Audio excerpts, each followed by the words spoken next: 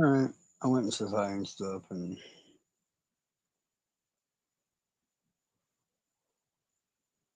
now I'm back. I guess some people wanted to talk about the Kurt Cobain stuff, so.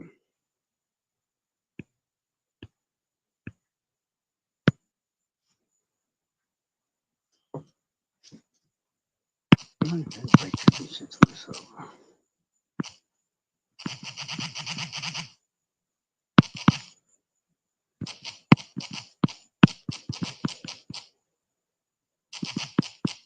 Anyways, coming in, like I said, the usual waiting on people to show up. If they are going to show up.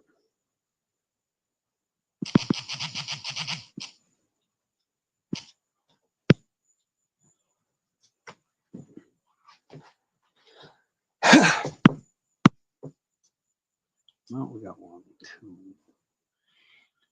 Whoop, but so we will take our time. We will wait for anybody to show up.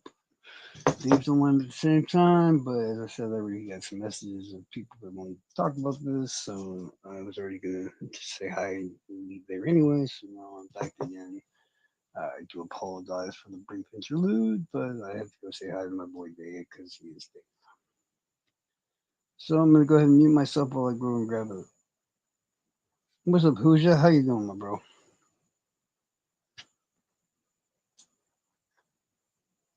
I was in the mood to have a big old check kind of thing going on, so I'd go ahead and step that up.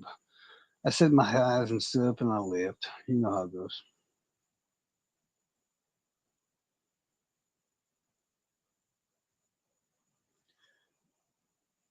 I'm kind of a little iffy about being around a bunch of fucking people that. Oh yeah, I'd rather not get into it. So yeah.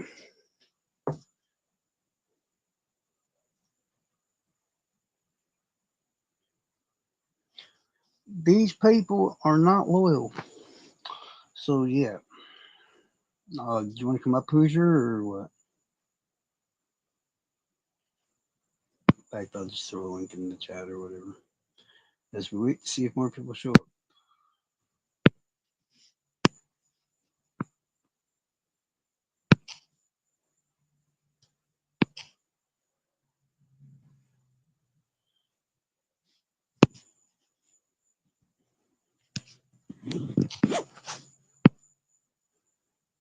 You ever notice like sometimes like it don't matter who's done right or who's in the wrong or anything like that. It's like a lot of times the man's always got to be the one to fucking apologize and just basically like accept all responsibility for all bullshit. And you know, at some point you're just like, yeah, no, I can't do that. Nah,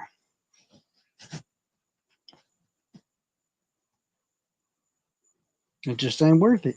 It just ain't worth the hassle.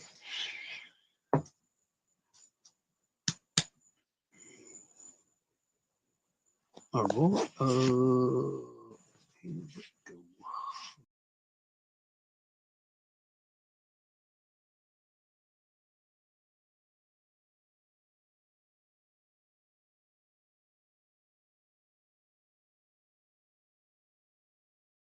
Here.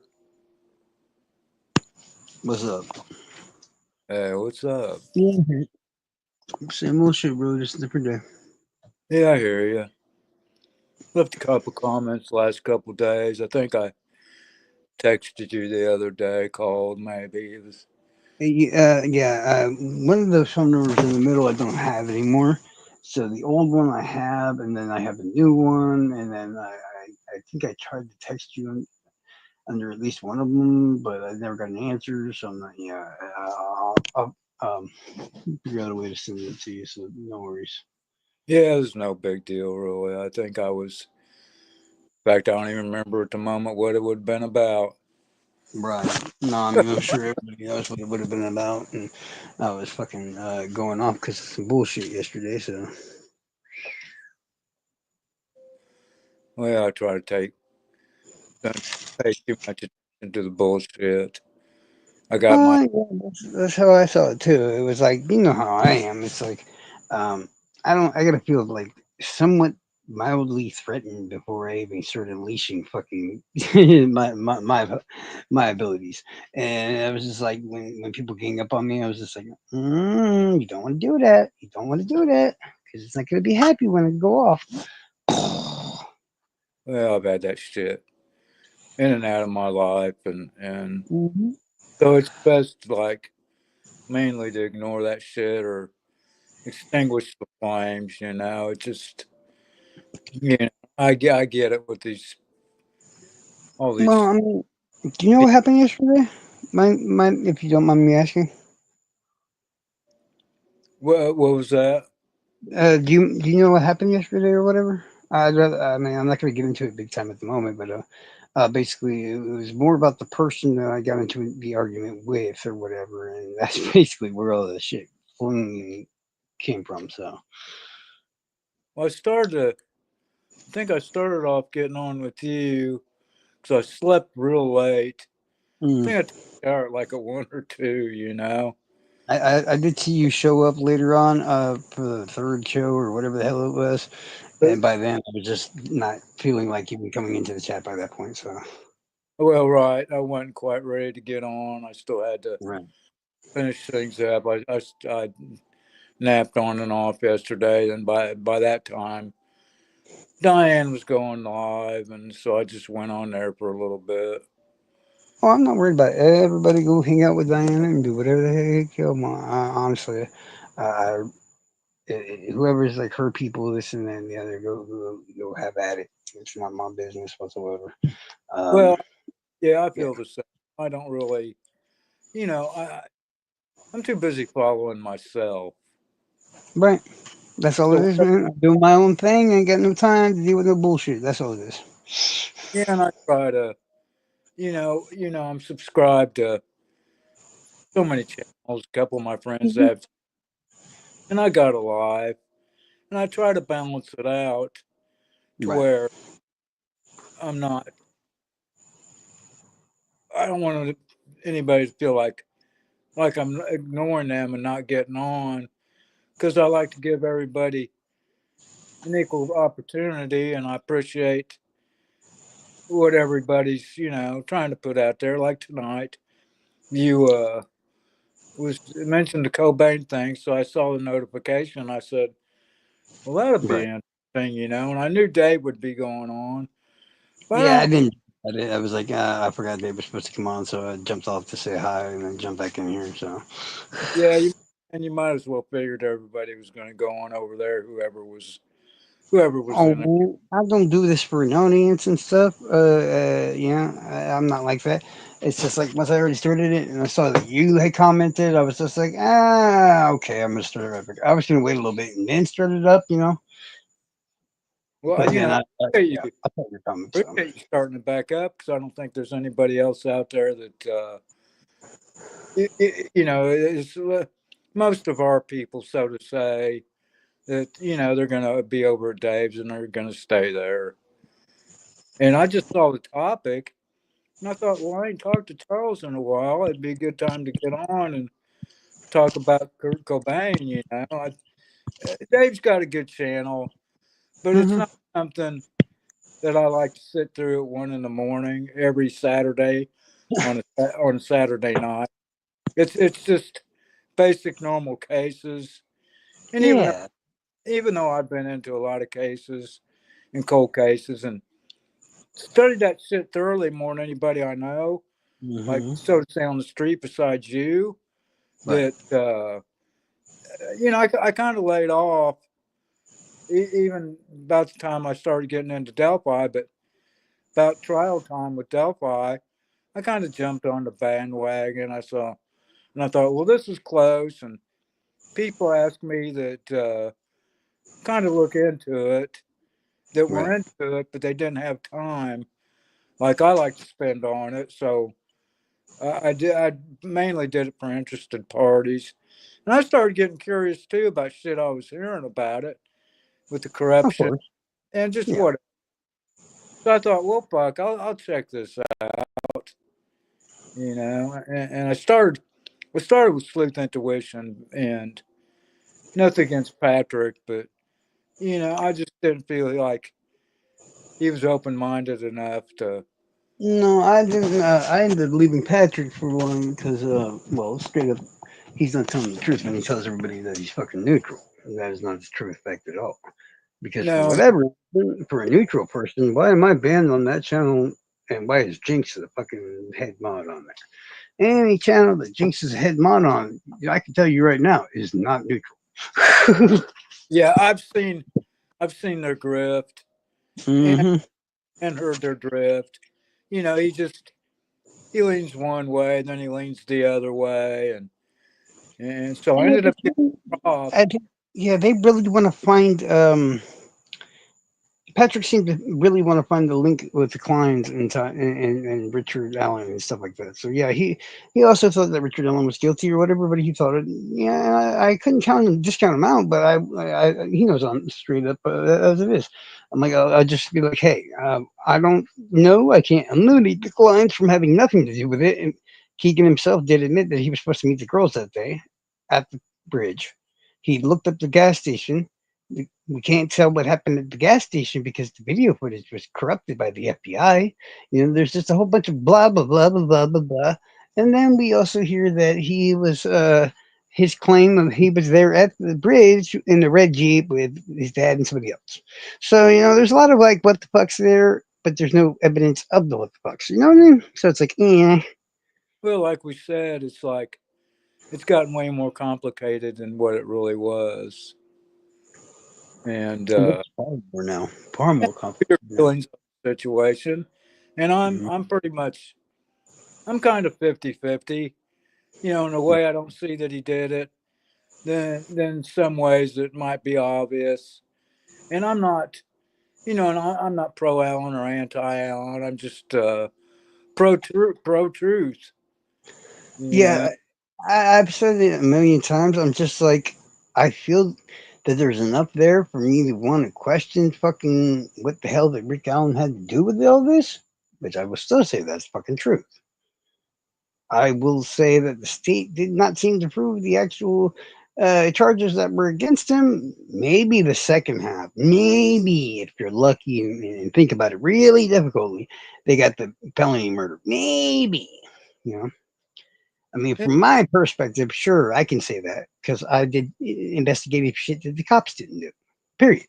yeah, and I've done my own inside work on it too, and maybe not really come up with some theories, but just some ideas who else might be involved. And but you probably know, and Well, I've been on these streets longer than anybody, right. and we're both sides of the law for nothing, not to know extra things that like all of us, we just really we can't say time. A lot of people want to claim that Ron Logan's probably involved. I get it. It's his yard, blah, blah, blah. It's his land. But at the same time, if you were involved in a murder, would you want him found on your land? I wouldn't. Maybe on the Webbers or somebody else's, but damn sure not mine.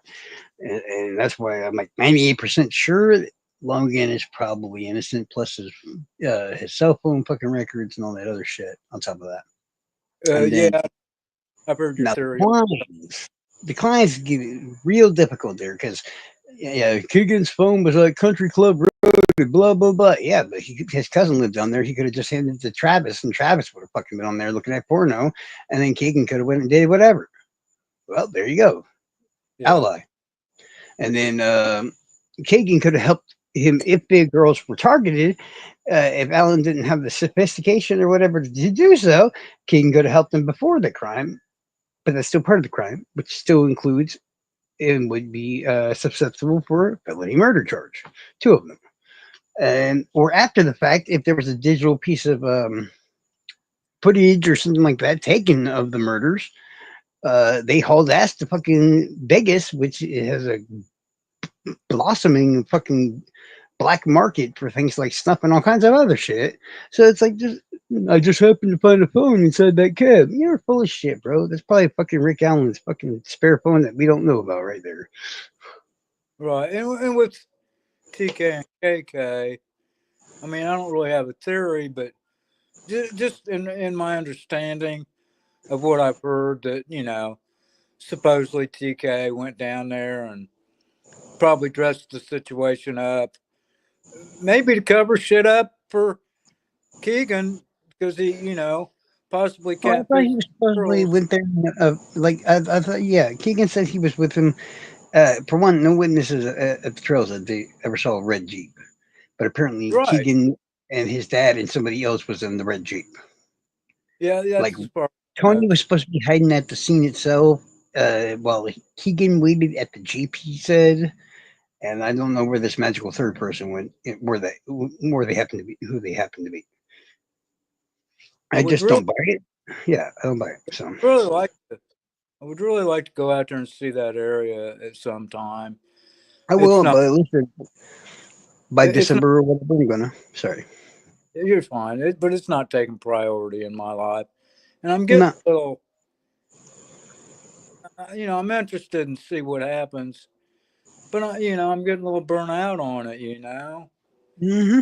And mainly, and it's not anybody that's doing anything like you guys covering it.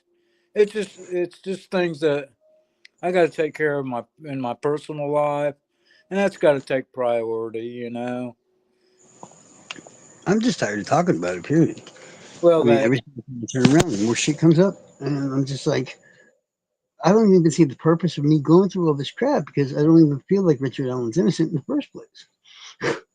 and it starts drawing a lot of negative attention anyway, and well, it's not worth really you or me or anybody to deal with unnecessary extra shit. Yeah. That's why I was getting ready to ask you about Cobain, which Hmm. you uh, posted, and I looked into some things about that. I found it interesting.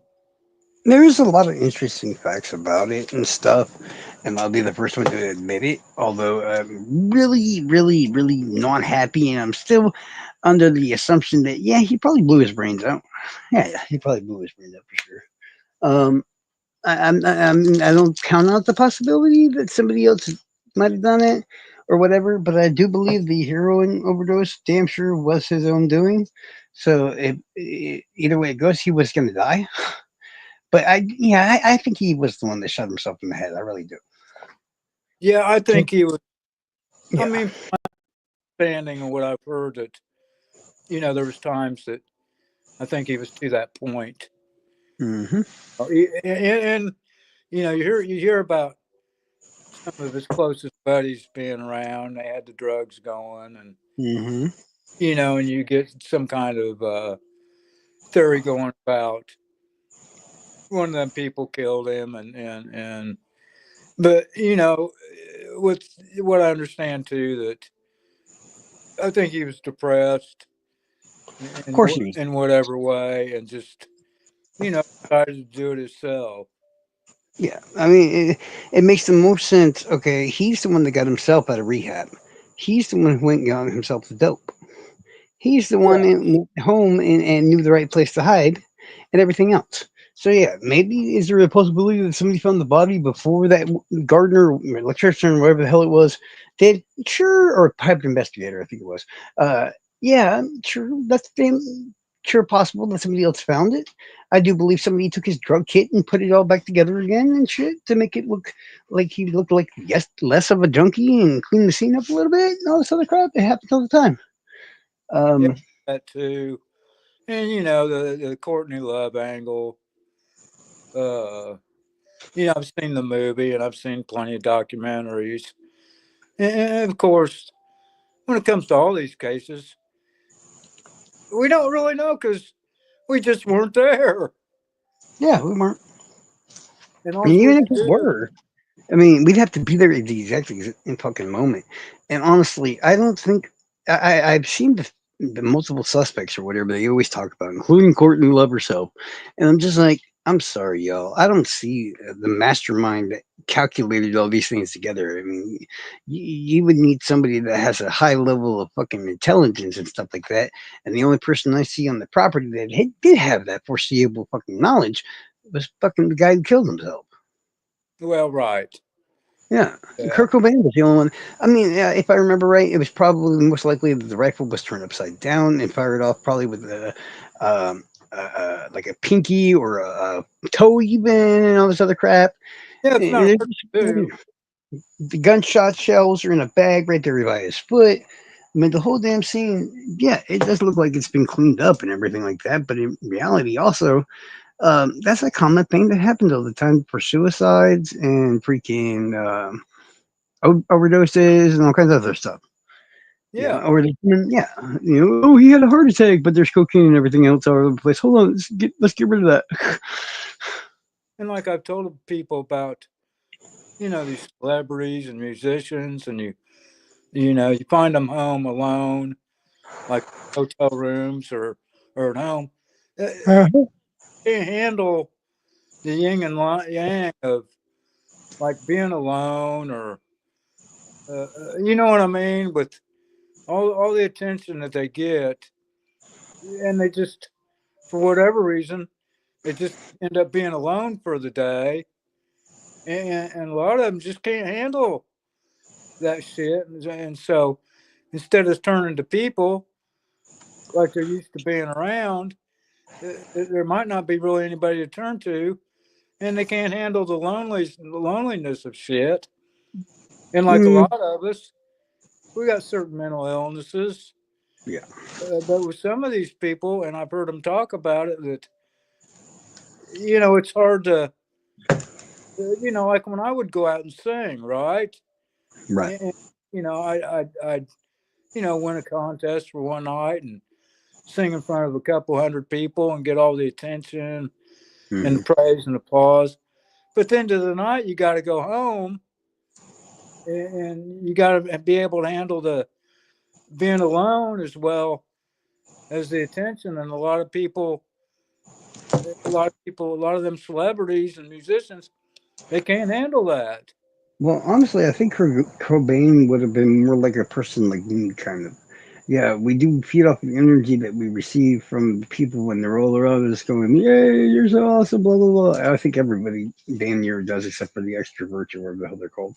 Sure. Um, but I think based on all the interviews and all the things he's written and all this other stuff and songs and everything else, it seemed like Kurt was more like natural by himself. Yeah. Yeah. I'm not like a person that's used to these massive groups of people or whatever. Even though, I mean, I wouldn't say I'm not used to them. Everything single damn thing I've done in my life, if I put my mind to it, and really try hard, fucking, you succeed. And if you succeed, there's gonna be always people that come along with it, and it's like you don't want those people. That's the kind of person I am. It's like Kurt's like gonna get a flock of people no matter what he fucking does. And when he starts getting me, he just gets fucking annoyed. He's like, go away, give me my privacy or whatever. Well, And that's I yeah. understand exactly what you're saying, right? Hmm. So, Hmm. you played in a band and won a Exactly. contest or two or whatever, and I know them nights.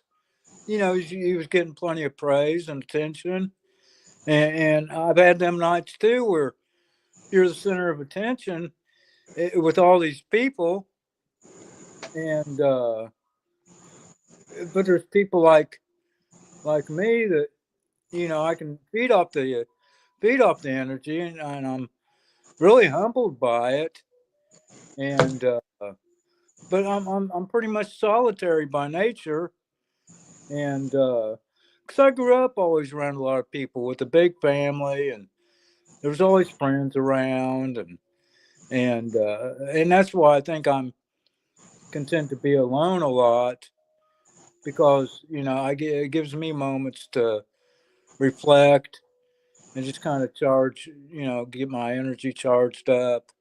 Right. I raised a lot of kids, all that. I've run my own businesses. I've excelled at all the jobs I've had. Right. You know, an athlete. I got a lot of attention doing that. Had my own landscaping business.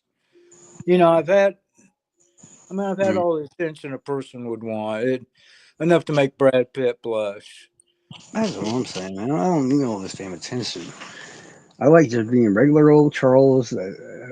Hopefully, everybody assumes it's just dumbass, so I don't get bothered to do anything, and I just keep to myself. But it never seems to work out that way. Well, you see, with certain people in the entertainment industry, musicians, actors, they don't get out in it for the attention. They get Nope. into it. They enjoy their craft, And we're really fucking good at it. That's how it goes. and right. And so, say if you get a certain amount of fame for that, and people start latching on to you, and you hear some musicians and stuff say, "Well, fuck my fans," you know, Yeah. even though they Agreed. get even though they get positive attention. It's like, and I'm getting a certain amount just even after Saturday night. A couple of these women are wanting my address, and JP's wanting my email, and so I'm getting a certain amount of attention. It's like, whoa, Yeah. I want to say you get used to it because you do. But at the same time, it's just like, yeah, I don't fucking want it. I really don't. I do It, this shit to get people to look at cases that most of the time are like unsolved, or some part of the investigation is still left uh, questionable, or all this other bullshit, or in some instances where guilty culprit isn't guilty at all. And I'm trying to get eyes on that, and it's like it's the eyes that keep going in the wrong direction, or I get these women and they're like, "Oh, you sound sexy. Good for you. Please leave me alone." yeah, and that's the exact reason why Hmm. I got in on the chats and the case, because I was just interested in the case. I wasn't Hmm. interested in meeting people or getting a certain amount of attention or spotlight. I didn't I didn't expect to be going online and singing or whatever. And Carol's calling me a sexy mofo, and people want my email addresses. And now I got Noe calling me from jail, and he wanted me to pass information to Prop, and Prop's wanting to know this, and I'm like, God damn. It's And, like right. One of the things I can't stand is like how people start forgetting about the victims and stuff like that, but then they'll always remember like the Brian Koberger or the Richard Allens or this, that, the other, or Ted Bundy. You'll never worry about those people. Those people will always be fucking remembered. But it's never the people that were murdered and this and that and the other that ever get remembered for very long after the crime itself. And it always bothers the shit out of me. But then even if you somehow subtract all that bullshit from there. eh, on top of that, it's like then you're trying to give the people the information and stuff like that, and then all they're really after is you. yeah, and it gets everybody off point. It starts getting Hmm. rated than what it should be, and yeah, it just gets everybody off the point that two young girls were murdered, and it's like, can we just stick to finding out that uh, That's what bringing I'm people saying. bringing people back in for depositions, or reinvestigating it, or start questioning people again, or just really And get it's down not, to the hard questions and just ask these people that were around that day and just keep with that instead of just going this way, going that way. It's this angle, it's this theory. Then you get all this infighting. It's not helping anything. and it's like, yeah, it doesn't matter how you dumb it down. It doesn't matter how you like break it down into the most simplest thing ever. Is like, I mean, look at what most of 90% of my lives are, or whatever. And remember, I had a channel before this that was closing in on 1,000 subscribers, and I just deleted that one day because I had a single stalker. So then I get back onto this thing, and now I'm about 100 again, and then that's the cycle begins again. But it's like, you could simplify it the most easiest way possible. Literally, most of my lives are the fucking little picture on the screen. It's all black. You can't see shit. You can't.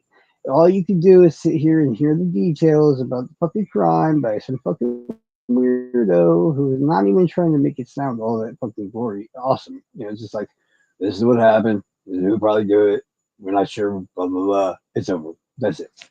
And they'll find some way to latch onto it and everything else. It's just fucking weird to me. It's really weird. Yeah, and if anybody catches the replay on this, I want everybody to know that I'm really not knocking them. I appreciate everybody, all except for maybe, I mean, there's a few content creators out there, and maybe just a few people in the chat that are just, you kind of know and realize just aren't doing anybody any good. But I mean, for the most part, like, I basically appreciate everybody and everybody's opinion and yours and just whoever.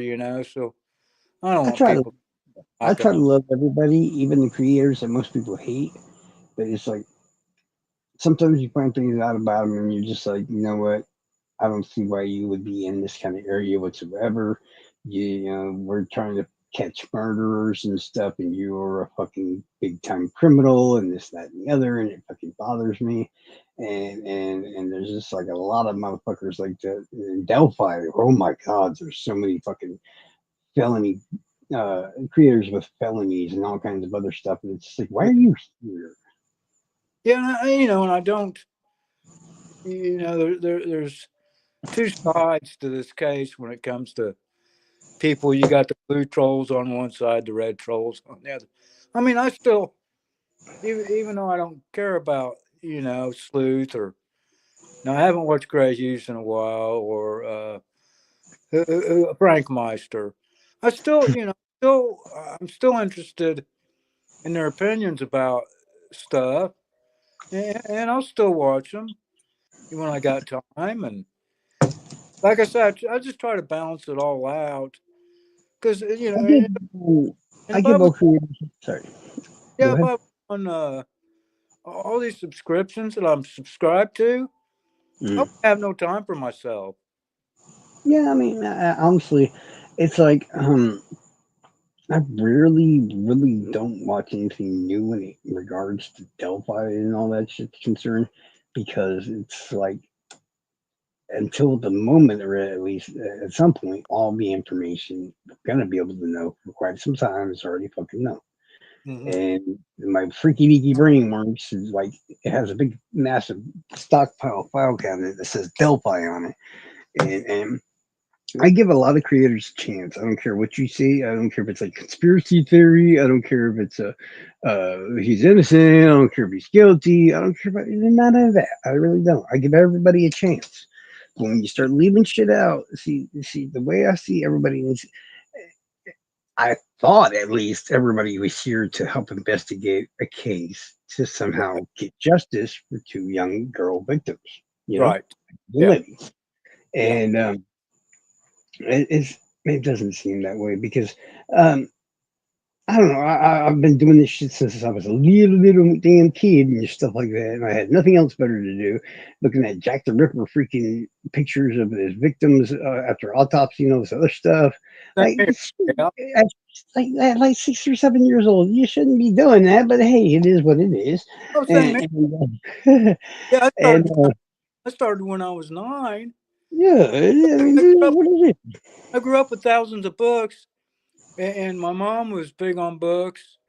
Dad was too, and so we always went to the library. And I was just. I grew up on adult books. Man, my parents, yeah, they weren't big on reading. They never taught me how to read or anything like that. I'm sure they would have got around to it.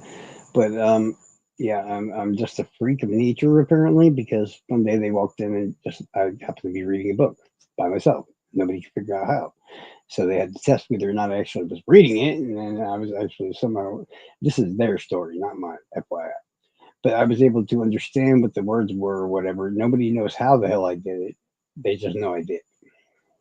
Yeah, I starting at things like that at a young age when people were when a lot of the kids were watching cartoons.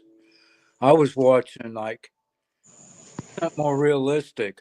Or instead of reading these history books from school, I was Right. reading, like, the Pentagon Papers and Oh, yeah, of course. shit like that, cold cases and mental illness and psychology, and we always had all kinds of magazines like the New Yorker and Reader's Digest and Smithsonian. So I had plenty of access to, so to say, adult reading. I really didn't. My parents didn't weren't big on reading, and nobody went to the library in my family. It was just something literally I would just do. And if you try to stop me from doing what I wanted to do, even from like the age of 6 or 7, I would just vanish. You wouldn't be able to find me. Well, how'd you start getting access to getting your interest in it? What'd you do? Go to the library on your own, or Yeah. There was a okay, library right down the road or whatever, and if you weren't paying attention to Bobby was just fucking gone. okay. I mean, my mom will tell you, like I said, I did want to have a live that day, the other day, where I was just gonna have my mom on there telling people what kind of little asshole I was as I grew up. Because oh my god, I must have been a terror. So You you, have no idea how bad I like 6 years old. I didn't even know this had occurred, or at least I have forgotten it, which is rare because I don't forget anything. And my soon-to-be wife was in the vehicle with us, and we're driving. I think through McDonald's drive-through to get some tea because my mom loves her some McDonald's tea almost as much as Publix tea, but you can't knock Publix tea. Just that. But as we're sitting there and I'm driving, my mom, she's like, "Hey, Joan, have you has he ever told you about how he lit that apartment building on a fire when he was 6?" And I'm like, "Mom, why you be talking shit, dog? Don't be fucking telling people lies and shit. You're gonna make them scared of me, and that's gonna fucking help me at all." And da da da da da. And she's like, "Boy, you better shut up. I ain't lying." Like, "Mom, I ain't burning down nothing." This that, and I'm like, and she said like the name of the apartment building, which was Hall Tree. Now, which is a place that was in North Myers that we indeed did stay at when I was around 6 years old. So upon hearing the name of the apartment building, I was like, "But I didn't do nothing like that at all." Shit. and I heard you talk about that before. I think Yeah. one night Yeah. last week, and I was kind of the bad boy of the kids in the family, and I I wouldn't really call myself a bad boy. I was like, I don't know, you the just get devil into in home. it, you know. Yeah, I was just like my own person. You couldn't tell me what to do. I would just do whatever the hell I wanted to. I wasn't really a bad, but I was like You very just get fucking smart. Yeah, I yeah. was highly intelligent for a little fucking shit, and I would manipulate the fuck out of everybody and anybody that was around me, especially people around my age or younger, or this or that and the other. It's like, oh really now? You Yeah, know, and they had some, I kind of yeah, they remember that myself. mhm. Like instead of me taking the rap for doing something stupid, I could pin it on my brother or my sisters. I think I would have done that, but Uh, I from a really young age, I was able to not have to blame somebody else to get away with something. I was able to convince and manipulate the entire situation to where nobody got in trouble. I mean, that was my go to for the longest time. And even as I was 18 years old, we would be walking around with 40 or 50 teenage kids, all under the age of 18, walking around with alcohol and marijuana and all kinds of other drugs, getting pulled over by the cops and everything. And we were, I mean, just, I'm not going to joke when I say this, but we was fucked up. Like one night I was on like 6 sugar cubes of LSD. Which, if you see these sugar cubes slash sweet tarts, they have these big things in the middle. You can drip 2 to 3 drops of pure LSD on that motherfucker. That should cost you back then about $10 a drip. So each one of those little fucking sugar cubes or sweet tart, that's a oh yeah, $20. Yeah, that shit's well, I got. expensive. I grew up started doing this in the early '70s, right? Oh, yeah. I bet it was And cheap back then. Shit. we was getting LSD 25, Hmm. microdot, purple barrel, uh, I was getting it from the guy who sold shit to the main supplier for the Grateful Dead. He Yeah, would no. he would come out here. In fact, I got 2 tickets from him for the show when they was going to be in town. And I OD'd that weekend or that week. How And ironic. You know he's being investigated as a serial killer, right? ooh, their dealer.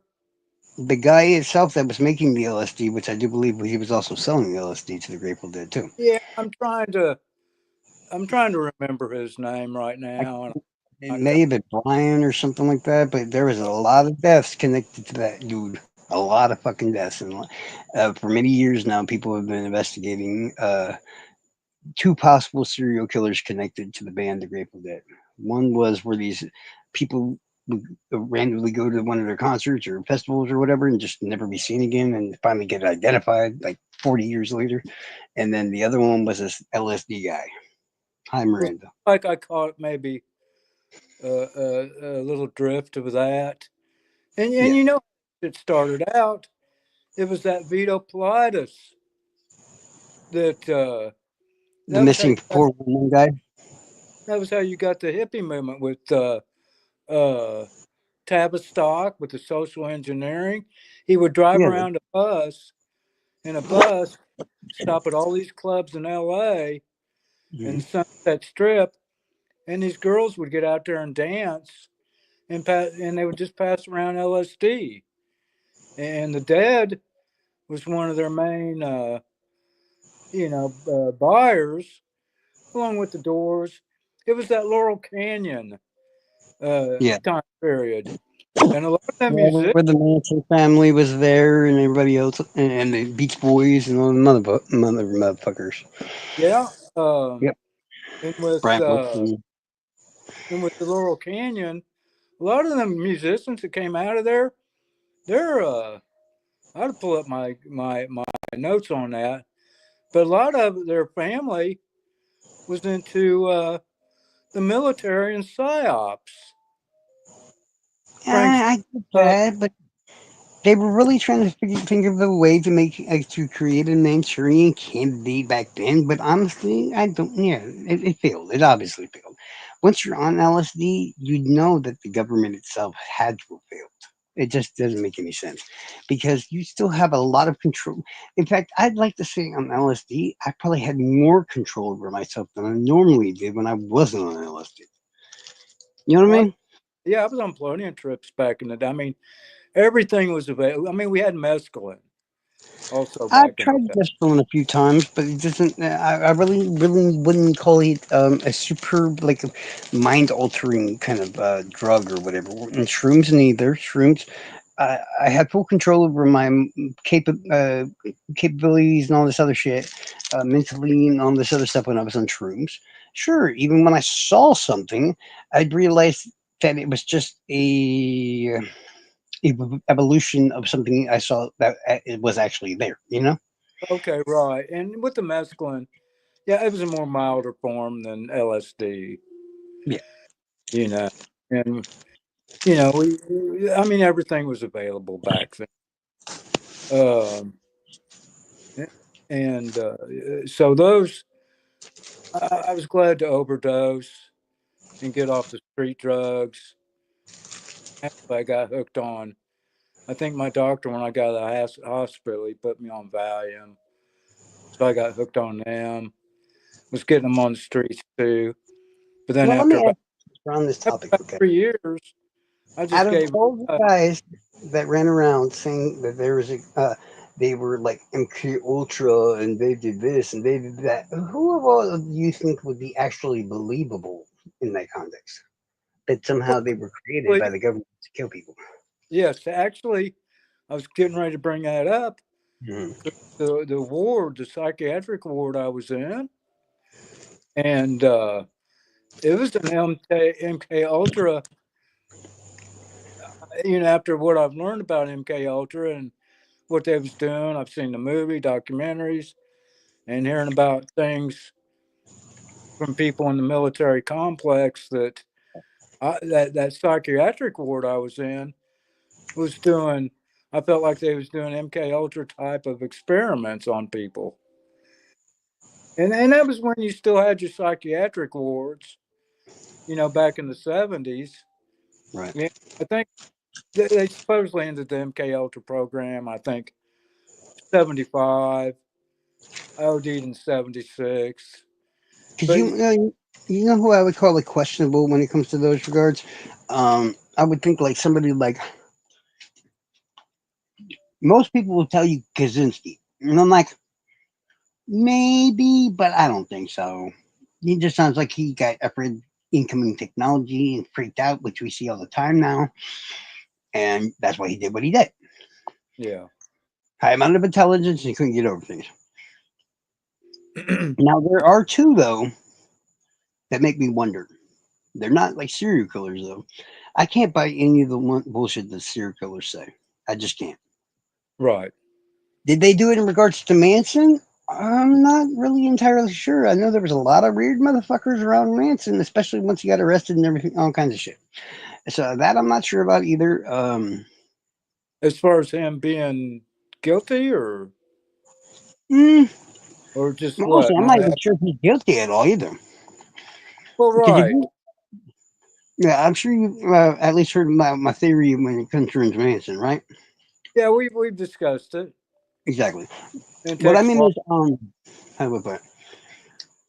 There's multiple serial killers, which for one, I got to correct this before anybody says it. Charles Manson was not a fucking serial killer. Even No. if he ordered the deaths of all the people they said he did, he's still not a serial killer. That's Right. what that is. But yeah, maybe a spree killer ish kind of deal. Racketeering, sure, something like that. Okay, I can buy that if he happened to be guilty. But yeah, if you look at all the serial killers themselves, that somehow one point or another have claimed that the government, the CIA, and MK Ultra did this to them. I'm sorry, their stories are utter bullshit. Once you break it down and stuff, or if you give it a little bit of time, the story will fall apart on its own if you just give it some time. Yeah, because I've heard them, and I've heard the theories with Charles Manson as far as CIA, MK Ultra. It's a little bit. A Well, lot I of. mean, everybody remembers Manson, but did y'all remember that the son of Sam, David Berkowitz? Yeah. Berkowitz loved to claim that he was MK Ultra bullshit, this and that and the other. And he said he met a group and a cult leader, and the cult leader they called Manson too, and blah blah blah blah. And somehow the sons of the guy whose dog told him to murder people was wrapped up in this cult. And you should really look if you don't know about it, look into it because the story itself is just fucking crazy as hell. But then when they're like they start naming off, he starts naming off these murderers, and these murders are like unsolved for long. Like one of them was like 40 or 50 years, I think. It went Mhm. unsolved. So they kept pointing out, like, hey, that murder in itself, that was done because it was a Satanistic cult, blah blah blah blah blah. And then we shoot forward about I don't know, another 10, 15 years, and all of a sudden we're now finding out, like 7 or 8 years ago, oh no, it wasn't a satanic cult. It was just a fucking security guard trying to get his dick off. Look at Right. It was another case of another case of people just making too much, uh, making it, making too much out of it. And I'm trying to remember who else, but I know Wayne Williams also did the same thing. Which, no, if whoever's listening cares. I don't believe Wayne Wilson killed all 38, 35, whatever it happened to be, boys and small men that were killed at the fucking Atlanta child murders. I don't think he killed everybody, but I Yeah, do believe he yeah, killed quite a few of them. That's all. I mean, they went and did the whole DNA evidence thing to recheck, and a lot of people don't even notice or say anything about this, which pisses me off. Because the TV shows, they're like, he might be innocent. Hey, y'all, did you ever see that they did that new DNA stuff on some of the victims? In like five or six of them, they were able to actually connect DNA wise to Wayne Williams. So there you go. I'm not saying all 38, sure, but 5 or 6, damn it. I mean, and remember, we got to tap in the whole 9% of killers leave their DNA on the victim or at the crime scene.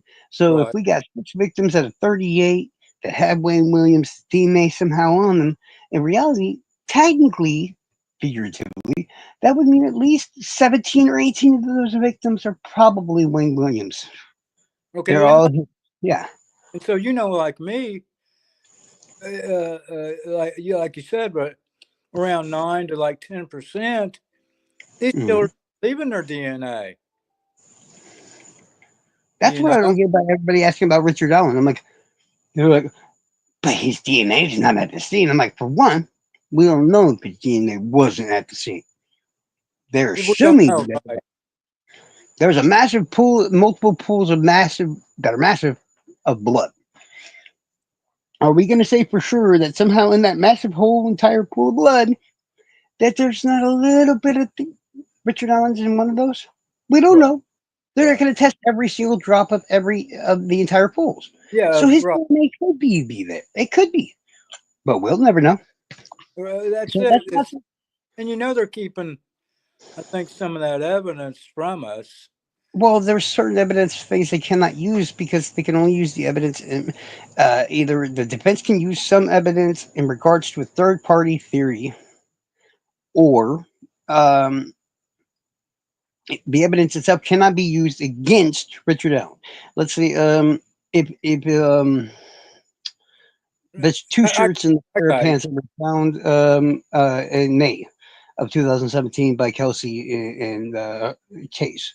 Okay, let's say hypothetically, um, they had blood, but not enough blood on them for them to get a blood typing or a match to Libby and Abby, and there's just no other DNA on them, and there's that and the other, or maybe a partial there or something like that, and they just can't do anything with it. They would not be able to use that piece of evidence against Richard Allen because even though the girls could be eliminated as a possible donor of blood on said items, it would just mean, yeah, there's not enough evidence there to use it in the court. Yeah, Or he had some kind of sexual activity with him. Uh, I think he uh made him give him a foot job. That's what I honestly think it is. Straight up, plain and simple. He was not your kind of serial killer that. I mean, he is your typical serial killer that kills somebody based on their sexual interest in them. Okay, right. and the fact of that is he isn't your penetrative type of kinky freak. He said himself in that police interview room when they asked him what his email address was. He said, "What was it? Food Jagger? Food Jacker? Food Jacker." Now I know that sounds weird if you don't know this already, and this is a fact, mind you. You can look it up on Google right now, Yeah. which I thought was crazy. But when you look up the word "food jacker," you know what you find in the Urban Dictionary, which is like the predominant definition for this word of food jacker. And the What food jacker is a nickname for an explicit type A. It's basically a nickname for a foot job. well, it's another. Okay, right. It's another Yeah. fetish, right? It's a fetish. A lot of people have a lot of foot fetishes, including many serial killers like Jerry Brudos and other people. But if we remember also, then we shoot back to the crime scene. What we know, or what we all should know, is the girls are missing a sock, a pair of underwear, or this and that. The socks are missing off their feet, this, that, and the other. It's like, well, yeah, he could have either made them. Why did they get undressed? Maybe he didn't want his DNA getting on the clothes when they gave him a foot job, and then he get caught. I don't know. You got to think of hypothetically. Yeah, it's another angle to explore. If he gets a foot job from them and he does this thing, because like I said, believe it or not, with Gray Hughes, he had some dude leaking to him information that he got back in 2017. And at first, nobody wanted to believe the information because, plain and simply, we had no way of verifying it as to being true. But this guy was like, there's two sketches, there's a young guy sketch, there's a this, there's a that. And everybody's hearing it like, yeah, sure, whatever, bro. So we didn't pay no mind, until 2019. And the press conference comes up and they're like, hey, we're changing the aim of our investigation. We now think it's this guy. And then everybody's like, oh shit. Didn't that one guy say there was, oh shit, you know? Mm-hmm. So Gray brings that guy back on, and this guy tells us this craziest story. But as I'm hearing it, it's like I'm hearing a lot of things that I know just click.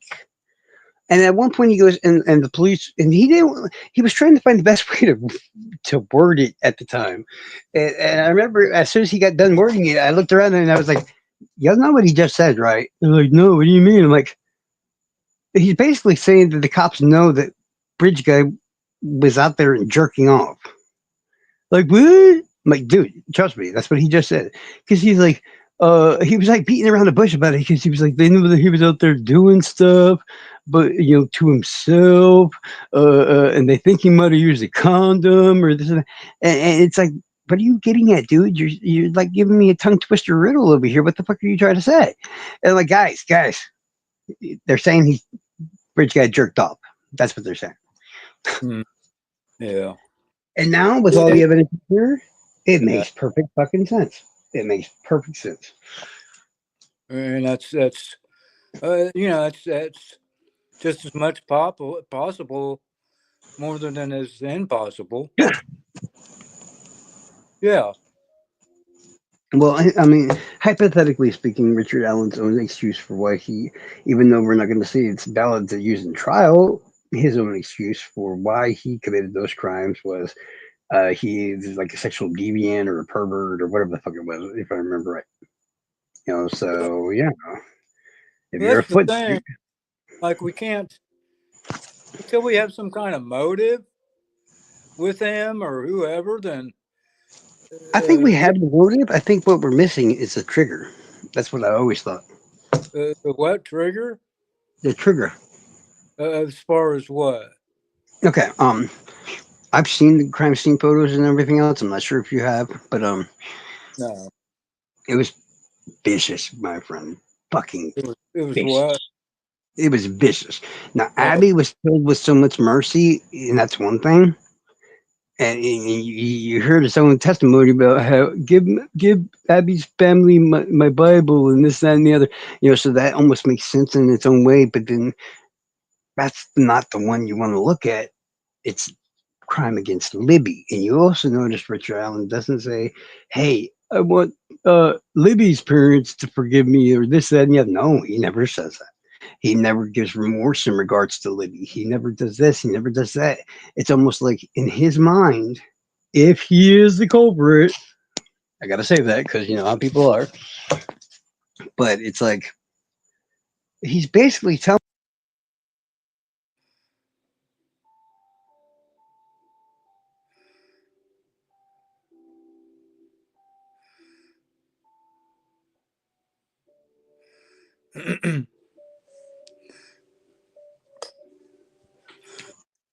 But yeah, it sounded like he was saying that he had no problems and no issues for what he did to Libby.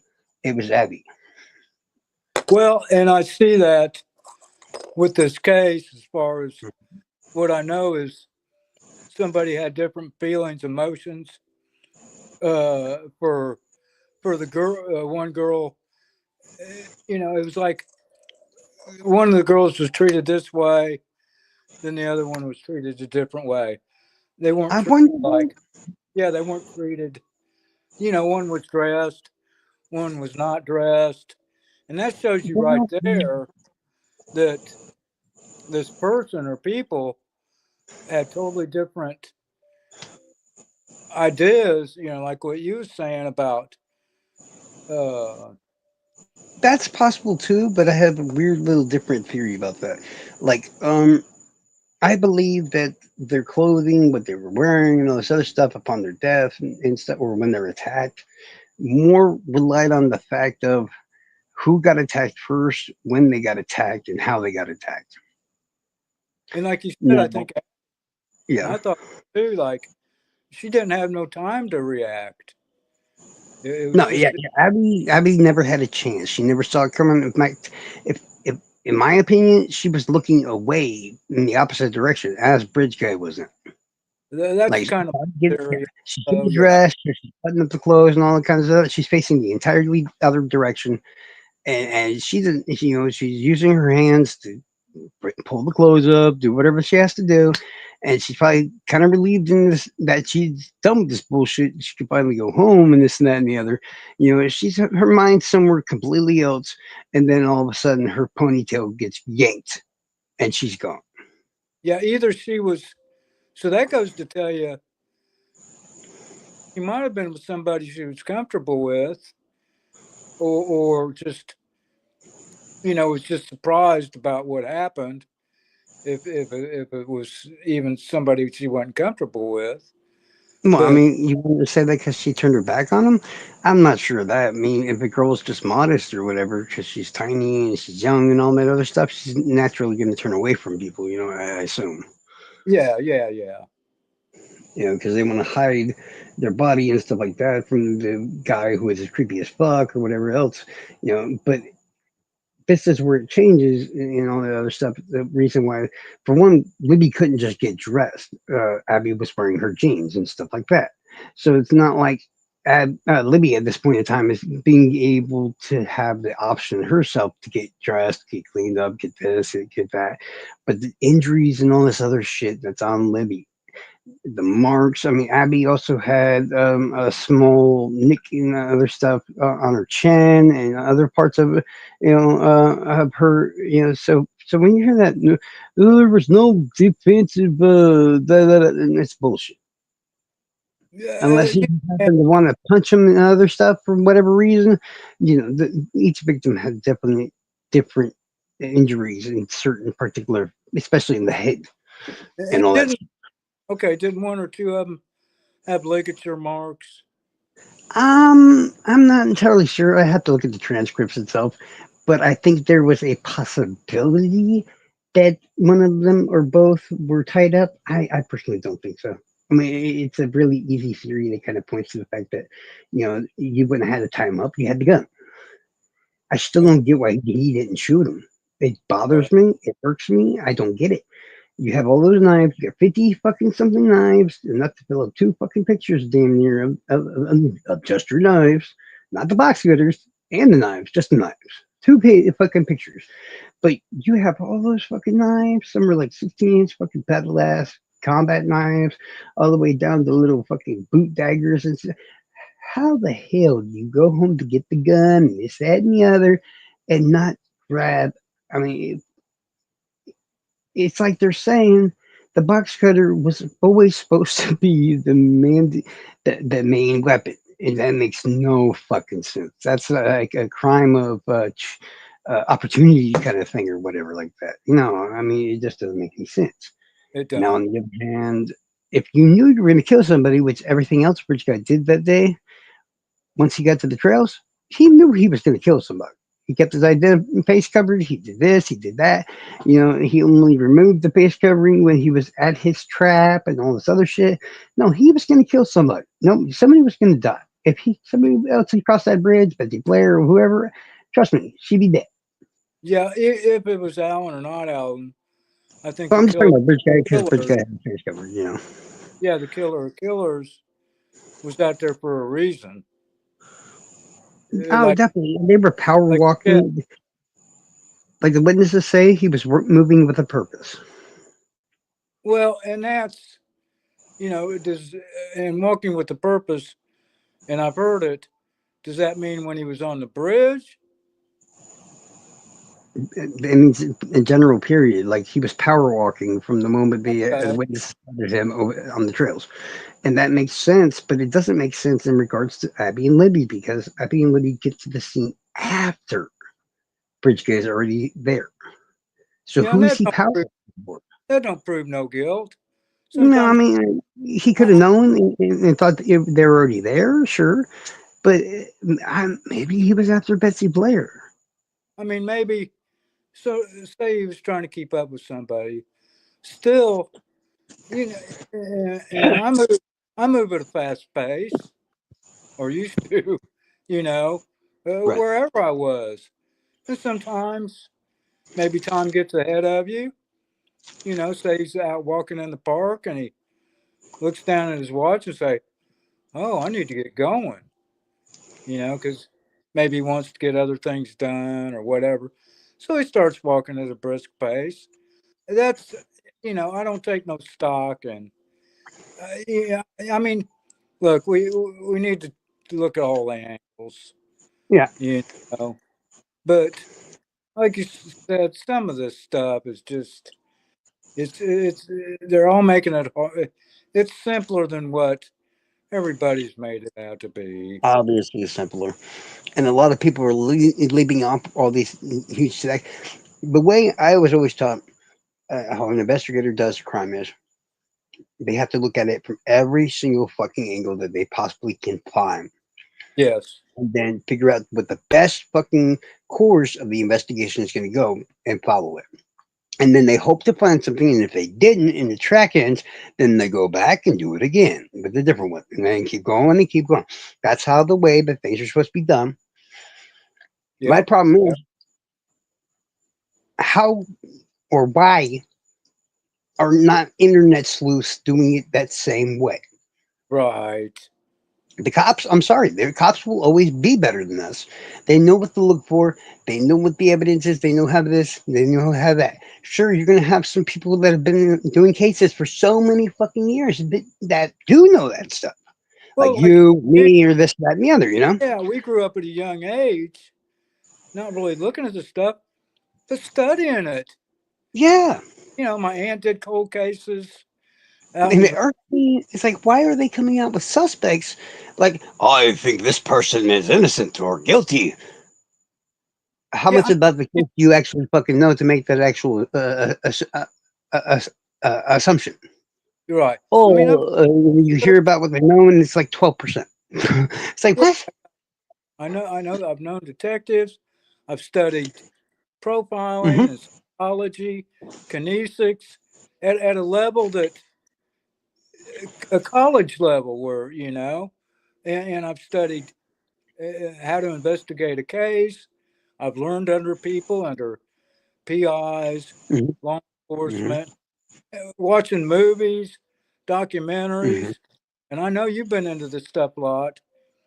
I I mean, learned from the not guys like that tried to arrest me a long time ago. yeah, it's not like you and me don't know nothing about this shit or how to run an investigation or whatever. Well, we're 1,000 years ahead of 90% of the people here. You know what I'm saying? Yeah, it's like, and I've done this with things in my life. I wanted to run a hotel, so I just ran a bar. I wanted to be a professional athlete, but I knew I couldn't. So I played in leagues. I knew I probably wasn't going to sing professionally. So I did a lot of karaoke or, the military turned me down. So I played paintball. So I find other avenues in life, like, that I couldn't find professionally. Well, take, for instance, Bruce Lee. He was probably one of the greatest martial artists ever, but Yeah. he wasn't really a professional. No, he was And an and so, amateur. yeah, so you get, he was, he was one of them rare people, that could be as good Had as, natural God given talent, is what I call it. yeah, and so he had an ability to be as good as like any professional. And there's some of us out there like that. Say, Yep. you and me have done our homework, and I believe, that maybe you or me are just as apt on this case as, the actual investigators or people who are trying to follow this. Well, believe it or not, you know who made the best thing when it regards, and I still love this person. I don't care what anybody says. And I know the group that he's in; they don't like me and this and that and the other. But he always gave me the benefit of the doubt because he's like Charles, listen, buddy, I'd like you to come help, maybe get involved in this case and such. And I'm like, why? He's like, you have a talent, bro. You have a talent. And that stuff's hard to teach, let alone you got it naturally, man. I seen you do it. I seen you do it. I'm like, what the fuck are you talking about, dude? He goes, when you look and you see the crime scene, he goes, you see everything where it's at, you see all this, you see all that, and you notice right away, it's like, that's not supposed to be there, that's not this.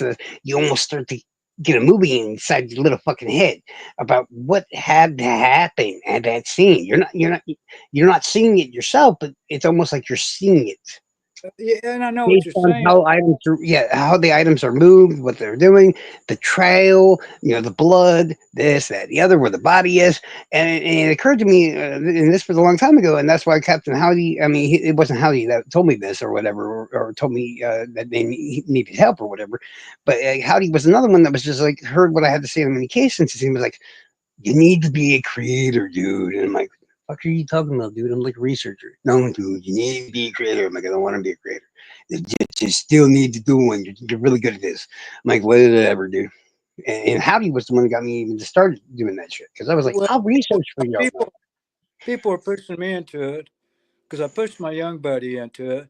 Now he's very successful at it. Actually, he started with Alex Jones, and but people sort of say wanted me to do things, and I've been recruited by PIs, law enforcement. Yep, I've been yep. Charles, and this is no lie. I've been recruited by the CIA. Well, I You ain't been know, recruited by no like, I mean, law enforcement, yes, private investigators, yes, or whatever like that. And it's like that's why a long time, years before they made an arrest in Delphi or whatever, I using the drones. I said I've never been to Indiana, so I can't really say oh, I saw this, I saw that. No, no, I saw the crime scene photos. I saw drone footage and everything else.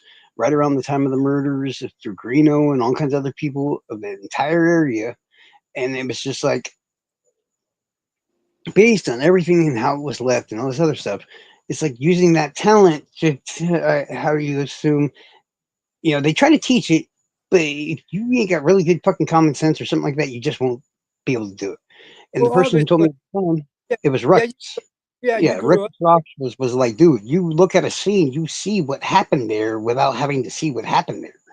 Well, and I feel the same somewhat, and not to toot our horns, but it's obvious that you see things that a lot of people don't, and I think the same goes with me. And I even have been recruited into the military, not because the people wanted me, because they got to know me and they knew that I knew about a lot of the ways of life of military or CIA or law enforcement. See, my neighbor was at the CIA station here in Indy, Hmm. and he was desperately trying to get me in because he knew I was familiar with, from what I've read, basically watching movies. I got about, I can use about Yeah. I can use about six different accents fluently. I'm not afraid to learn foreign languages, and I knew, and see, I was into geography, so I knew a lot about cultures Hmm. and the rest of the world. And I just had ideas on, I kind of wanted to be an analyst, but I was having another kid at the time. I didn't go into where's their place at? Not Quantico, but What, CIA or what? yeah, yeah, and Shit. Not Quantico, but I think it's near Quantico, ain't it? yeah, Quantico's FBI, and Yeah, I know Quantico's FBI, of course. but yeah, It's somewhere else. Isn't it have to like do with the military? Like, starts with an A, where like they bury the military people with honors or but whatever. yeah, it's somewhere out in Virginia, and you know, Yeah, it's out east. I can't. It's been so long since I've you know seen any movies or documentaries about the it's their big place like Quantico is for the FBI. And so I was having another kid at the time. I didn't really want to leave the family for that long, and so I just didn't go. I really couldn't get in the military because of my back. I completed the training, and everything, and it's uh, Langley. but Langley is what they. Yeah, the place that the CIA comes from is Langley. okay, Langley, yeah. Yeah. Uh, so I've known enough about that just from reading and movies and documentaries. And I'm glad we don't have to go to the library no more. I I'm like, kind of glad, but I'm kind of not. but I'm glad to get the, You can't trust the information that you get from the internet. Is the problem. well, you got to sift through this shit. You know, like you were saying, when you go into a case, you got to look at every angle. And with a lot of this information, you just got to kind of compare information and sift through that shit. But yeah, you know who it does seem like a good actual thing to look into. There's two different people I think of that were assassins or attempted assassins and shit. That the way they were acting, the way they were found, what they were doing at the time, and all this other shit. Now those two, not the serial killers, none of the serial killers. I have yet to find a serial killer that actually fits the bullshit involved with. I mean, unless when you use Kaczynski, which he's a weird kind of serial killer because he uses bombs, but in reality, it's that guy Sirhan, and the Yeah, guy who killed Mark, Mark Luther. Mark David Chapman. Yeah, Oh, Mark David Mark, Chapman and Sirhan. yeah. Those two, Now, the way they David, were acting and all this other shit, it makes perfect fucking sense. wasn't Chapman the one that killed Lennon? Yes. Yeah, yeah, yeah. He had that. What The was he reading? book, what's that fucking book? It's gonna Catcher in the grab me Rye. up. Catcher in the Rye. Yeah, yeah, yeah. Yeah. Yeah, the way those two were acting and afterwards and stuff, and maybe even John Wilkes Booth himself, or not John Wilkes Booth, but Lee Harvey Oswald. Oh, yeah. And you could tell, like, you know, and I've heard you said it. Look, I can spot out what drugs or people are on, especially Yeah. back in the day. What kind?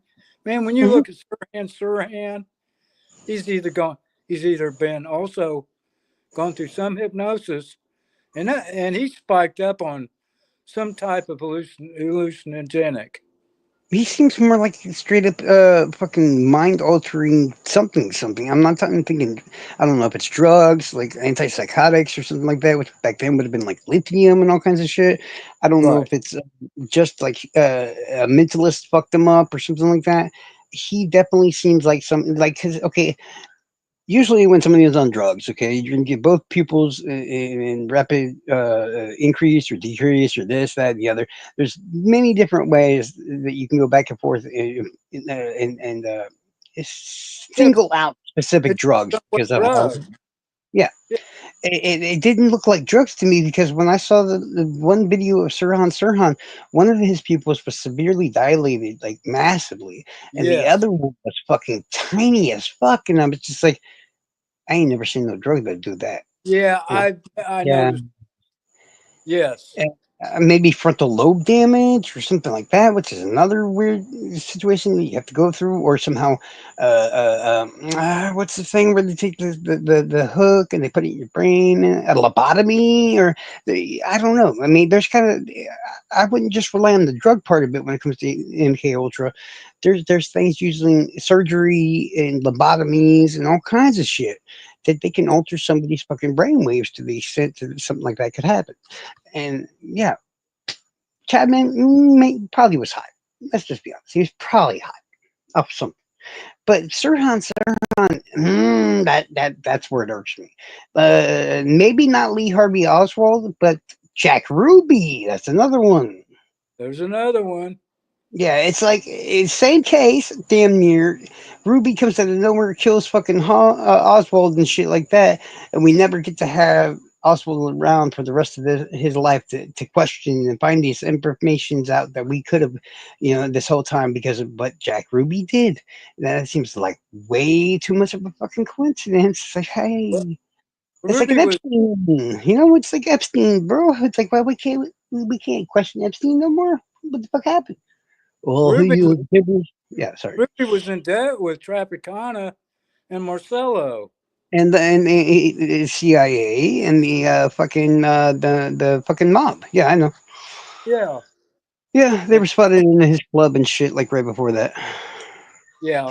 And Mm. it's damn, it's that's now we're getting off into JFK and now Oh, I know. Yeah, we're talking about many tentacles. yeah, yeah, yeah. I still believe the most likely thing that happened to JFK was the whole Secret Service guy accidentally shooting him. I'm sorry. I know it's the dumbest one, but that makes the most sense to me. Like Oswald's trying to shoot him, he's trying to protect the president, and he's got his AR-15. Which, if you don't know, yes, they had AR-15s back in fucking 1969. If you didn't know that, go kill yourself. Just say, do Well, it. are you saying maybe at the same time there was other shots? Well, And no, no. Listen to this. This is a theory, okay? As Oswald is fucking firing, and I'm not saying that there wasn't a shot fired from the grassy knoll or anything like that, or something that seemed or sounded like a shot. What I'm saying is, Oswald's up there. He is firing shots indeed, and they are coming damn near close. But the shot that's in question, most likely of them all, is the one that directly hits JFK in the fucking head. It doesn't look what like I'm thinking the kind. is there was other shots to make it look like other shots were coming from somewhere, and secret security shot him, Mm, and to make I it think look like other shots, it this was being. this theory makes it all look like an accident. It's basically But what it wouldn't does. I mean? I'm thinking wouldn't Jacqueline Well, just think about it. Okay, you wouldn't got Oswald. He's unplanned. He's out there. He's firing his shots. He's able to take 3 shots off in a matter of 6 seconds. Not too amazing to do, but where the shots are hitting are fucking immaculate. It's like almost got it, or almost got it, but not got it enough, and then got it. It just don't make no damn sense in its own way. But then if you watch the film itself as the damn presidential car is making that turn or whatever, and you see this the security secret service or whatever that's chasing after the car because they now and JFK is already about to or been hit by this point by that headshot, yeah. and you see the Secret Service guys are damn near almost to the trunk of the car. They're hauling ass. The car's moving really slow, but what you don't really see is too much is they have these customized fucking AR-15 rifles in their hands that are really souped down and everything else because each of Yeah. them had one in that fucking car that they were right behind JFK. And what's the thought is that either one stumbled or something like that. They do give a specific name, but I'm horrible with names. Or when they ran into the trunk of the car, it actually makes that Secret Service member's AR-15 go off, and that's what hits JFK in the head. And because the shot that hits JFK in the head doesn't look. I'm sorry, if you know anything about guns, it don't make no fucking sense. It don't make I no mean, fucking I've sense. heard that angle, uh, and I've seen the interview of that secret security guy. Yeah, they did talk to him too. Hmm. I mean, wouldn't have. I mean, wouldn't Jacqueline Kennedy would have maybe noticed that and said No, I something? think when the second shot hits the governor of what the hell that guy's name is that's in the car with him and stuff and bounces through his wrist or whatever it was and then hits AFK that first Uh, time, all her attention and everything else is where the shots are coming from, for one, and that her husband's okay, is my thoughts. And right, right, right. yeah, the rifle hasn't gone off, but like I said, if you know much about guns, the way his head was hit is the most weirdest shit you ever seen before for the gun that they're talking about that supposedly did the damage. That's not what an impact wound looks like for that type of rifle or car. You know what I'm talking about? Car, yes, the kind of Yeah, gun it was.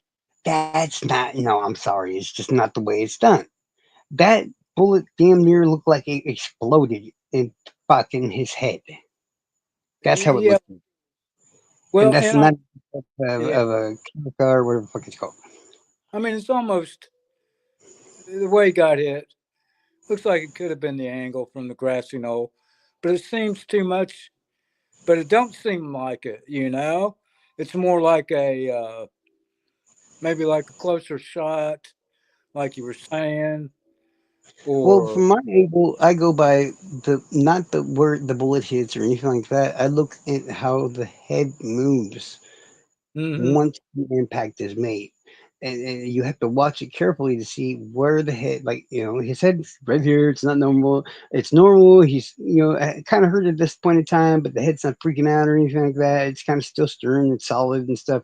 And then when the round hits him, the impact from the round itself is going to push whatever it is forward, coming from where it came from.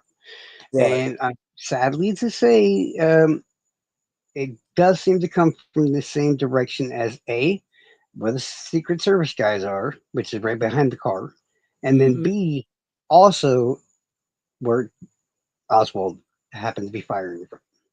Not perfectly, but you got to remember at this point in time, the car's made a weird turn because of the shots being fired. So I mean, it's still possible, but also the grassy knoll's there too, and that's where it gets annoying. But I don't think the grassy knoll itself would have been the option that would have left the trajectory of the head to move like that, because when they do that weird turn or whatever, is when he's shot, and his head movement is just a little bit fucking off from Yeah, there, it's just a little bit. the grassy knoll theory angle almost seems there, but not quite. Yeah. It's more of a straight on shot in a sense. And I'd like to visit Dealey Plaza also, just to get an understanding of, and that's just, I mean, that and the Delphi case, it's like, this shit might not ever get figured out. Trump was talking about letting go all these records. Well, nobody fucking, you had everything from E. Howard Hunt to Woody Harrelson's father to Bush. Johnson was having people killed down in Texas with, his buddy Malcolm Wallace. Um, have you seen that guy, James Files? James Files, who I've claims, seen it, but once again,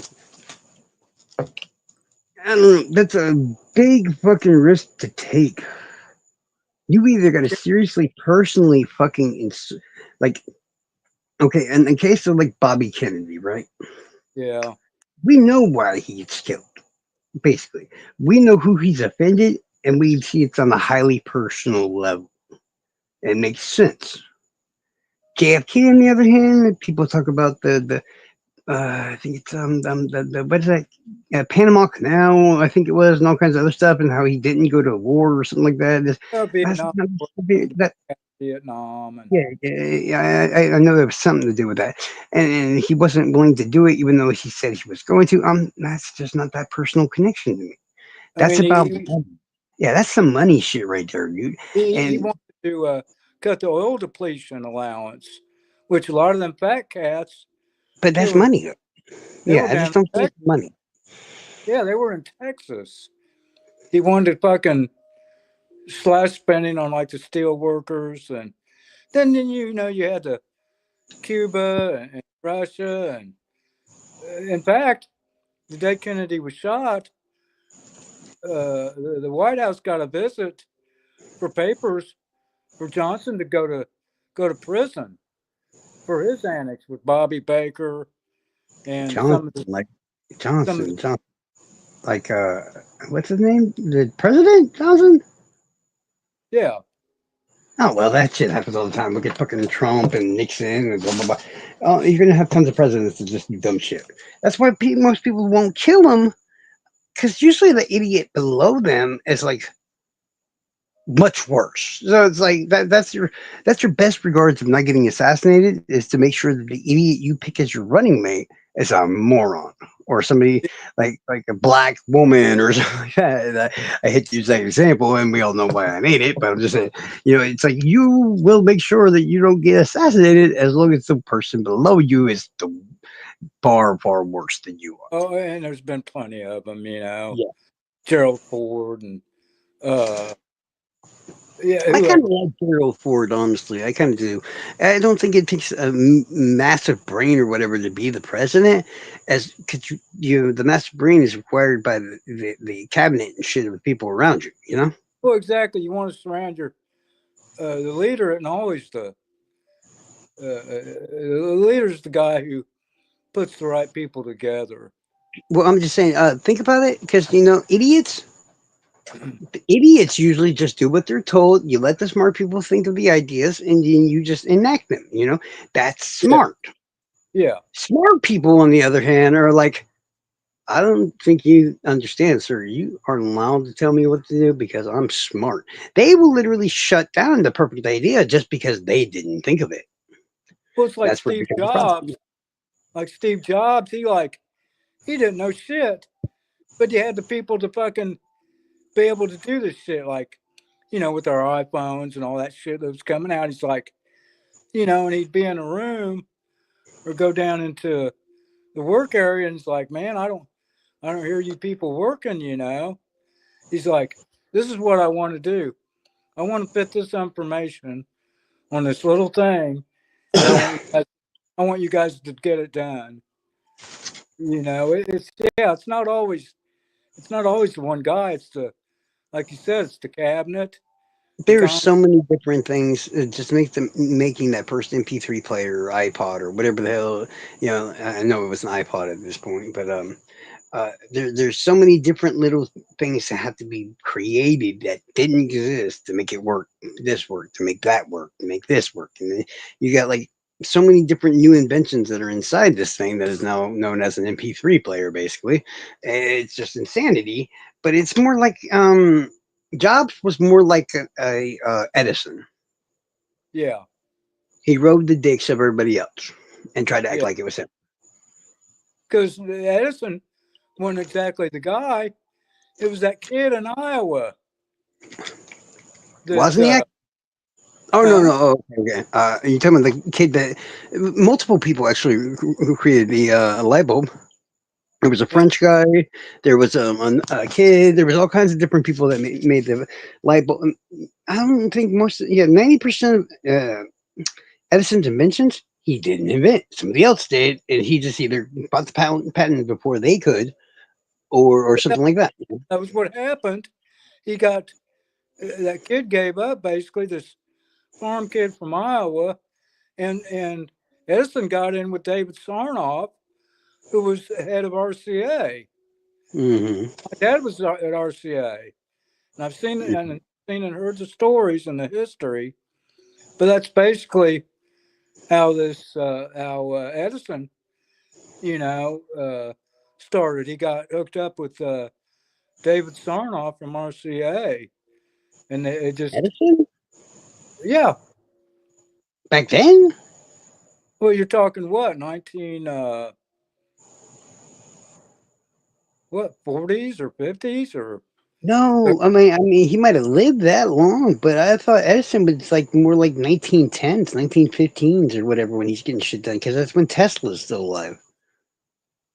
well, Because Tesla, who yeah, am I? No, Tesla it was and Edison. Edison, Yeah, it yeah, was Edison. Edison and Tesla were like fucking competitors for the And it might alternating have, and direct currents. and it might have started back then and gone up to the.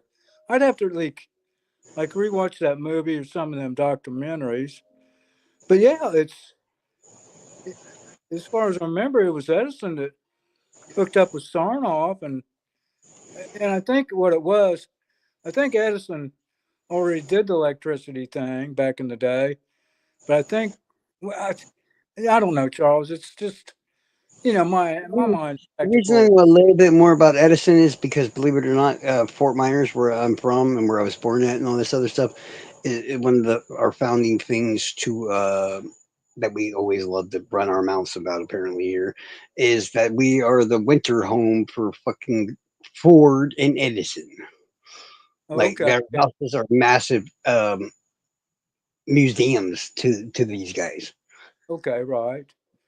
Well, I wonder what year Edison died. Oh, that's what I was wondering. I was thinking like 1950ish or something. Around 1950ish, wasn't it? Hold on, let Well, me. about right, because I think towards the last years, I mean, I think that's about I don't know. I would just have to. Okay, hey, okay. I don't mean to say like I'm beating my drum or whatever, but Thomas Edison was dead in 1931. Okay, well, who? Edison was dead in 31. Well, maybe that started back then with what I was talking about. No, I wasn't. Yeah, I wasn't even uh, the music thing. I wasn't even worried about. I know he did like the xylophone and shit like that and other stuff, but I wouldn't. Yeah, I I don't know much about the music stuff. So sorry. Yeah, I'm gonna have to now spike my interest into if I can find this movie or because it was that young kid who like really started this shit, and Edison just jumped on and got the contracts with Sarnoff and Marseille. What I know it had to be Edison. Who might have come after Well, Edison? okay, you're talking about David Cernoff, right? Okay. Two prominent figures: Thomas Edison, the famous inventor, and David Sarnoff, a leading figure in the development of radio and television. While they were contemporaries, they weren't directly related. They're talking about relative wise. Sarnoff is known as RCA or whatever, and he significantly contributed to the growth. Yeah, Sarnoff would have been when Edison died. Sarnoff would have been in his like late 30s. Okay. Yeah, I'm not. So it's not impossible or whatever. I'm just making sure. Thomas Edison invented the phonograph, and all that. It's just like and the motion picture camera. That was his shit. But Saranov was the Russian-born American businessman who led RCA for many years. He played a crucial role in the development of commercial radio and television broadcasting. He is credited. Well,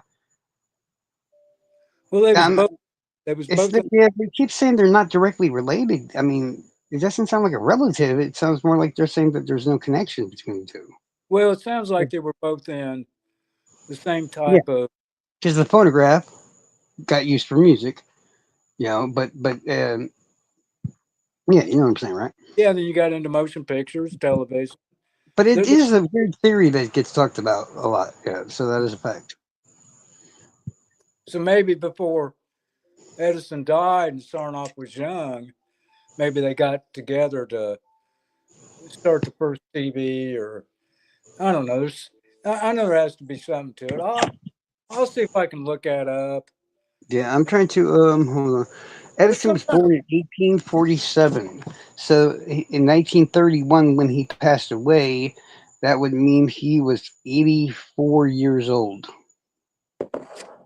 it seemed like there was a good movie Hmm. about the competition with Sarnoff and Edison with this kid that supposedly found out how to do it first, where it was the Hmm. television, what, and it seems like I remember Sarnoff and Edison kind of end up getting these contracts, start putting out the first televisions or something. Hmm. Yeah. So that's kind of where I remember about it. Well, in history, it says there is no natural direct head-to-head competition between David Sarnoff and Thomas Edison. Their influence on technology and American life has been compared due to their leadership roles in shaping the 20th century. Yeah, I know they weren't at odds with each other. They was working together Mhm. against this kid, some farm boy from Iowa that supposedly figured out how to Mhm. make the first TV or something. I wonder. I'm checking over. Go I ahead. might have the movie written down somewhere. And I haven't seen really any documentaries about it. It was just a movie. But whatever the case may be, that look what we got now. We got we're in Star Trek shit. We got these communicators. We can call anybody from all over the world, and I might not have saved all my music and all my VHS tapes if I'd known I could get it all on my phone. And I got to figure out what to do with my VCRs and shit. I'm just gonna go ahead and keep them. What, BCR tapes and all that stuff? Yeah. I wouldn't even do that because they've all been digitally restored and everything else. And as long as it's a movie that's not been changed or whatever like that, you can just get it on DVD or digital. And I noticed though, but there is a couple movies out there and a couple things. You want to And hear something? yeah. Okay, sorry, I didn't mean to interrupt you. This involves what you were just Oh, saying a you're minute ago. fine. Yeah. Yeah. Um, it said Google's telling me there's some sort of movie from 1936 called "Trapped by Television." Now, I haven't read the description just yet, but in 1936, this film focuses on an inventor trying to get his new television technology funded, funded and distributed, only to run into trouble with a crooked businessman and gangsters. No, that maybe not be what you're talking about. It Hmm. sounds almost similar, but this was Yeah. out, I would guess, Well, I'm 90s. guessing the second inventor would be like what you might be thinking is like Thomas Edison. Wait, hold on. Yeah, one of these movies called Up the Ladder from 1925 featured a television phone. So I have no idea. But the movie I'm talking about, it had to be 90s or somewhere in the 2000s that it was made. Hmm. So it's relatively, modern movie, Hold on, let me. but just the same.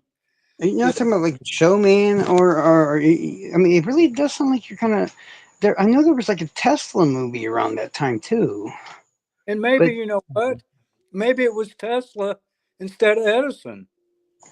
well, I mean, Tesla had this massive competition with fucking Edison.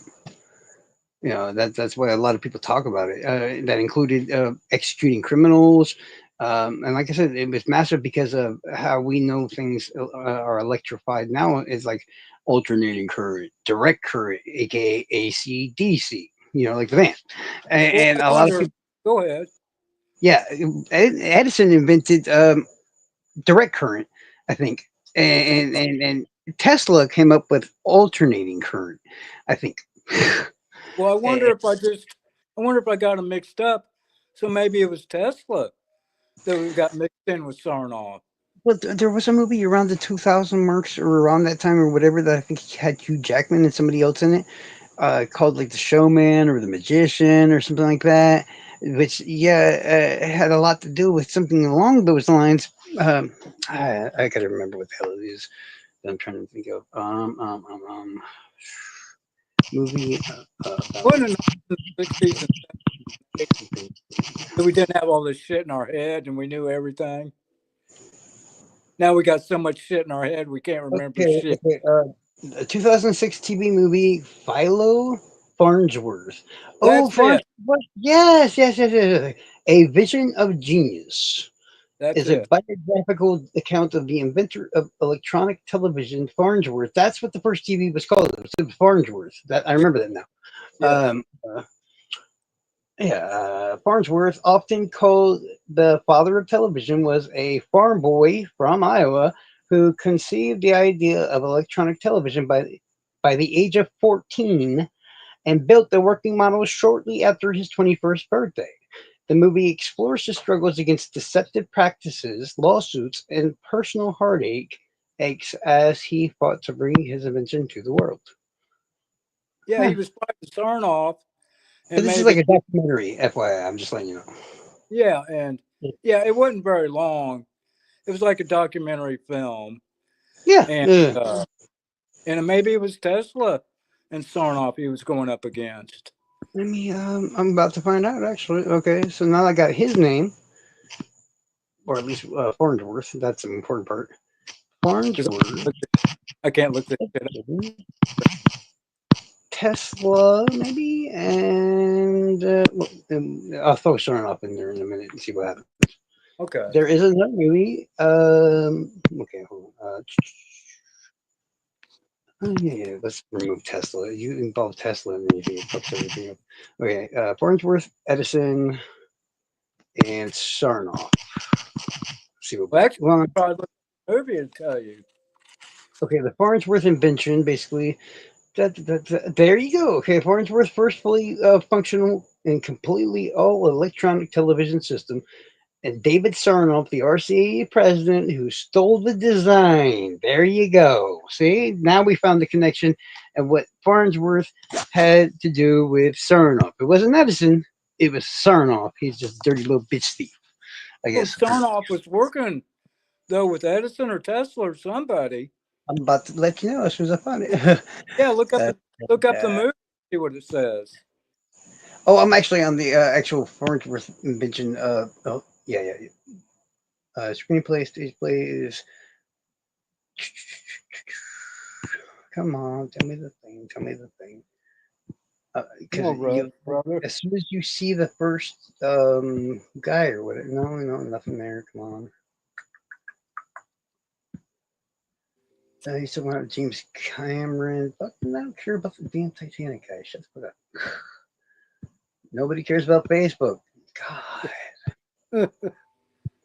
All right, so we got Cernoff. So who we need somebody to connect Cernoff to? That okay, Cernoff steals I'll tell you what, Farnsworth. Charles, Cernoff. Hmm. we're having a good show tonight, and everybody's missing it, suckers. I know, man. I'm having a good old time, man. This is interesting shit. This is why I do this stuff on my own. Like I don't need an audience, man. I know the weird shit I have in my head and everything else, and I could sit here and talk for hours for all I care. Like we have been, Cernoff exactly. Give steals give Farnsworth people a idea. history lesson. Because ain't none of them know this shit. I mean, I knew about the basic stuff about the TV and everything else, but I'm like I said, I'm horrible about names, and that's why when I started hearing names pop up, I do know. It's like I gotta I started doing a little research right then and there. Okay, Cernoff steals Farnsworth technology or whatever Yes, with. working with Edison or Tesla or That's what I'm about to find out, my dude. Okay, did Sarnoff steal Farnsworth television technology? There's a widely known narrative that David Sarnoff, then head of RCA, effectively stole Philo Farnsworth's invention of electronic television. While Farnsworth is considered the inventor of the first fully functional all electronic television system, the reality is more nuanced than a simple theft. Here's a breakdown of the situation. Farnsworth's invention, okay, Philo developed the first one, that's true. The first fully electronic image pickup device, video camera tube, and a complete electronic television system, successfully demonstrating it in 1927. Booyah, bro. That's money. Okay, sorry. they made it Uh, live. 1927. Fuck, dude, that's a smart motherfucker right there. Dude. I'm just saying. Oh I'm yeah. just saying. Holy crap. Well, see, you might have worked Okay. with Edison. Sarnoff's actions. Sarnoff recognizing that this dude is a smart motherfucker. Like, okay, I'm here now, and I see that, and I'd have been like, come here, but I need to steal your shit. Yeah, I get it. So I get it. Okay. The massive potential of television hires Vladimir. Oh, I know that name too. Vladimir Zwerkin. Uh, Zwerkin yeah, I know who is a you're talking Russian. about. It's a fucking Russian. I know this guy. I know his name sounds different than when I'm saying it, but Zwerkin, I think it is, or something like that, who Um, also been working on an electronic television to lead RCA's efforts after visiting. Oh, that's a dirty bitch move. Oh, see, that's I who I get was thinking of then. It's Workin. Workin visits fucking Farnsworth's fucking his lab and shit where Farnsworth is fucking building the actual TV and stuff like that, and it's Workin fucking sent a telegram basically to RCA describing all the ideas and everything else that were taken later on and used, which is like this is why we needed fucking patents. What the fuck is the patents, bro? Yeah. So, Um, so it was the Russian guy, but I can't yeah, it's remember his working. name either. It's working. Yep, yep, yep. Patent battles. RCA challenged Farnsworth patents, claiming Zworkin's earlier patent application had. Oh, this makes it a little bit more interesting. It was more like, I guess they were trying to claim at least that the stuff that Farnsworth was putting in his TV and the stuff he was inventing was guarded by the patent that RCA had already put on to work and shit. So Yeah, it was a it's good not show. so simple all of a sudden. Well, it was Pat along the right Ryder, lines, you Barnes. know. Well, it all depends on how they rule in the thing, which I'm about to find out. However, the what hold on, Farnsworth was able to prove his prior invention with evidence, including drawings of his high school chemistry teacher and all that shit from they Yeah, had preserved for fucking years. Because remember, he's only like 20 something when he makes the first yeah, 20, I think. So if he's got his high school shit, which would have been like around 14, yeah, they were saying 14, 15 around that area. yeah. If He he's was really. creating shit back then and he has the designs and all that, well, that means I created a bitch, not you. Shut the fuck up. Yeah, I get it. So I was I thinking along won. the right lines, I guess. Farnsworth ultimately won the patent interference lawsuit, and RCA was made to look like a little bitch, and they had to license his patents instead, agreeing to pay him $1 million over 10 years. Okay, Which, yeah. mind you, Turn off this was that. 1927 though. 1927, $1 million. $1 million, 27. I Fuck, know, bro, right? that's a lot of money. That's like 100 million at least now, right? You think? 179. My Because rent was 27, this was. my rent was only $90. Well, think about this. Okay, 1927. That's after World War One, but before World War Two. We're talking about the Great Depression and shit, kind of almost. Yeah, not quite. Just just before that, right? Yeah. So $1 million. Yeah. Look, yeah. Farnsworth would have been banging for. Yeah, I guarantee That's he had no problems living through that Great Depression. I'm just saying. because that's like 100 million probably nowadays. Dude, oh my god. Holy, I need to check that right.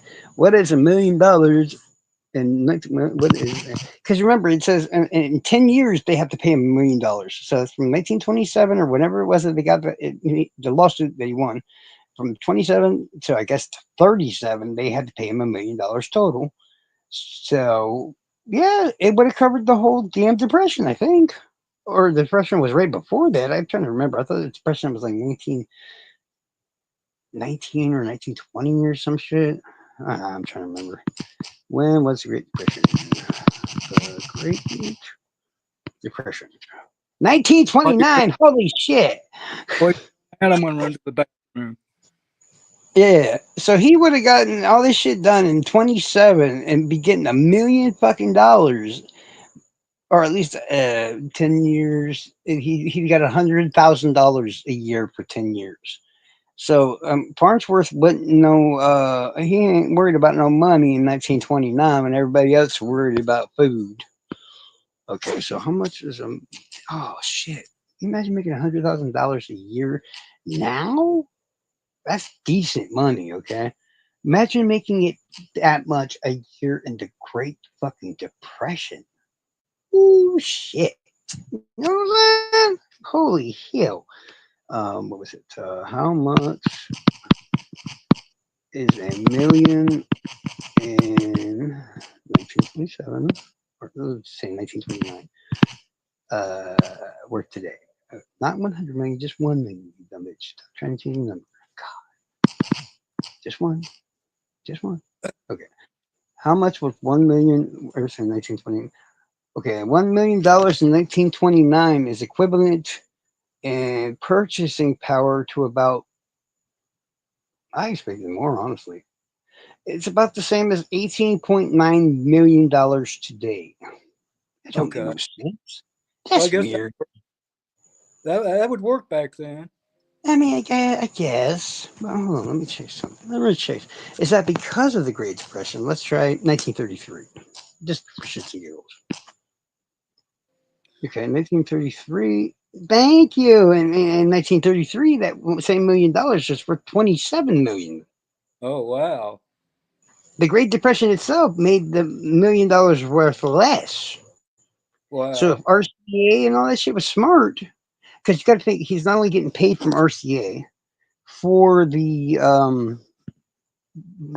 devices, the patents, they're like, just the patents alone, they're paying $1 million over 10 years just for the fucking patents. but he's also selling TVs and the cameras and all this and all that. Whoo! Why can't I be a Farnsworth, y'all? Seriously, Oh, right? yeah. Fuck First being year. related to the king, man. Make me a Farnsworth, damn it. God, I mean, that kid was so young. I mean, he was still 14 in years school. old. Well, I always thought like if I was born sometime well before when I was born, I would have figured out all kinds of shit and invented all kinds of stuff. Because there's things that you start figuring out in common sense wise, but if once many people have lived over a long period of time, you kind of get fucked out of that because it's like, oh, I was born in 1981. By then, everything else has already been figured out. Would you You're get right. wise when you get older? Yeah, back then, light bulbs and fans and this and that and ceiling lights and all this other shit. It's like I'd have thought of that. You want a light on the roof so you can see the whole room. That's common sense, bro. Well, I've thought of ideas for films, gaming, other things, only to find out that other people have Good job, already Dieter. done. I'm Yeah, like, Dieter "Shit." needs the. Yeah, Dieter was talking about the current war, which is the current wars between Tesla and Edison over the whole AC/DC bullshit. Yeah, Yeah. yeah. I don't know how. I haven't looked at it in chat in a while because we've been bullshitting, so I checked it. So I'm sorry, Dieter, if I didn't notice for a while. How many Dave people's must be still going strong. So, how many people's in here? oh, like 5. But On the second Dave goes away, this number's going to start jumping, hopping around, right? is there anybody in the chat? Dieter's in there, but I don't know if Dieter's there now. Okay, but it's just those 5 people, and Yeah, they're probably people that are like being told to watch me or something like that because I'm a very watchful, lovable person, I guess. You know, people want to know what the hell I'm doing for very wise, positive reasons, basically. well, they're probably all over at Dave's right now, but they're missing a good show right now. Here, I'm having fun. That's what matters to me. Shit. we're we're having a good discussion. Because We're, they don't know this shit. I guarantee they don't know this shit. no, Because I not at barely know all. this shit. So really, you either got to be old. I don't mean that to be disrespectful or anything like that to anybody, or you got to be very knowledgeable on this particular subjects on stuff and all that. Like Yeah, yeah. me, I do. I'm an electrician. Built computers, all kinds of other stuff. So when it comes to alternating current, direct current, and my freaky ass memory and stuff, I have a lot of that fucking information still stuck in my head for no apparent reason whatsoever. And you got street experience. I will do, Dieter, because Tesla had some badass ideas, but I know for a fact they just would not have, not most of them, but at least some of them I know would not have worked. This whole moving electricity through the sky with no container? No, no, no, no. Small amounts, sure. It was definitely plausible, feasible, and all that in very small amounts, definitely. But when he's talking about using massive amounts and sending, like, bro, that's a weapon. I don't care how you say Oh, it, but that's a yeah, weapon you can't fucking control. It's yeah, not, yeah, you're not going to make a telephone pole to go, that's going to shoot a fucking damn near lightning bolt to another telephone pole that's going to collect it. It's not going to happen, dog. It's not going yeah. to happen. Light up a whole city, right? I mean, it's a great idea, dog, especially when we don't know much at the time. But, yeah, I do know stuff now and all that. And I'm just like, nah, nah, sorry. Sorry, Mr. Tesla. That's not possible.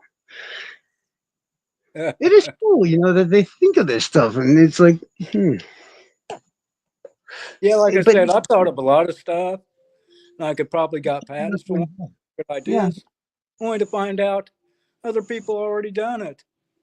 Yeah, I used to think of. I mean, then I had inventions that like I don't do anything with. I just think of it, and then I just get bored, and I don't do it. And then like a couple of years later, somebody else thinks of it, and then they did it, and I'm like, "Aw, that sucks." We And then I we move. we busted out of the gate too slowly. Oh yeah, no, no, it's not even busting out the gate. I just have crazy ideas once in a while, and I'm like, but I have no motivation. So it's like, ah, we, I could definitely use that. I think the Oh, road could.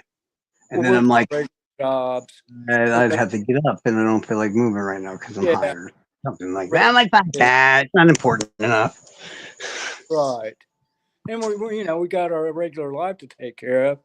We just can't drop everything and go on a whim. I mean, I And could honestly, I really could. I've always, for the longest time. I mean, I've never had any kids. I mean, I had step kids and nieces and nephews and stuff, but it's like you don't have the same level of responsibility when the kids ain't yours. You know, yeah, you of course will have a level of responsibility, just not that high of a level. but it kept me from doing. It really didn't keep me from doing things I wanted to do because I eventually found avenues. But you got to take care of your family first and work a regular job to Yeah, keep yeah, the a little bit. going. I mean, the regular job stuff, sure, but it's like, yeah, fuck my family. Like the ones that are biological and stuff that you're born into, they can all walk the bad route way off a cliff, and I'll watch them and wave as they fall to their doom. Bye. Thanks. Well, the family you make sometimes is more important than the family you come from. Well, yeah, but you know what? Those keep getting snatched away too. So Yes, sir. I know. Yep. for the dumbest fucking reasons you could ever fucking think of at that. Yeah, I could tell you about my last one, but I'd rather not get into it. forget. I feel like Yeah, I just lost one last night, so I'd rather not get into it. female. Yeah, you No, more talking than that. More than female. that. Definitely more than that. In fact, I've lost two families just this year alone. Yeah, two different families. Oh, the family and friends I lost in the last 5, 6 years, and my dog. It's almost been overwhelming. I It's stopped getting dogs, and I have a cat, but the cat's like I've grown to anti-socialize with the cat, and I'm just like, no, go away. And the cat eats and it goes and comes and goes as it please or whatever, which is fine by me. But it's like it's not really my cat; it's just a cat. And I won't get dogs again because 2 years ago, my last two dogs that lived for like 25 fucking years died. And I'm just like, I'm not doing that again. I'm 43 now. That means I was 18 when I got that dog. And more than half of my life was spent with that fucking dog. And now she's gone. So I yeah, need a yeah. fucking. It's a 10, 15, 20 year commitment. And when ours died, my son wanted another one immediately. I said, son, I don't want to do that. I don't have time to raise a puppy. I don't want to go through the emotion of another dog dying. That's But what we, it is. we Mm-hmm. got one anyway, and she's a part of the family, and Mm, but so she'll yeah, die. yeah. Yeah. Actually, she's got some fleas right now that we're getting rid of. So It's just, it's like I can't do it anymore. I've had, I'm going to say at least 40 to 50 dogs die in my lifetime, maybe more, that were mine. And I'm just like, I'm done with it. I've had so many people I know die, been murdered, killed, died of weird reasons and all this other stuff, or suicide, or this and that and the other. And I'm just like, I have to deal with that. There's no way around that. My cousin, he shoots himself in the head. The cops investigated it as a murder. We still don't know what the fuck happened.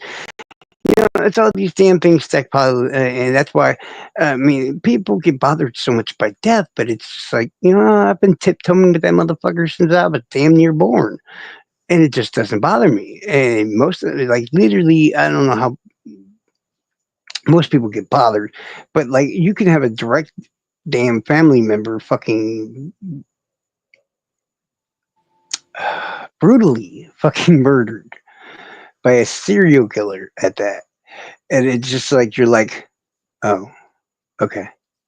well, I know what you're saying. I've had friends brutally murdered, commit Well, suicide. the last friends we had two lesbians, a couple that were friends of the family of mine that we used to buy weed off of and shit. Which I don't care what you think of that. So don't care. I mean, chat or whatever. I'm like, don't care what you think. If you try to judge people based on that, go fuck yourself. But they were good people and everything else. We knew them for over 25 years, and just for an ounce of weed, they were stabbed and shot to death, and that was about less than a year ago. No, I'm not against weed. Oh no, not you. That's why I was saying the chat, or I don't know who's in Yeah. there. Sometimes we get trolls that want to talk crap or this and that and the other, and I'm like, I don't care. I don't care what you say. I don't care. Yeah, it doesn't bother me. Whatever. Well, And it's like nobody my deserves to die, no matter what kind of bullshit they're involved in. Nobody yeah. deserves to die like that. Well, my friend went outside of a bar. Some gal lured him out, and it's like the song "Your Boy Can Survive." He was Hank Williams Jr. he was killed for $30 fucking. My the dude I graduated high school with, who his name, believe it or not, was Muhammad Ali.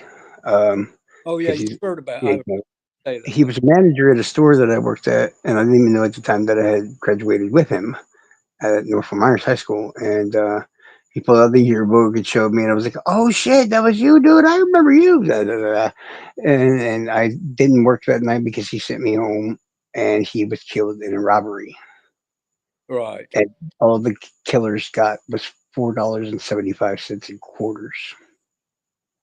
And I've been in similar situations where I've left people, or well, like with my brother, we adopted somebody. It was like our half brother, and my brother missed a call to pick him up, and some other guy took him home, and they got in a it was a car wreck, and Mm. our brother got pinned up under the wreckage, and my brother still it still haunts my brother that, like, why didn't I pick him up? Why didn't I answer my phone? Why didn't you know? Well, that's And how it went with my cousin. I was like 15 years old, and I told him, I said, because the dude was freaking me out, man. And I'm big. I'm talking about like 6 feet tall, over 300 pounds. For a 15-year-old, I'm fucking a big motherfucker. And this guy just set off my whole, is what I call the fight, flight, or freeze fucking emotions. Like just this guy getting within 10 feet of me, just like, I don't know, it was terrifying. Like it so bothered me. It was like, what? And I mean, I'd say it was the equivalent to like being around a Brian Koberger or something like that, you know?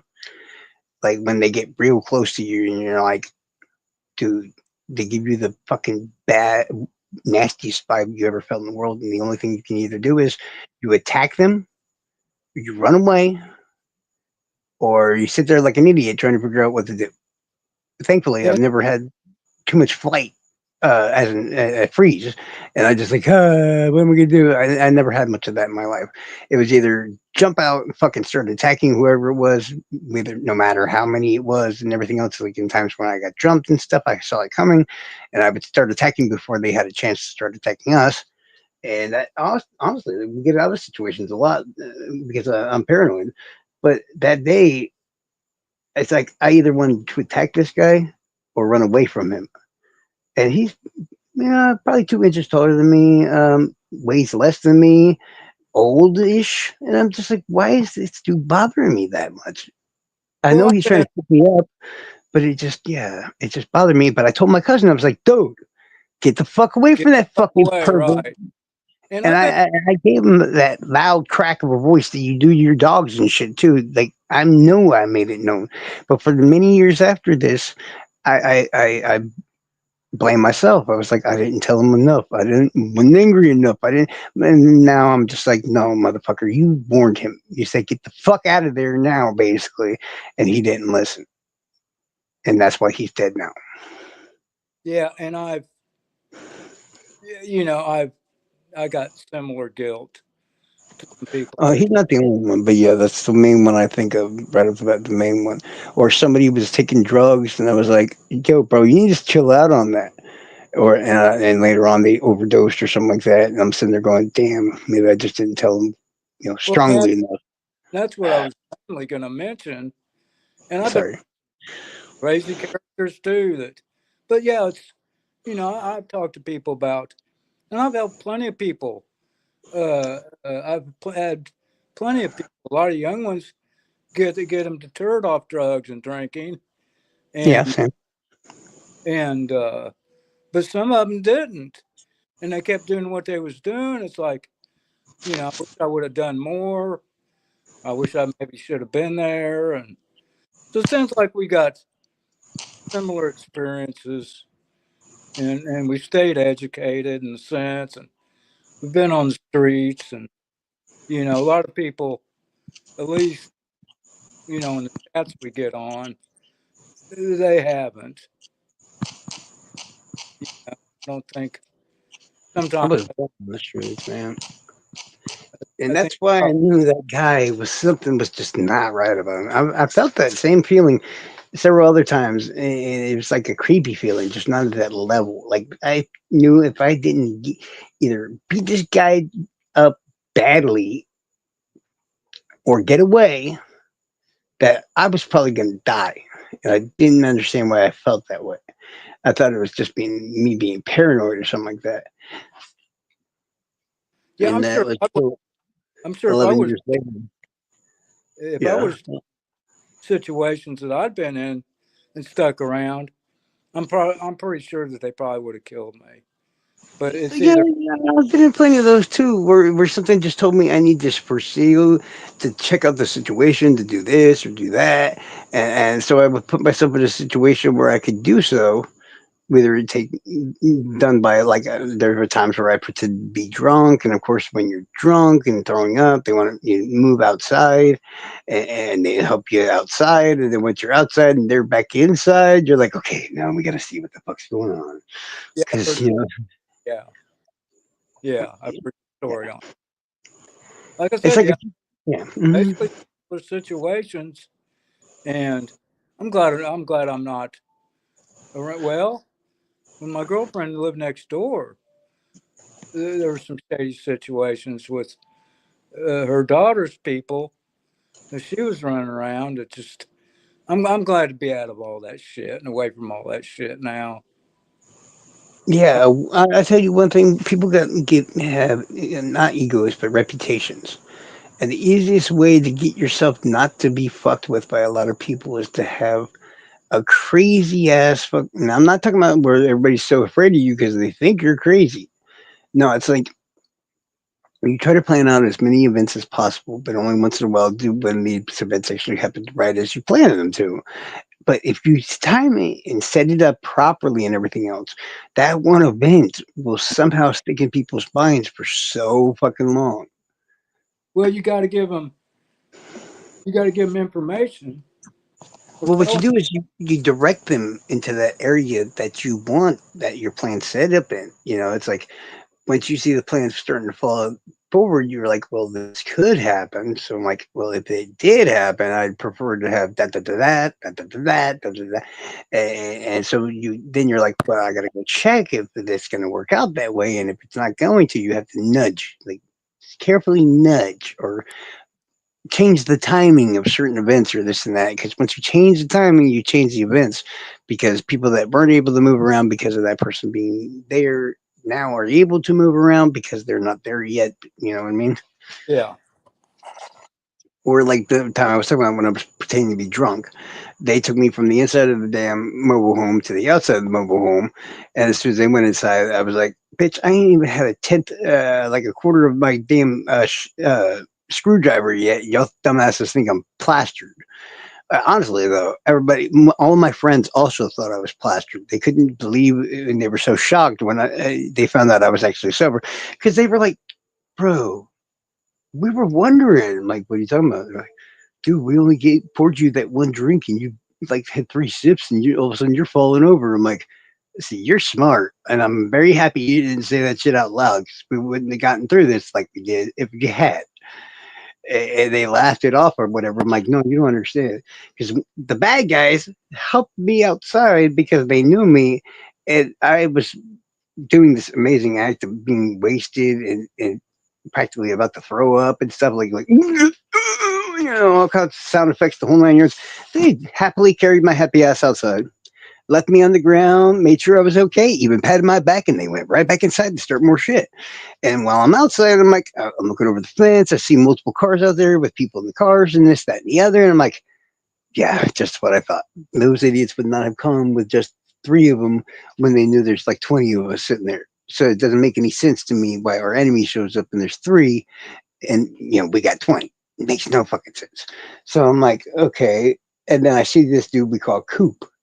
and Coop's heading towards the privacy pits that I'm looking through. And that's when I jumped back over where I was initially laid down at, just in case the other guys came out or Coop called them out. And he comes in through the fence. He sees me, or no, he's getting ready to go towards the back door. And I know that there was three guys are now in front of the front door of the RV. And he's going towards the back of the RV, which is he's basically the enforcer of the group. He's nowhere near my size, sure, but he's a big fucking, you know, wide ass fucking muscle bound fucking monster kind of guy. He's just shorter in a smaller version. As he's going to the back door, he's like, "Hey, Cal," you know, I'm still doing that stupid fucking drunk thing. He's like, "What, Charles, dude? How you doing, bro?" And he knows I'm supposedly the other enforcer, so he's happy to see me shit faced. That makes his job 1,000 times easier because the one person he has to worry about, he thinks he doesn't have to worry about. Right. Talks to me for a minute or two, then proceeds to go to that back door and go inside. But before he can get inside, I'm back on my feet again and like quietly right behind him and shit. And I wait on the side of the RV as he's messing with the door, getting ready to jump in there. And you can hear him when he jumps in there because he starts yelling something like, "Yeah, we got you motherfuckers now." And as soon as he opens that door and he goes in there yelling that stuff, he doesn't close the back door completely. And at this point in time, I haul ass from the part of the RV he couldn't see me at, which is the front part, the really thin part of it. And I haul ass right through that back door or whatever. And as he's still yelling, talking shit, I get a rear naked choke on his ass, and I'm just like, if you move a single fucking second, I will fucking break your fucking neck, motherfucker. And he about pissed his fucking what? What the hell? Like, y'all are dumb, really. You seriously are fucking stupid. And they're like, and the four guys now, because now there's four inside. There's probably about the same number of us as there are them outside. They've got more than us out there, but then just because of the situation they're now in, they have to tell those guys to leave. Because I tell them, if you don't make him leave, I'm going to break his fucking neck. And they're like, "Yeah, right, trolls, this, that, and the other." And you always got to be prepared to have to, you know, do what you got to do. And Yeah. I know they got guns. I know they got this. And as I'm holding him, I sit there and I'm like, I start tweaking the fuck out of his neck with the rear naked choke. And you can like hear pops, loud pops. I think I sprained the dude's fucking neck, seriously. And they heard that shit. And sure enough, they called him on the cell phone. Like, get the fuck out of here, dude. He's going to break fucking Coop's neck. And all this comes because of me coming up with the idea that I need to act like a dumbass drunk. Yeah, and That's what, amazing that yeah, acting stupid gets you out of situations like that. it's It's, crazy like that. I mean, that takes a lot of common sense and just street smarts. I Uh, wouldn't even call it, I call it like paranoia. It's like the math wasn't mathing. It's the way I always say it. and Like not just 3 against 20, the math ain't mathing. and not just paranoia, but you just got the sense to know when the jig could be up. Hmm. Oh, it's You always know, up, man. because Every time I go somewhere, I am under the assumption that I could die at that point in time. yeah, I'm not. You know, I guess I consider myself a paranoid, but it's more or less just common sense and experience.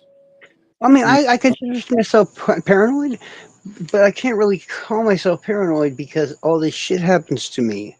And all these other trolls, and they were like, "Yeah, right, trolls, you got robbed by a crackhead and you had to bash him in the skull with a fucking 12 pack of Mountain Dew."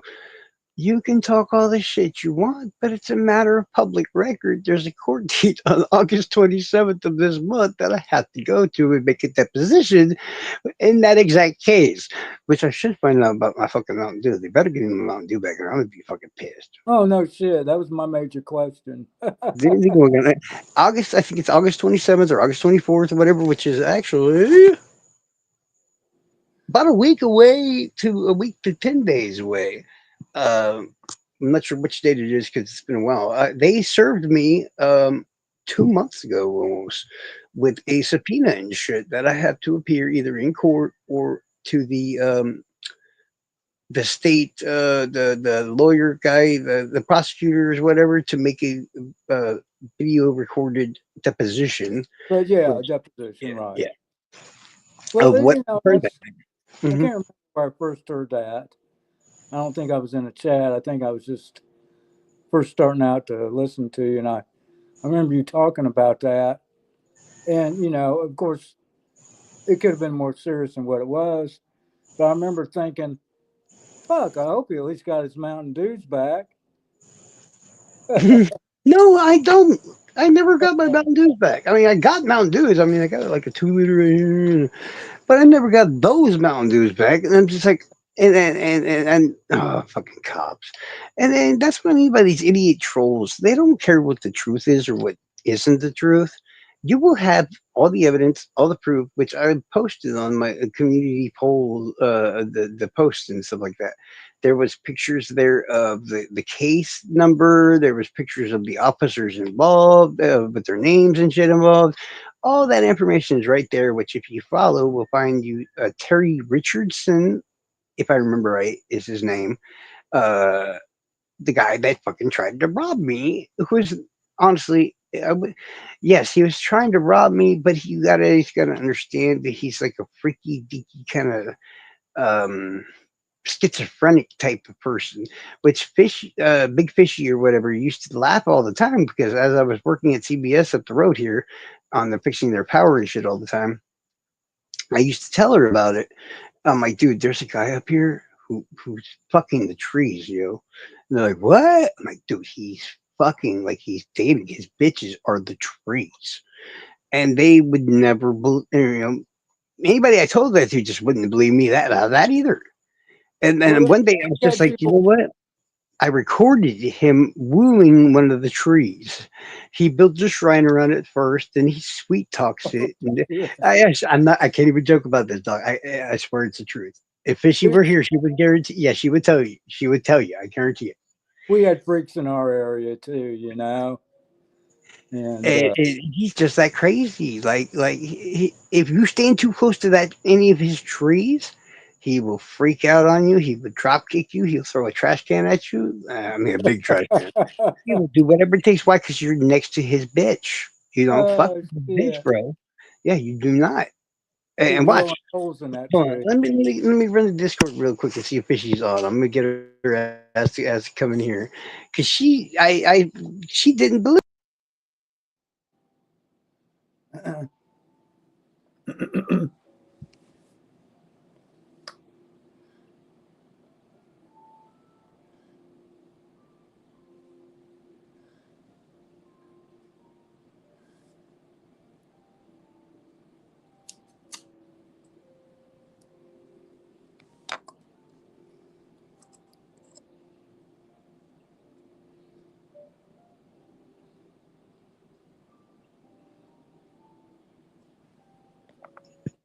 All right, I just messaged Fishy or whatever. If she's still on, I'm like, get your ass in my chat right now, because I want you to, because she, yeah, I sent her that video. And you can see it clear as day. I wonder if she still has it. That'd be great.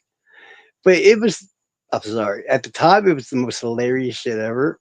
But then the odd fact that he was the one that hit me in the head with the brick and was trying to rob me is insanity. It's fucking, and that's why y'all call it paranoia. I call it preparation.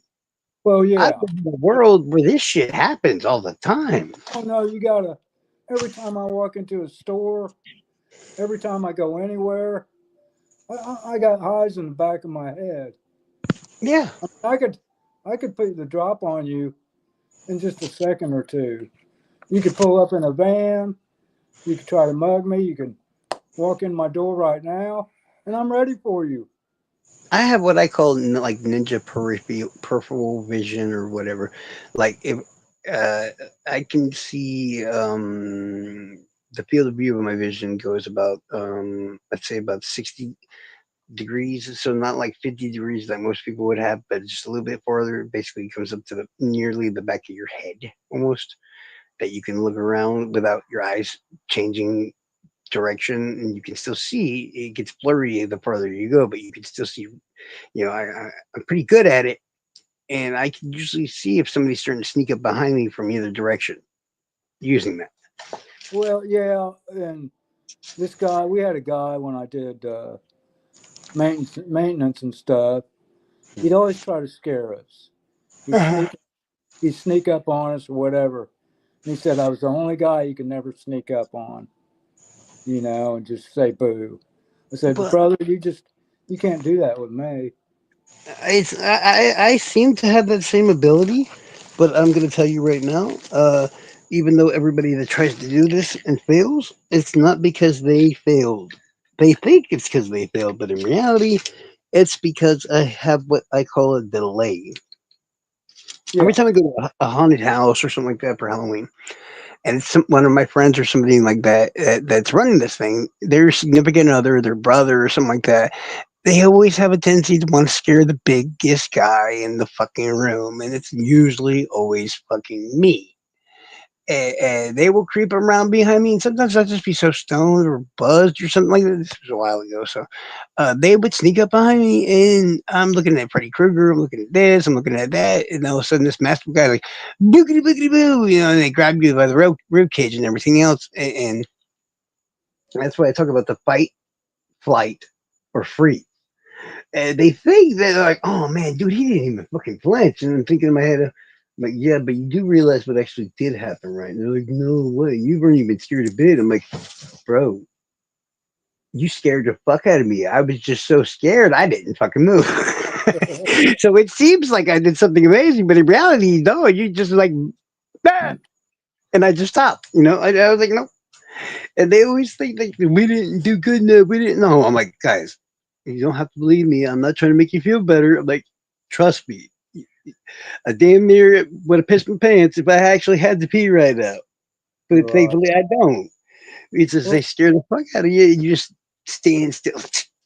Like, well, I grew up playing mhm. sports, and I've had fights and I've boxed and Oh did yeah, martial arts for a little while. fighting And doesn't scare me. I invented the no look pass before like Pete Maravich and shit. It was like, I kept eyes in the back of my head, and I would tell my teammates, even though I'm not looking at you, I can still pass it to you. You Oh know, yeah, all the time. and I taught my And daughter, and my daughter, sidearm, my elbow, daughter said the same thing. behind the She says, back. she says, Dad, you taught me how to keep eyes in the back of my head. Mhm. Yeah. So And we it's always had to play football because, like my high school where I went to, Deion Sanders fucking played football at. That's where he learned how to play football. Yeah, that's what you said. Our schools won the state a couple times, and we had We actually went like a bunch of districts in Houston.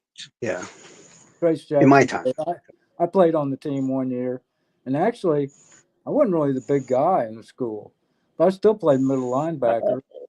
Even though I could I run think the I was like, ball real mhm. fast, I I love to play defense, and I think my coach knew that, and I knew how to hit a motherfucker. I I knew weighed too how to. much. They were going to put me at a linebacker. So I was either on the offensive line, or I was a tight end, or I was, a defensive end, or a linebacker. That was my four positions, and we played Iron Man, so you had to play both ways and special teams. Yeah, and I've had to play both. Yeah, I played all three also, right? My favorite position, though, I love to play like nose guard or fucking defensive end. That's my shit right there, or defensive tackle too. No, I never got to do the line. It was either in the backfield with my Mm. quickness and I knew how to hit, Well, or I mean, that'd be fun to play the line, because when you they put me at like constantly, a tight end, I don't like the line. I mean, on defense, I love the line. I love the line you put me on defense line any day, all day, and I'll be the happiest motherfucker in the world. yeah, it's But like you're you put me constantly, in the offensive line, and I'm not happy at all. At well, all. right. I used to be like the tight end, but the only reason they had me in that tight end was to make blocks and shit for the quarterback or the running back to haul ass around me and like, yeah. And but very rarely, I think I won like a very important game or whatever because, the play fell apart, and they had told me if the play falls apart, you have to make a slant and do this, and I had done that, and I turned around after making the slant and getting where I was supposed to be. and I am literally all by my fucking self. I'm just like, okay. I start waving my hand in the air, and he drops like a 30-yard fucking pass right in my hands. I'm like, touchdown. And we won the game from that. Yeah, I miss playing sports. I tell you, I played in I got so my many. knee injured, and it's just like, I played in so many leagues. because I was Once, supposed to yeah, play. Yeah, church. before I got injured, I was supposed to play for the University of Florida, which is the Gators. And I'm not saying I was going to make a starting team or if I'd even make the team. I was just supposed to play for the Florida Gators if I had enough ability in this, that, and the other. I was supposed to do the tryouts and all this other shit. And then I blew out my ACL on my fucking knee. Oh, And yeah. I played plenty of basketball, football, and everything else. After that, it was just like 90% of the time you're playing against smaller people or kids, and you damn near almost at a damn professional level have played this game. You're playing high school a championship team that was damn near all 4 years was district this, district that, state this, state that. Very strong football fucking teams in a very area, not like Texas strong, but like still a strong fucking area. Sure. um, that you had to be that good. Like I said, we had Deion Sanders, we had Javaris. What's the guy's last name? With the last name Curse, Javon Curse. Yeah, Javon Curse also came from where I live at. Ernest Graham, who was also in the NFL, he came from this area. All these really fucking badass football players. So it's pretty yeah. Just high school alone at back then at least. I don't know, but if it is now, you're damn near have to be a professional or almost professional level just to play it. Well, I just found out one of the guy. I think he's a fullback or he's a second string guy for the Kansas City Chiefs, and I can't remember his name. And actually, that Trace Jackson Davis plays for Golden State. He went to our Mm-hmm. school. He made Mr. Basketball. But I played with the best in the state. I played with guys in college. I played with all state guys. We used to go to all black gyms, just me and my buddy. Mm-hmm. I played against a lot of big dudes. And Yeah, so, yeah, I miss that stuff. But I didn't, what I I didn't eh, miss is like getting racked up, and the older I got. the worst I got were like concussions, other than the ACL injury, which I didn't even get playing football. I was trying to work a job and do school and shit in this summer, which was off season, and I jumped out of a truck the wrong way, and one like the shoelaces in my boot on my right leg got stuck in the rust of the bed of the truck, while my other leg was twisting and my body was twisting, and I landed standing up on that left leg, but it was completely like curved in a 180-degree direction. So when it planted on that foot, you just heard yeah, and I'm like, Oh, no. I loosened. I got my shoelaces from the other foot loosened. I hadn't moved the other leg yet because it's one of those types of things when you hear it, it's just so nasty and so bad sounding. You're like, I know as soon as I move this leg, it's gonna be bad. It's gonna be fucking bad. And I lifted it. I moved it. Like it hurts like a hell, but I might be okay. And then you put the single little bit of weight on it, and you just fall right on your fucking face, and you are dying of pain. And I was supposed to go to the hospital for that shit, and I just never did. It still to this day I never have. It heals on its own when it gets re-injured now because it's slightly weakened or whatever. It just heals on its own. You just wait, and I couldn't walk for the first like 2 weeks. And I literally stayed in my damn room because I was so pissed off that I was injured because I knew, yeah, when you play football and stuff like that, you know what the injuries you don't want to have are. And it's like the ACL and I think it's the RCL or whatever the fuck it's called. Yeah, That's the ACL. injuries you don't fucking want. You don't want those injuries because then you aren't not going to be able to make those fast cuts and all this other shit anymore. So as soon You as that don't want a happened, I'm like, you don't want a groin injury either.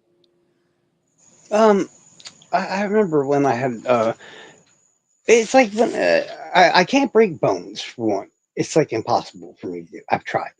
Oh, same here. Um, Yeah, a yeah, lot of it's like I'm a practice. fucking. Yeah, that's why I tell people I'm like God has some immense torturous purpose for me in life. They're like, why do you always say that, Charles?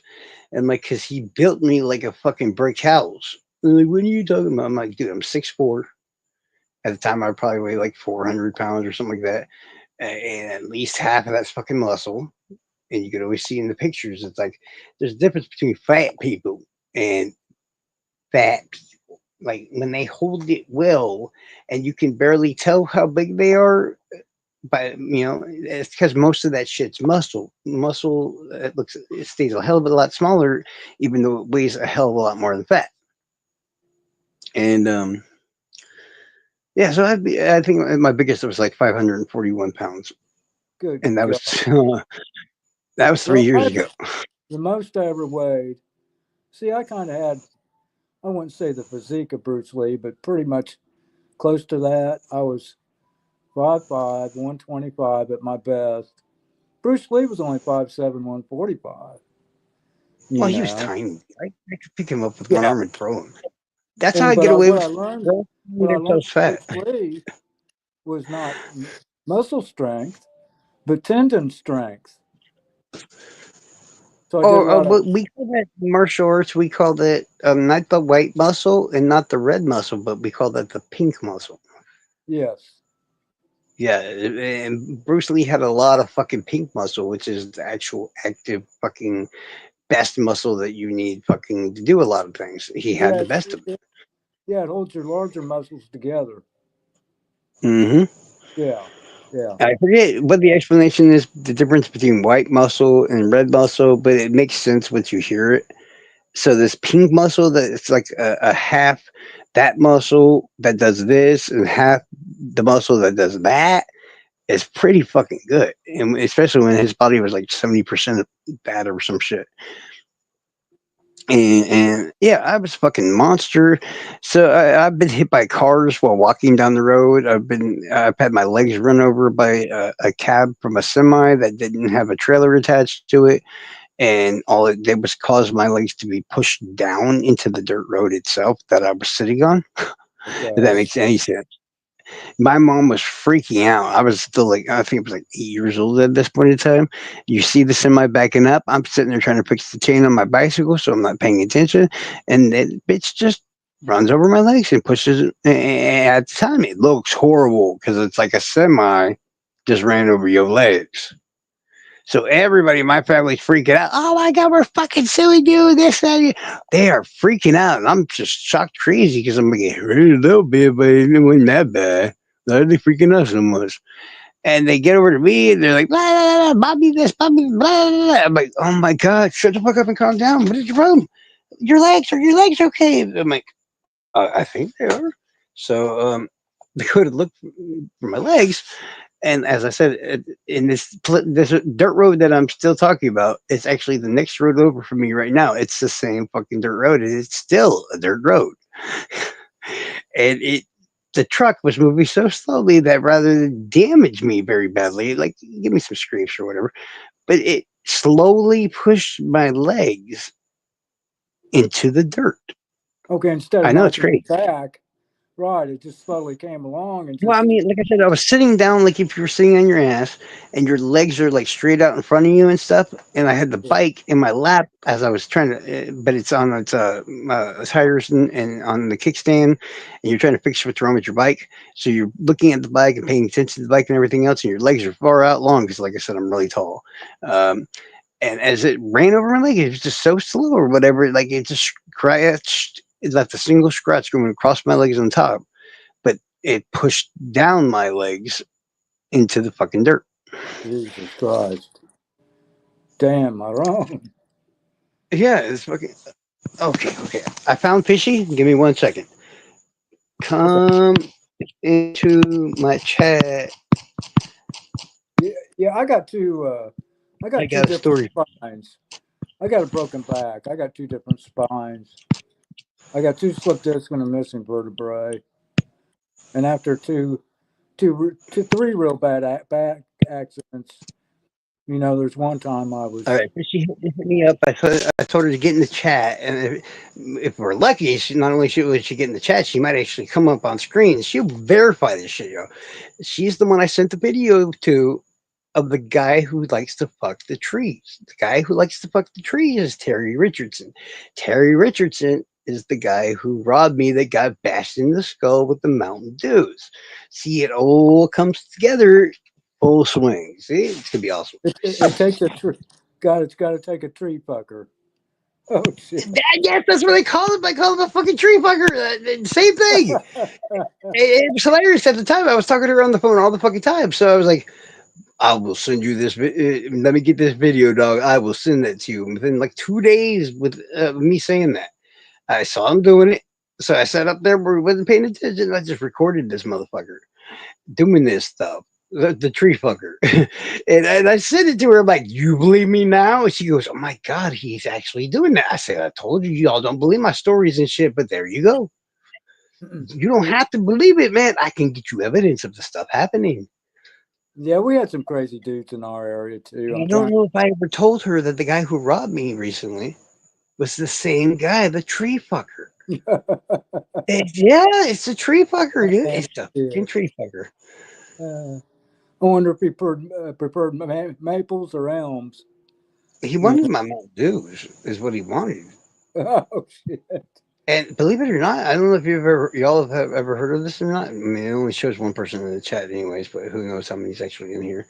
But when crazy people start going crazy, almost like rabies, y'all, they Oh fucking right. start foaming at the fucking mouth. It's creepy as fuck.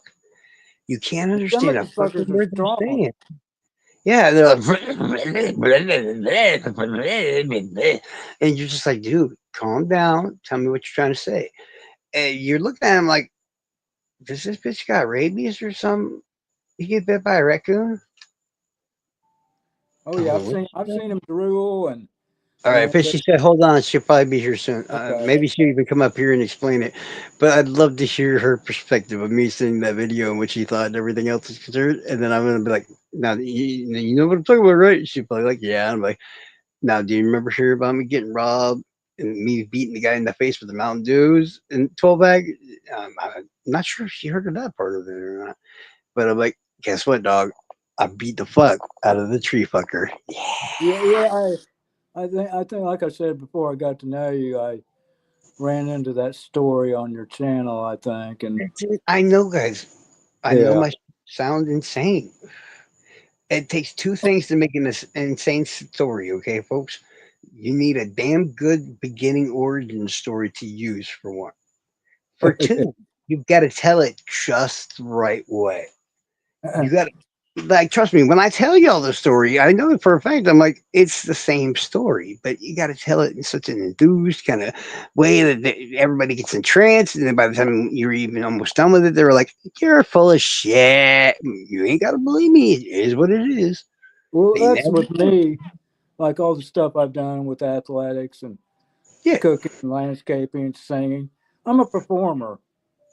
I like to perform, you know. I like to tell a good story.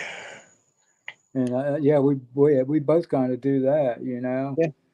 And they Uh, will sit there and listen to that shit to the damn end. Most of the time, I will get told right after I'm done, like, by the way, though, Charles, you're full of shit. I'm like, bro, it's a true story. Like when I tell people, I'm like, yeah, my mom reminded me about me burning down an apartment building when I was 6. They're always like, bro, can we interview your mom? Yeah, can we ask her this? I'm like, actually, yeah, I'll get her if I can at some point. If people are online at like 5 or 6 o'clock, so my mom goes to sleep early. She's like 70 something, but she will tell you her fucking self in that amazing Southern fucking Alabama fucking voice of hers about Bobby. Bobby was so horrible, guys. You have no idea. He got kicked out of church school. All the bullshit that you've heard me say. There's fucking witnesses. There's records. There's all of that shit. well, that's Just got why I don't say like when I told you that I had a guy recruiting me into the CIA. Nobody would believe that shit. So I don't tell nobody. He right, was right, just a neighbor. He was just a neighbor of mine. who's seen enough in me, like with the accents and the geography and whatever I've learned, that he's seen enough to want to recruit me, get me to go out to Langley. All right, the chat's now gone up to two, so I'm wondering if that means a fishy's actually in here. So The chat, nobody would really believe that shit. fishy, fishy, are you there, fishy? I either need you to come on stage, but I need your help in an old story I told you. And then you didn't believe my old story. So then I provided you with evidence of that old story, and it was probably the funniest shit in the world that we were ever laughing about at the time. And I'm only assuming she's in there because it says two instead of one, but we'll find out in a second. Okay, and She'll know exactly. actually, I got to Yeah. practice with my Hmm. cousin's team down in Florida, down in Sarasota, and he was an all-state catcher. This was, I think, '80, and I had guys, scouts from the White Sox, that were Hmm. down there training, trying to recruit me into doing more training with the White Sox. Hoosier, Hoosier, Hoosier. Let's talk about some important shit, bro. What you know about professional wrestling, dog? Dick the Bruiser, man, Yeah, oh man, I want to do a series soon on the murders and shit involved in professional wrestling. The weird deaths, the murders, all that shit. and I I want believe to. there was some. I'm just not too keen on the subject. I just don't know enough. The Yeah, one that freaks it's really the good. one that freaks me out was the guy who swung what over the crowd. What Owen was Hart, that guy? Owen He Hart, Owen huh? Hart, Owen Okay, Hart. yeah, that seemed a little Not the blue meaning, the blue what the fuck did they call him? It's gonna drive me nuts. I don't want to look it up. It's gonna drive me nuts. I just knew basically of Hulk Hogan, and I wasn't into wrestling because I just knew it was basically a setup, Oh yeah, of course. and I just now back in the day we watched people like Dick the Bruiser You know that or was fake too, right?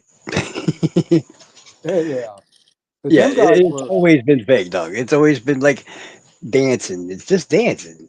I trained to yeah. be a professional wrestler because of my size.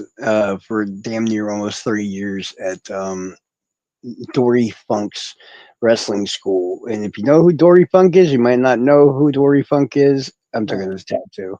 But Dory Funk's brother is Terry Funk. And Terry Funk is like the originator and the master of the fucking hardcore wrestling style. Dory, on the other hand, was a more of a actual mat wrestler and stuff like that. That's why I trained off him. But well I was a Terry is yeah I a mat childhood wrestled. legend, man. Yeah, in fact I beat the guy that won the state 4 years in a row, and Well, was I one did went the away real from going wrestling to the too. Olympics. I Yeah, I beat did him the in real fish wrestling. head. I was all state for a little bit for actual wrestling. But it was I knew it was a drastic difference between amateur wrestling and professional wrestling because, like I said, everybody had already told me at that point in time. They're like, Charles, that shit's fake, right? I'm like, it's fake, dog. But I've been teaching myself since I was a kid and I could walk how to fall down and not get hurt all the time. Like my mom would call me later, the tripping fucking bastard because I would do this crazy things and seem like I'm like falling down a whole flight of stairs or this, that, and the other, head Yeah. over head over head over head, all the way down to the bottom. And they would all freak out, kind of like when I just said about the semi running over my legs. And this would happen all the time, but they'd freak out, come running, and I'd be laughing, going, "I'm fine, I'm fine." I honestly don't even think it was me my planning that did so well most of the time. It was more like this body is just like, you cannot hurt me. I am fucking God. Well, yeah, a lot of sports I played in, it was like I would get knocked down, but as fast as I got knocked down, people thought that was it. But I would get back up as fast as I got knocked down. And they're going Oh, like, because "Damn, I have pretty good agility. I think it's agility or what, well, flexible and all this other stuff. So when it came to football, I was able to get real fucking low for my height, like real low, like around 3 feet. or whatever height, and you're not getting away from a guy that's that big, that's moving that fast, that's fucking seems that short. Because as soon as I hit you, I no longer am that short. Because as soon as I make contact, I start raising you up and myself at the same time. It's like I'm throwing you backwards while I got your weight unbalanced from hitting you, Uh, and then it's like, That's exactly right.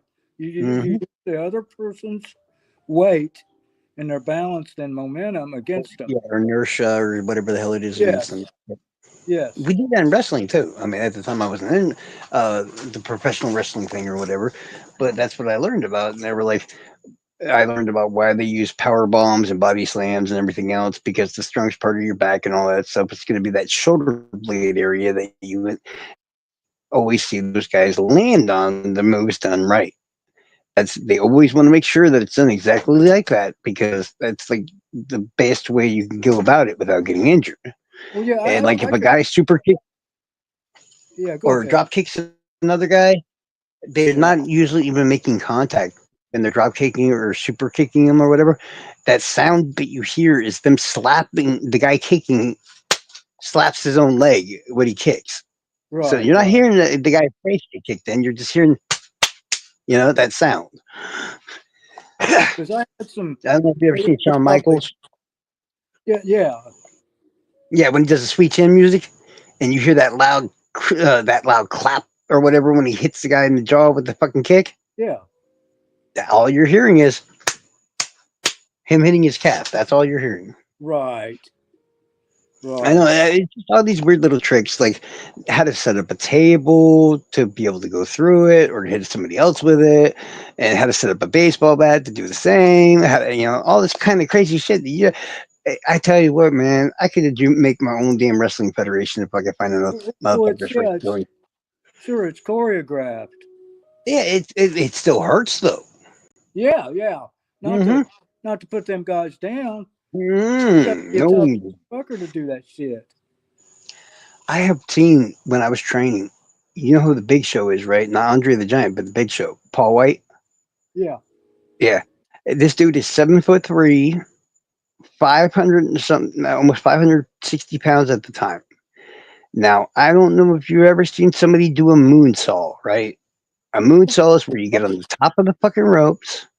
You're standing on the top of the ropes, and then you jump in the air and do almost like a swanton flip in the air and land on your opponent. Okay. Now, Right. I was watching the Big Show do those.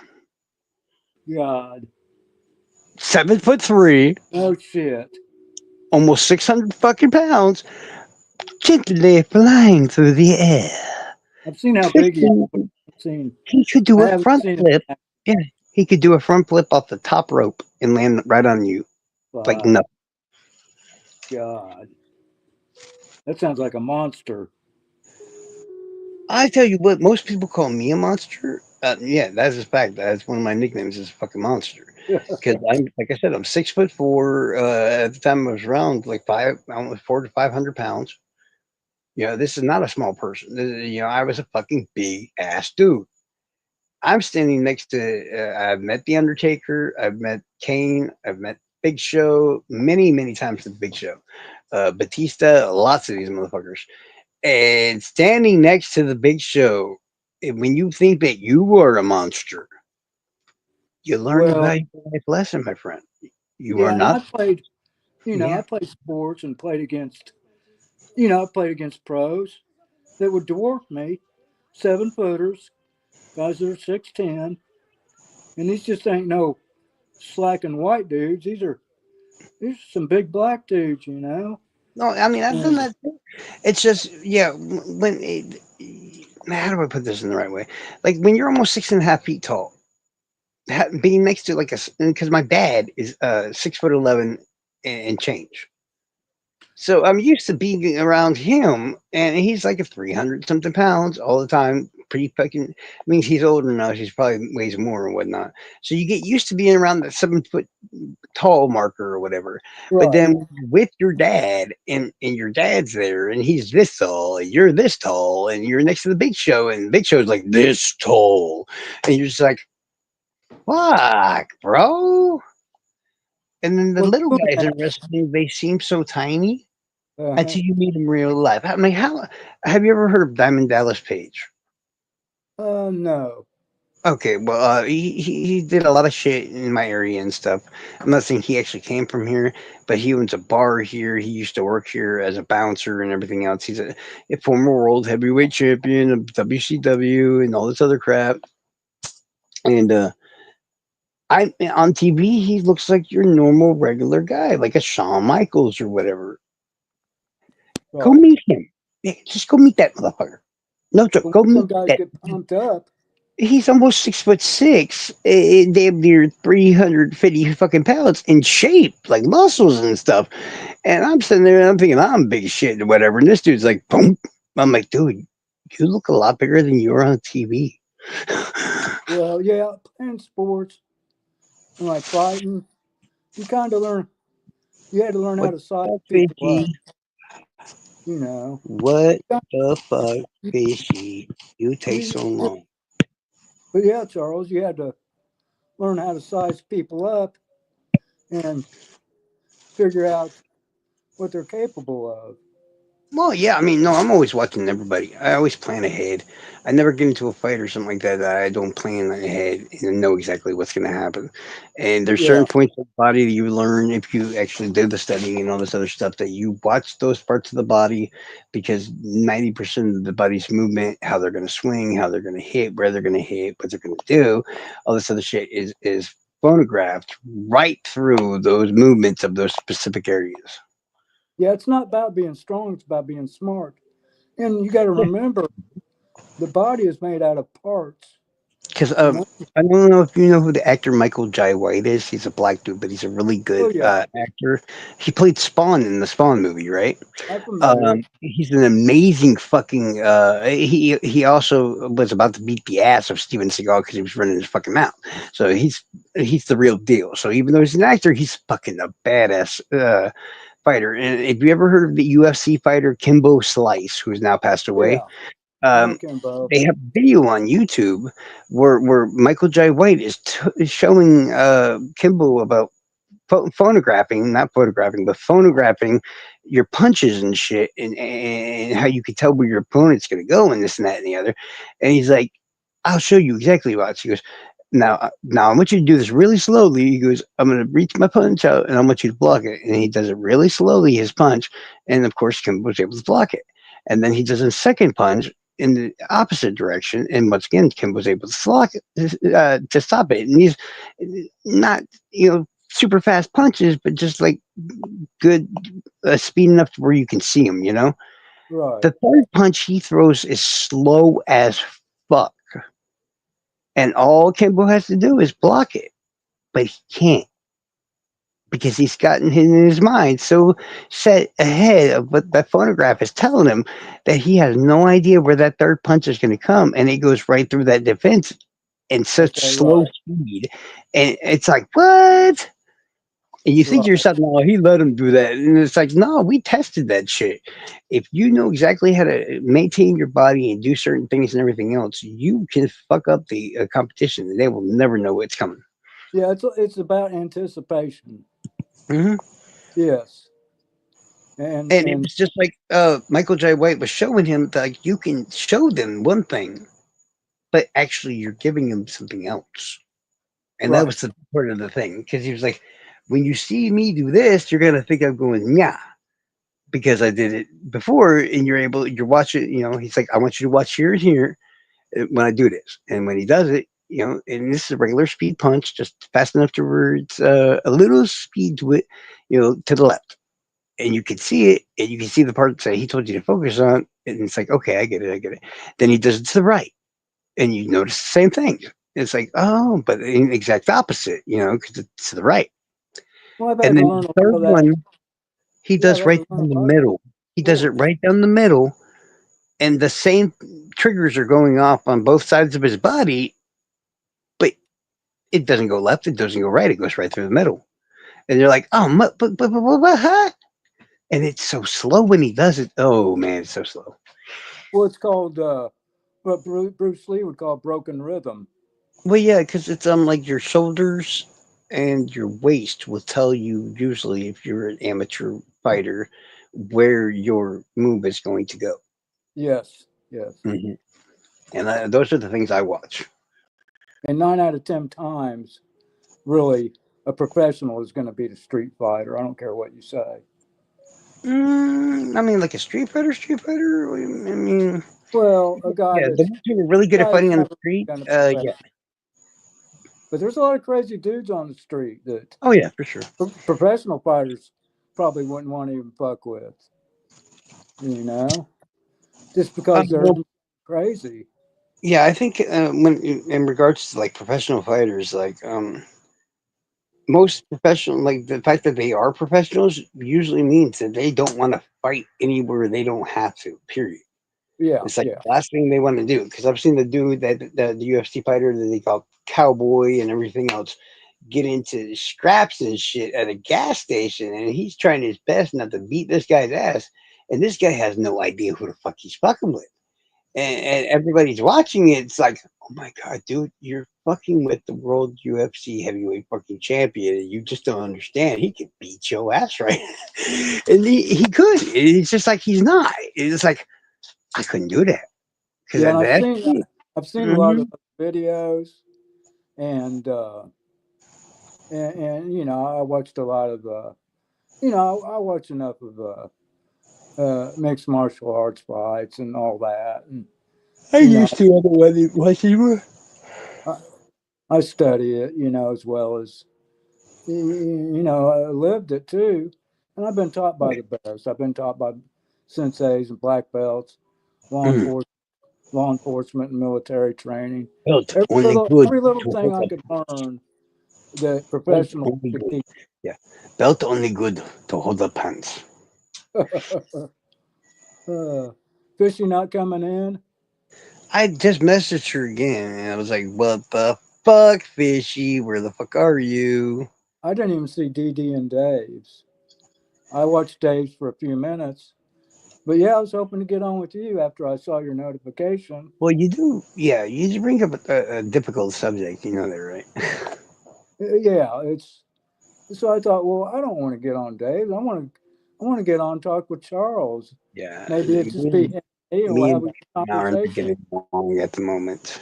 But So yeah, we've had, you know, this has been a good live, and you know, I think, you know, at least for the first part, instead of like tooting our horn here the last hour, but uh, and you understand? I mean, I don't want to get into too much detail about what the hell's going on, you know, because me and Dan, I guess, we're just not talking at the moment. That's mainly what it is. We're not fighting. We're just not talking. Like, well, how do it I put this? happens. We've known each other for, I want to say, like 6, 7 months now at this point in time. And like, this is the first actual argument that we've even gotten into and stuff. But because of the entire situation that handled it or whatever, it's like, I'm more than happy to admit where I fucked up and how I fucked up. But if you're gonna try to get Well, me to fix this whole situation by literally accepting responsibility for everything, nah, ain't gonna happen. well, I'm like, I'll Charles. just walk away. I told her, I told everybody, I'm like, I will just fucking walk away. I don't care. Yeah, and we're all different personalities, but I don't want to say I've seen certain things coming, and I don't know what the specifics are with you two. Don't want to know, but I you don't know know, what this. I saw Oh certain Lord, things that might create a rift. You know, but it wasn't my business. there's To say, plenty of things that cause rift. Should have caused rifts between me and her. It's pretty shocking that we've only had the one. I'm not even really sure what caused that one, other than like I think she was having a bad day and with a lot of migraines. That's okay, why she yeah, did it. it's That's what I right. literally seem to go with. I don't think it was like weird intimate knowledge or this, that, and the other. I don't think it was anything like that. It was just like she's having a bad day, and I'm just being fucking a proud dumbass. That's all it comes down to. You know? I'm Well, me. I mean, might I see it? Unless I somehow find out more information, and I'm like, oh, you know, I know I didn't do anything bad to her, It's just I didn't like the way I was talked to. The dude, I didn't like the dude, the way she spoke to me, this and that and the other. So of course I'm gonna respond back, and then rather than deal with me right then and there, she went to the chat instead, and then people in the chat decided, oh, we're gonna jump on Charles, and I'm like, you really want to do that? Can troll farm and all that, not teach you not to fuck with Charles and mass numbers because I don't like to bully people, but now you're bringing numbers, so it's not bullying anymore. That's just me reflecting. And I mean, as soon as that happened, they're like, then everybody else gets mad at me, and I'm like, what do you expect me to do? You come at me in numbers, you know what happened. Y'all were here before. Y'all saw what I did when numbers showed up. Like I will happily attack back, get excited, and I will say all kind. And I didn't say anything too horrible, but I just cursed and stuff. And the man is yelling at me for cursing. And I'm like, "Hey, dog, I'm Charles. I curse a fucking lot, dog. I really yeah, do. I think I said something offensive last night in the chat when I got on DDs, and I don't think anybody took it too personally. I think maybe Quad did for a minute, and I said I didn't mean to offend anybody, and I was just trying to be humorous. Don't worry about it, dude. They're just mad at me. And it's not like I don't want anybody to think I don't accept responsibility or anything for the shit I do. I always accept responsibility. But from when I was married, from when I was a kid, from when I was this, from when I was that, it was always you're a man. You had to accept that shit's all your fault, and you have to take responsibility for all of it. And she's okay at that point, and this and that and the other. And I'm just like, no, no, no. It's fucking stupid, and I'm not fucking doing it. And I know that sounds stupid, like Charles just having pride and this and that. And the yeah, exactly. I'm tired of the sexist kind of bullshit that goes around this fucking planet. If both sides are arguing, both sides need to admit they fucked up and they get left at that. That's the best way to deal with a situation. Not this one person, oh, I'm the bigger, scarier one, so I have to admit that I'm the biggest fuck up in the room. I'm sorry. I've done that for everything. And if it was my fault entirely, I would happily say so. Yeah, I hear you, because I come off as a basically serious guy sometimes with maybe an attitude and a little bit of an ego. But see, I've had to being the oldest one in my family and raising kids and some of the jobs I've had, and accepting responsibility. I think I get some kind of an attitude in a way that I have to be like that for like self defense. So people don't, because people are judging you, not just you, but They don't people fucking, are judging I don't people all the care. time, I and don't you got care. They're a bunch of tough watching monkeys and I don't give a damn what they think of me. well, same here. But what I'm Yeah, saying it's a is, so far, but it's like I don't give a fuck what they think of me you either. kind of got I to let don't you know. kind of got to let people who you know right who you are right off the bat, or they start taking shit wrong. And I'll let you know pretty much right off the bat what I'm about and who I am. Yeah. And a lot of people don't do that. And personally, me, I've been kicked into the ground by fucking women my entire fucking life that are able to get away with it because I'm a guy and I can't do anything about it. And I'm just to the point where I'm in my life where I'm like, no, I'm going to stand up for myself and just be like, look, I'm a dirty fucking piece of shit, but I damn sure ain't the only dirty piece of shit in this fucking room. And if you expect me to walk up and say I'm a dirty piece of shit, well, damn it, I am not going to be the only one. And if you don't accept what you did, hey, I'm quite capable and more than happy to just walk away. I don't care at this point. I just don't. Yeah, I decided like, well, And I love it. I in honestly my wanted last everybody to know I don't care. I love those two, okay? Her and the mini monster. I love them to death. But yeah, I decided sometimes you pick your fights, okay? And this is the fight in the ground I decided to stand up.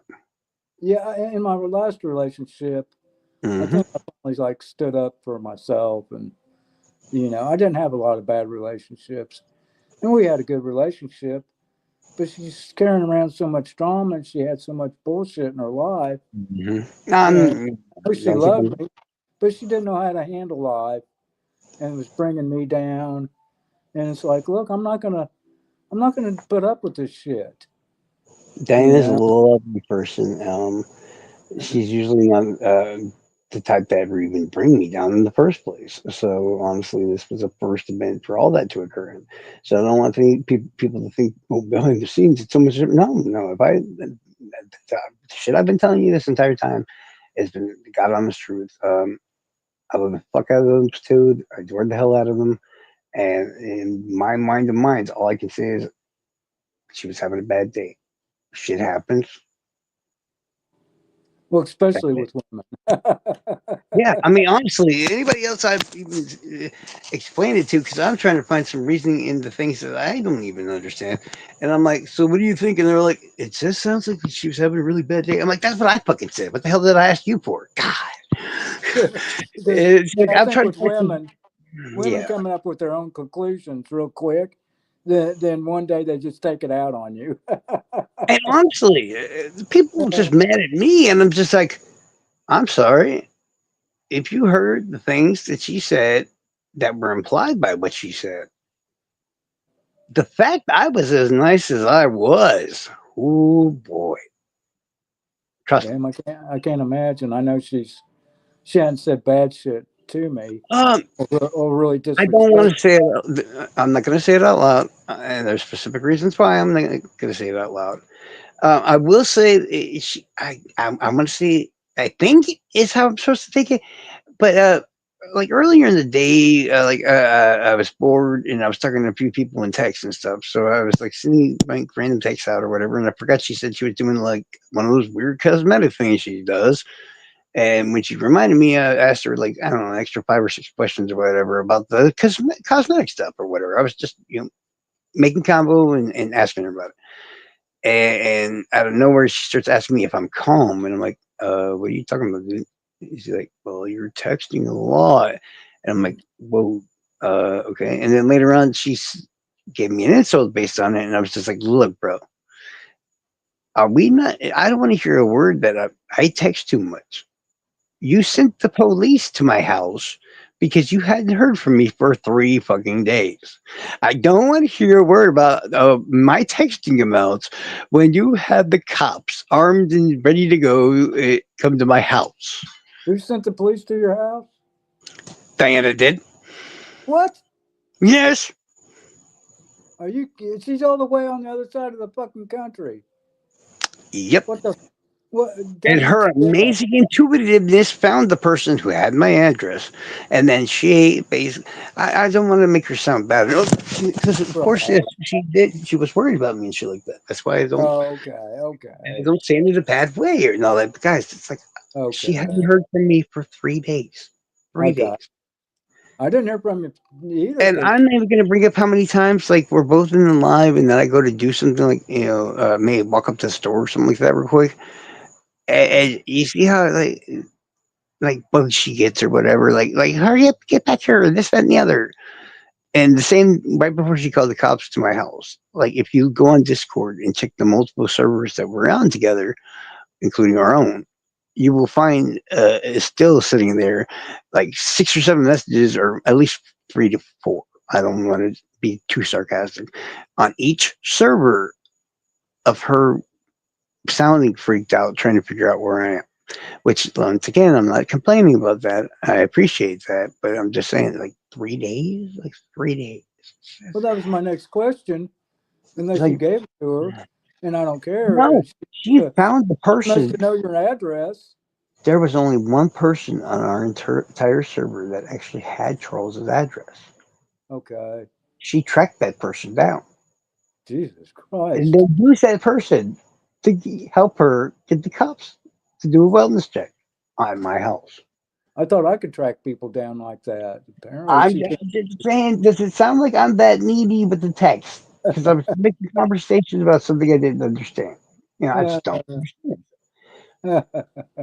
At least I'm not sending the cops. It makes no sense to me. And like I said, I just want to think she was having a bad day. But whatever it is, fuck it. I don't care. Well, it's a shame. It's I'm you know, 43. I I'm think gonna be 44 this year. I don't have to sit there and keep being treated like crap for no apparent reason whatsoever. well things I'm sure will get mended, and and My uh, don't, honestly don't bother me. I've got a whole bunch of shit lined up with massive amounts of creators coming on to do stuff. YouTube actors, cryptics, fucking Inquisitor. Nah, don't say that name. It's right. Yeah, somebody, a friend by that name. Yeah. Dan Paradox, Fishy. Yeah, there's lots of people coming in and stuff like that. These people all know the game. They know exactly what the hell they're talking about. Everything that whatever I bring them on for the each episode or whatever is literally like fucking boom. They know their shit. right. And And yeah, obviously, we've talked enough tonight to and I let you and we know based. barely even talked about the Kurt Cobain thing. So if I want to later on, I can still have Dan come up here and we can have a conversation on another night. So it's always a plus. I don't mind just shooting shit, having fun live because of it and all that stuff. And it's anybody else that's not watching it, it's missed out because you're just finding out about people that have been murdered, which you can watch the news and find the same information on a daily basis. Just saying. 'Cause people always be getting murdered. Okay, the shit that we always talk about tonight, that's not everyday shit that you hear about. It's like once in a lifetime shit. Yeah. And like I said, I got no issue with nobody. But if it was somebody else coming at me the same way, and I asked Diana what I should do, you know what? And I have done this before, and you know what she told me at the time? What's that? She said, "Fucking get him, Charles." I kind of felt like she might have been pissed at me for the last 2 or 3 days too. You know? If she's mad at me because you, I'm gonna kick you. I'm just saying. I'm No, not I trying don't to. think. I'm gonna kick you. No, I don't think that's. No, Like it I was said, my I think fault, she was mad at and me.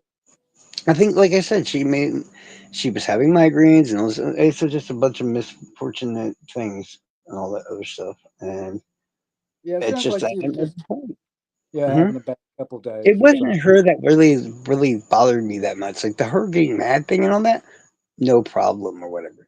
But her then turning to the chat for help, like I'm that bad of a person that somebody like her would need help against me. I'm like, I'm not that bad. I'm really not that bad. Well, and And then the I people in the chat themselves that decided to attack me too. And it's just like I could annihilate y'all in seconds in person or on the internet. And you chose to step up to me?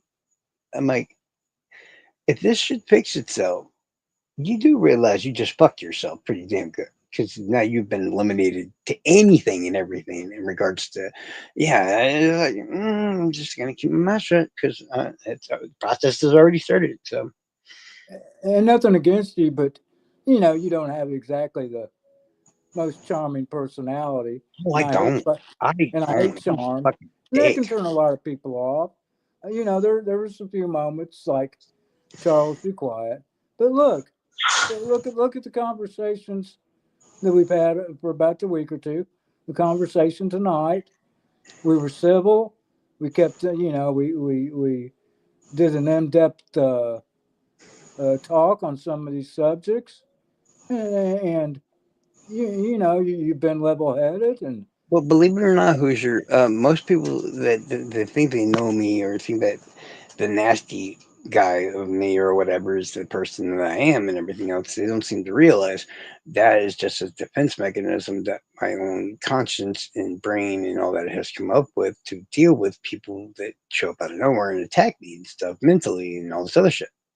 So that asshole attitude and everything else that everybody can't stand, that's because y'all motherfuckers and people like y'all, not you, but you know what I'm saying, yeah. keep fucking with me. That's not real. That's a Well, defense. that's the thing. A lot of these people, they're not like me, and When I'm just that's sitting good. there calmly, like with Diana or all kinds of people, and I'm just like this, and I'm having a cool, calm, rational conversation, and we're going through things and having a good time and all this other stuff. Yeah, that's Charles. I mean, yeah, I'm 67 years old. Obviously, I've been around the block. I'm probably the oldest one in all these chats. You know what I'm saying? And you know, I can see what's coming on and coming in front of me with enough experience in life, being on chats or being on the street or whatever it is. You know, I can see this shit coming before it happens. You know, and I think People overthink when it comes to me, at least when it involves me or whatever. Most people think about these things like way too much or whatever, and they're just seeing the simple issue that's there that is just compounding itself into itself. Like exactly. most of the time, when they see something's wrong with me and they're like, "Oh no, something's gonna happen," it's like if me and if whoever just had a quick 2 minute discussion, it would just be gone. See, It's we've simple. been doing this for what the last 3 or 4 hours. It's been a civil, fucking respectable discussion. Why would I We be rude? I'm not we rude. probably couldn't Yeah. we probably couldn't do this with somebody else I mean, I if we would did. try to. I would try to calmly talk to anybody, including somebody that thinks they're my enemy, and I would just try to, have to meet ways like halfway here, halfway there, and just have a good, clean, calm conversation. That's the main way you get shit done. This whole I'm gonna go out there and fucking annihilate these three groups of 400 people by myself. There's no fun. Yeah, that's not fun in that. That's literally like stressful and this and that. You got to be smart about it. You got to know what to say. You know what to do. And And, I'm not doing yeah, you that. don't want to run these people off. You want to have like, and I've heard you say it. You just you enjoy I'm not healthy worried about debates. people here as on our side. I don't really worry about people running off because of that. I just don't want people to get afraid of me. Oh, I okay. spend most of my life not trying to be a I know, and it doesn't seem that way because I walk around like, oh, I'm necessary evil or this, that, and the other. I'm everything that's about me is a character I created and fucking added attachments to as I went along. Well, sure. And yeah, Chris Christopherson said it best. We're all figments of our own imagination. yeah, exactly. I mean, the guy I really am is pretty fucking boring. Yeah, I me too. wouldn't say he's boring. But he actually has a lot of cool stuff to talk about and all this other crap because he And knows you a do. lot of shit Yeah. and everything. And it's just like he's calm. He's not the angriest motherfucker in the world. He's not some super villain. Yeah, it's none of that shit. I'll act like I am that person, sure, but in reality, I'm just like I'm just a normal everyday person. Just a regular guy. Like, I'm solitary by nature. I could be considered boring to a lot of people, or some of the gals that want to do stuff, and I just want to stay home, or But on the same side, I wouldn't say barely educated. I didn't really get no education in high school.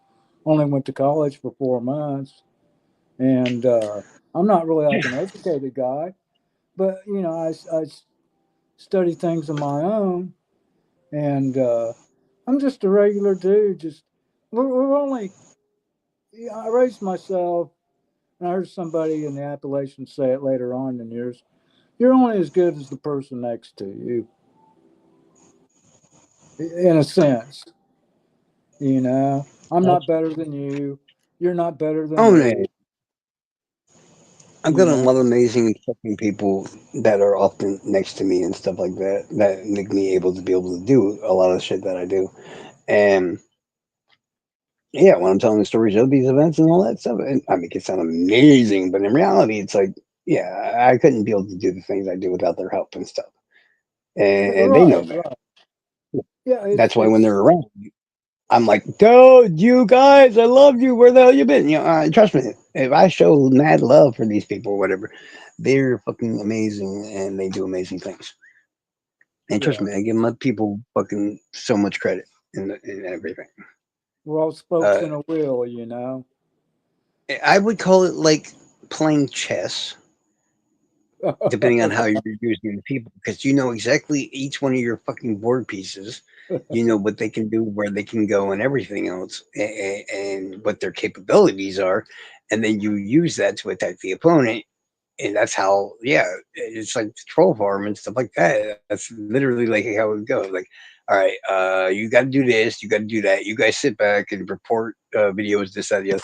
And it's not that difficult to figure out and all that. It's just you got to know your people, you got to know, have a strategy, you got to know the capabilities, and all that stuff. It works for everything.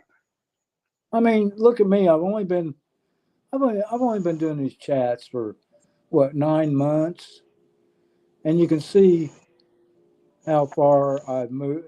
Well, you didn't know me at the beginning coming in, but I came in, I read the room on some of these chats, showed respect, and now now I'm just doing what I'm Well, doing. there's one thing I God, haven't seen you done yet, dude. You haven't done the hardest part yet. what's that? This shit's all okay. The chat and stuff, easy.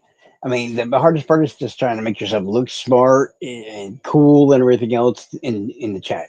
Easy, smart, cool, boom. That's it. When you're up here, you're always with another person and everything else. Once again, it's harder, but it's not super hard.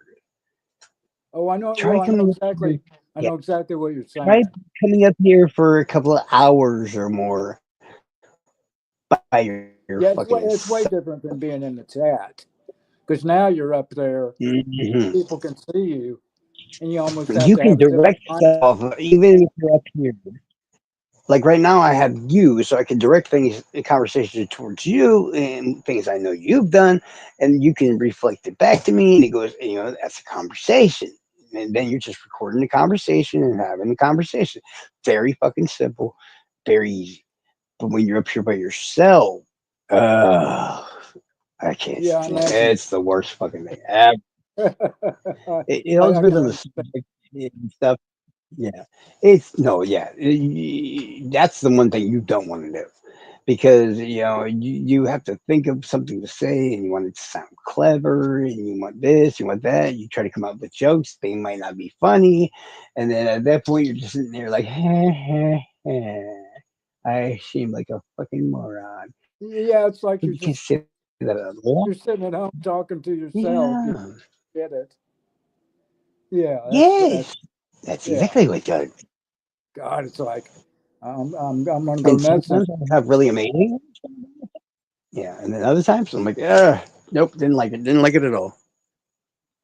and probably like me, you know. And a lot of these people ain't even gonna watch the replay or something, you know. I usually, to be honest with you, I get 100 to 150 or so views, which come in off the replay of each video, somewhere on that, like 90 to 150 Yeah, to yeah, more. I've seen the. In fact, I looked at the numbers the other day, and Yeah, they're pretty Diana decent. gets more because she has like 177 In fact, subscribers. the ones I've been 98. on So, with you, I've gotten mm. more numbers doing stuff with you than my buddy who's got his professional show. He's getting more views than he is. It's well, it's all about trying to pick a topic and all that. And honestly, Yeah, I don't even try that hard. I mean, if I really wanted to get some serious numbers, I know exactly what crimes to aim for, what topics to aim for, and all that other bullshit. Like sure, tonight would have been one of those things that you want to get people in here to to watch. I would have had it earlier in the night. It always matters what time you have your live. If right, it can somehow flash you a little bit, even better. right, If you can have some sort of guest or somebody that you can talk to, it always helps because then you don't have dead air and such. And then right, on top of all that, yeah, it's at a good time around prime time. Shit, you'll have right, like 30, 40, 50 in there, and that's more than half of how many people I have subscribed. So, right. I get exactly what you're saying, and yeah. it was probably a bad time tonight because a lot of people that do get on your chat were, probably already on Dave's and looking for him to get on. And so you got to kind of, yeah, you got to kind of time that right. And I thought, damn, Well, they, Charles is going. yeah, I thought Charles is going on now. It's like Damn, Dave's about ready to come on. Well, So, yeah, that's what happened. Like, getting ready to come on here, and I was waiting to see who else was going to pop online, like for the numbers to rise up just a little bit more. And I was about to start talking about it, and then all of a sudden I see Owl on the Prowl is live, and I'm like, oh shit! And I'm like, what do I do? What do I do? What do I do? And I'm like, well, I always say it's kind of rude and stuff, and I didn't think it was Saturday, and that's my fuck up. And I'm like, I just ended it and went over there, and I didn't want to be there. I was just like, I ain't getting a problem with Dave or whatever else. It's just like too many people in there was trying to start shit with me the last night, and I'm just like, I'm gonna just walk away and go do my own fucking thing. and I was gonna on Dave's. I was probably just gonna watch some of the chat, then maybe go to bed. And I just, and I like Dave. I got respect for him, but it's hard for me Right. at this moment to just watch some of these cases where they're just, Hmm. to me, I consider random cases that just don't interest me because I'm falling out of interest with the so-called true crime stuff. I'm I only mean, interested just by I'm a only regular interested by murders just yeah, in pretty much certain suck. cases. Then I And saw I hate saying it because people died for these things to happen, but that's what it is. It right, is what it is. but You we need can't care something that's about going to catch we attention, can't care about yeah we can't care about every little case in the world. People are getting killed every minute. I think you said that, and I've said that. We Yeah. can't get emotionally attached to every Yeah, case in you want to be the world. creative. I'll use this for an example. Um, this live that I'm doing right now, no big deal or whatever. The next live I'm doing, we're all going uh, on site. And you know where we're all going? We're all going to a serial killer's dumping ground live. Okay, An actual unsolved serial killer's dumping ground where 8 bodies were found. We're going to the crime scene. is it still unsolved? It's still unsolved. Sounds Damn. interesting, don't Well, yeah, it? because You see what I mean? I Use your knew of the brain. You can one. find something. I knew the one that the guy worked in. He either worked in a mortuary or a hospital or something where he ended up getting all these bodies, and he just dumped about a dozen of No, them. this was a sexual serial killer. The main suspect that they have for this set of crimes was a sexual sadist serial killer. So, I mean, but at the same time, it all depends. Since all the bodies haven't been identified yet, we don't know when all of them actually got to where they are. And the 8 were so close in proximity, aka around a football field size. 8 victims were found. That small area is not a coincidence. You know what I mean? And I don't want to, I don't want to spoil the, I don't want to do any spoilers. Yeah, Was I that don't in want to talk what much about state? yeah about, What but state was it's that an in? outside area. Well, if Huh? I'm going to be there in person, if I'm there in person, so I can go live in person, there's only one way I can probably do that, and that is if it's in Florida. Florida. Yes, there's a Florida crime scene. Well, I mean, it's somewhere I can go very easily, anytime I want. And this time, I'm gonna take you with me. Damn. So you got Yeah. one of them in your area. Yes. Oh See what I damn. mean? You gotta know where you're from, dude. Know where you're from. Know what's nearby. Use your brain and just think like, what do I have around me that might interest others and shit, and tell it its own story, or you can tell its story for it or whatever. That's what you're looking for. And you want something that interests. Yeah, because there's been And people. no, I'm not gonna put. Yeah, maybe in the details of the live, I'll say who it was, where it is, this, that, and the other. But of course, the title of the live is just going to say visiting a unsolved serial killer's fucking dumping ground, because you want that catchy headline. They're gonna go, he's lying, that's clickbait, and then they come there and they're like, well, this is where such and such happened, and this, that, and the other, and they're like, yeah, right, and then they go Google it, and they're like, oh my god, he's telling the truth. Yeah, fuck off. And obviously, yeah, obviously you're going to have to do that during the day. Oh You yeah, know, because I'm not really bothered by it, honestly. I was born in the dark, I will die in the dark, so darkness doesn't really bother me. well, I mean, just to get a visual of the area. Yeah, that's the only main thing. I wanted to go there during the day, and there's a camera out there, and the camera is being watched by the police. So it would help that it probably is going to be during the day. So, Well, that was my question too. If it is a or at least high the speed evening. area, You might go to evening because if it's evening, it's creepy. I like me some good creepy. don't don't they have it cordoned off or anything, I or are guess they we're gonna have just to find out. okay? Yeah, they're keeping it. So they're probably keeping it I hush guess we're hush. gonna have to find out. I mean, I was thinking Yeah. about recording it and then putting it, but then with my new phone and the way it does lives and everything else, I'm like, oh hell no, we're going live in this motherfucker. Oh, we're not. Live. We're not talking any It's almost spoilers. like Delphi going to the Delphi body dump site and all that stuff. Yeah. But then it's like so much fucking creep. Yeah, I've been there many times, so you'll see what I'm talking Okay. Damn. about. Yeah, that's what I'm saying. That's how you find content. It's not hard to do. Okay, you're in that area of Indiana. You go to Delphi and fucking walk the bridge and do this and that and the other at a time that you can find where it's kind of creepy. Make it a little bit eerie or whatever like that. Boom, you got content. Yeah, there's been dead bodies over the last few years around this area. A couple of them But were you want, saw. yeah, dead bodies are one thing, but you want the ones that are real fucking that everybody knows about. Well, Like right. you go to Flora House or where the house used to be, or you go to the Moon and High Bridge, or you go to in regards to Indiana, Peru, and specific spots of Peru for the Hall brothers. Or you go, there's always places you can go and shit, and you can. You don't have to make content, guys. It's already there. Just go figure it out. Yeah, I'd like to go down to the area. Now it is a subdivision now where the Burger Chef murders. I'd like to at least go to Yeah, that restaurant. subdivision There you go. and Awesome. find out. Yeah, find out exactly where that spot is. I I don't know forgot what where. it was.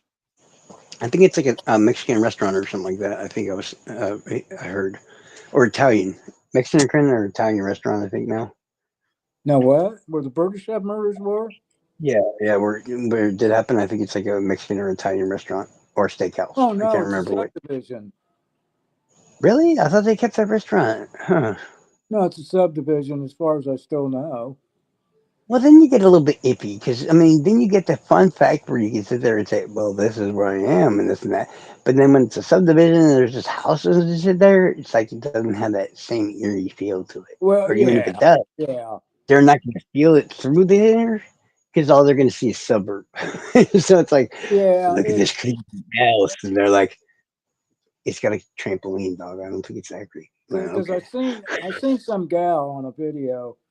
She went out there and did some kind of like, oh, they go out there with their paranormal tools to try to get right. reading something. Oh Lord, I'm not. And Yeah, I'm not doing that tomorrow. I'm no, sorry, I'm I'm just not not doing. into it. I'll I'm carry a not, drill around, attach a whistle to it or something so it makes funny sounds and shit. How about that? It's close enough? Okay. but I still think it's. I don't think there's any houses right on that spot, but there's just a subdivision out there instead of an open field and most of them woods. And So honestly, it's the best way to understand how a crime goes, how it occurs, and how it's still unsolved, and how it all went to actually fucking be there. yeah. And it's better if things are still like they were back. Like the place I'm going tomorrow used to be a wooded area where people just dump illegal trash and hog carcasses and all kinds of other stuff out, right? So Hmm. basically it's just woods. But when Hmm. they found the eight bodies, they made this massive, creepy, fucking odd shaped circle in the woods. So it's like you see woods, you see trees. Like, okay, no biggie. Then you walk to the trees, and it's like, okay, no biggie. But then you get into this spot of the trees, and it's nothing but this large, fucking, massive circle. and it Now, just almost in its own way, it looks kind of like a crop circle. is that where the It's odd. remains are? That's where they were, Okay, damn. and it's not just a dumping spot. This is the crime scene. They were Uh, murdered there. right, damn.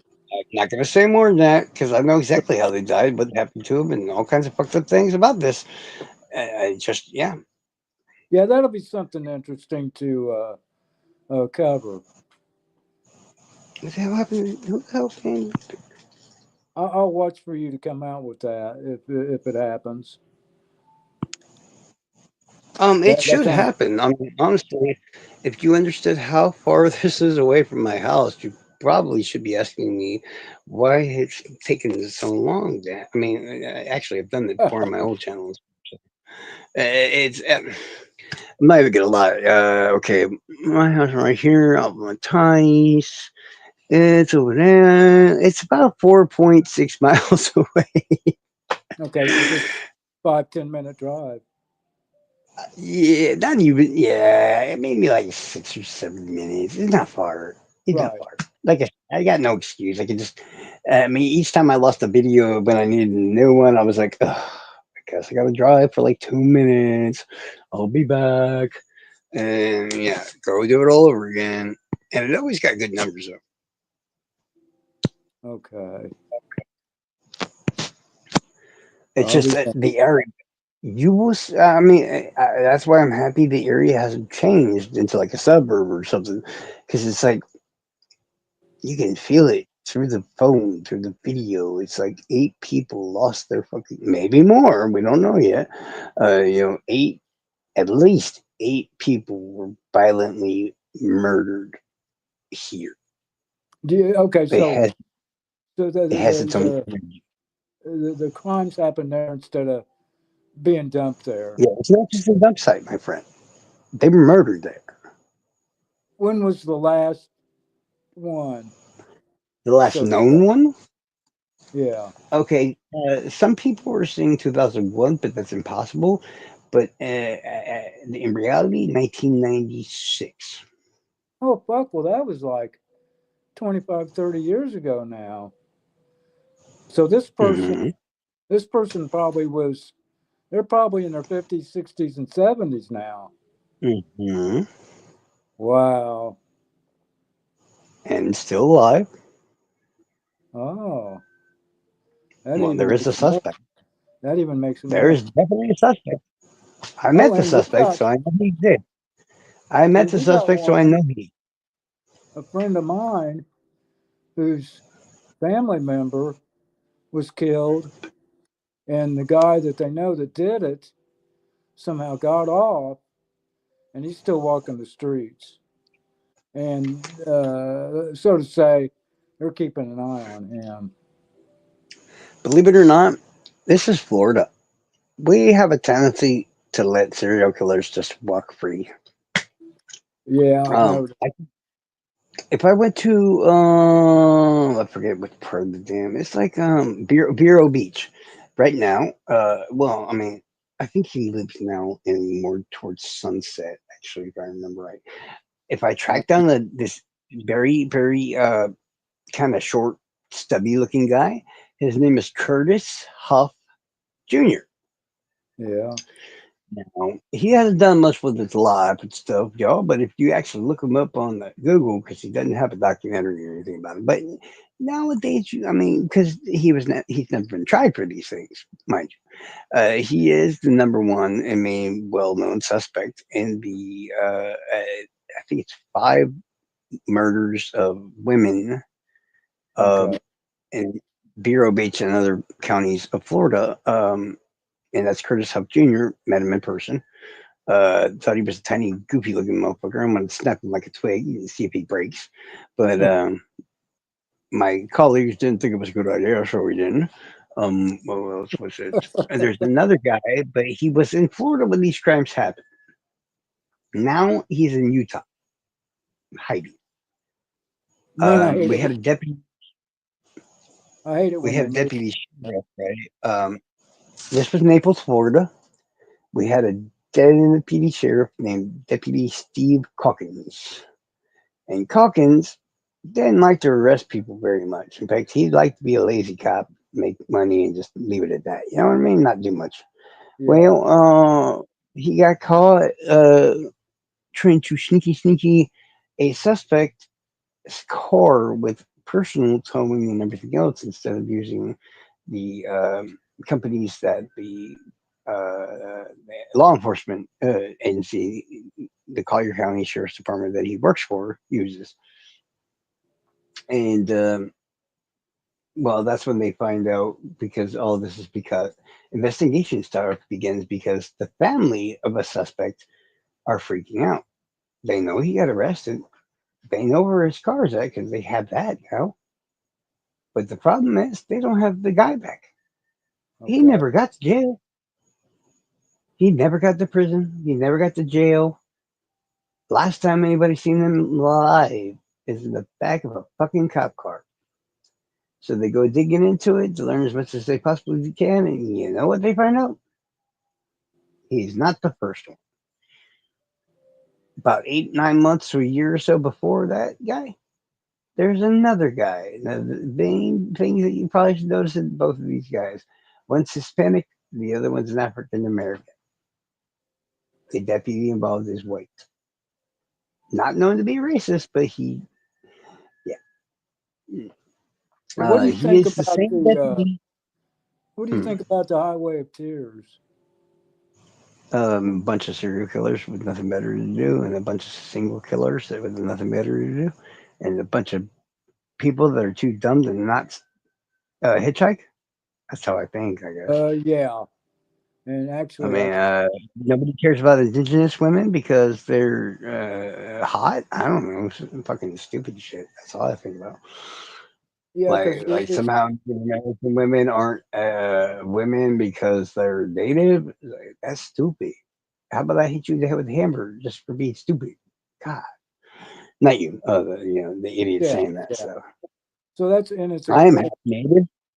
And it's if it's I had, yeah, my grandma or somebody that's full native, this happened to them, and the cops tried that bullshit, oh Lord, I will contact my ancestors on both sides. That AKA Adolf Hitler and Geronimo, dog, we gonna fuck some shit up. well, yeah, and that still happens with Native Americans all across this country. You Yeah. know, hmm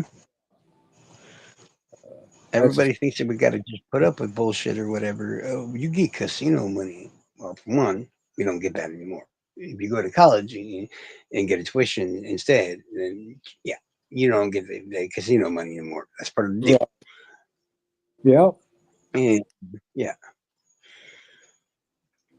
and a lot of them do got the casinos now. You know. well, I'm half Seminole and half Cherokee. Oh, okay. I had a Cherokee girlfriend.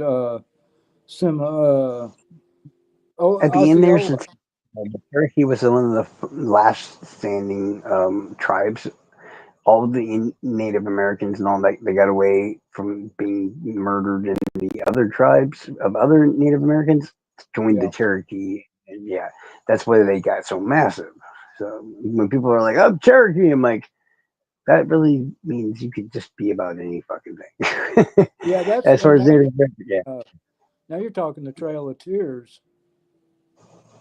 yeah. You know, Well, I mean, it's Cherokee, close. I mean, and you had Osceola down in Florida. He was see, we had Tecumseh in Indiana to make the we have. last. I'm next to a place called Billy Bowlegs Park and stuff, where I guess Billy Bowlegs is a Native American dude who was he has a creek and all this other shit named after him in a lot of places. I think he was a badass. I don't know, Huh. Yeah, but I have gone through always history. Yeah, I've always been interested in Native American history, and I'm friends with a lot of the descendants of Crazy me Horse. too. Wait, I'm related to him. Yeah, Crazy Horse. I know his descendants Oh, really well, yeah. but he was shot in the back. Crazy Horse A was. lot of people don't.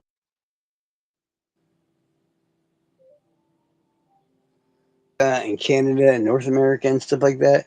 Like basically every country in the world has its own version of a Native American kind of, you know. Some call them. That's where the word I think indigenous came from. It's Yes. like the people that were here before us, basically. I guess that's what it's supposed to mean, or something like that. Because Yes. Australia has their own. They call them the Aborigines and stuff. You know, all those are different kinds of natives. You know, Yeah. it's awesome. Or like the Samoan people and stuff like that. They're another version of the natives. Yeah. Yeah. Yeah. Exactly. I've studied. That's one of my hobby horses. Is It's like just because we're white, that means we ain't supposed to come from here, y'all. That means they supposed to come here. We ain't supposed to come here. yeah. We did That's anyway. Yeah. yeah. I love cultural history and cultural geography. Yeah, like the Polynesians. They're black, but they got that white hair. Like you're Yeah. like down there where you talking about the Bikini Atoll, and down there Oh, with uh, SpongeBob SquarePants, SpongeBob SquarePants. yeah, I mean, I really just shit.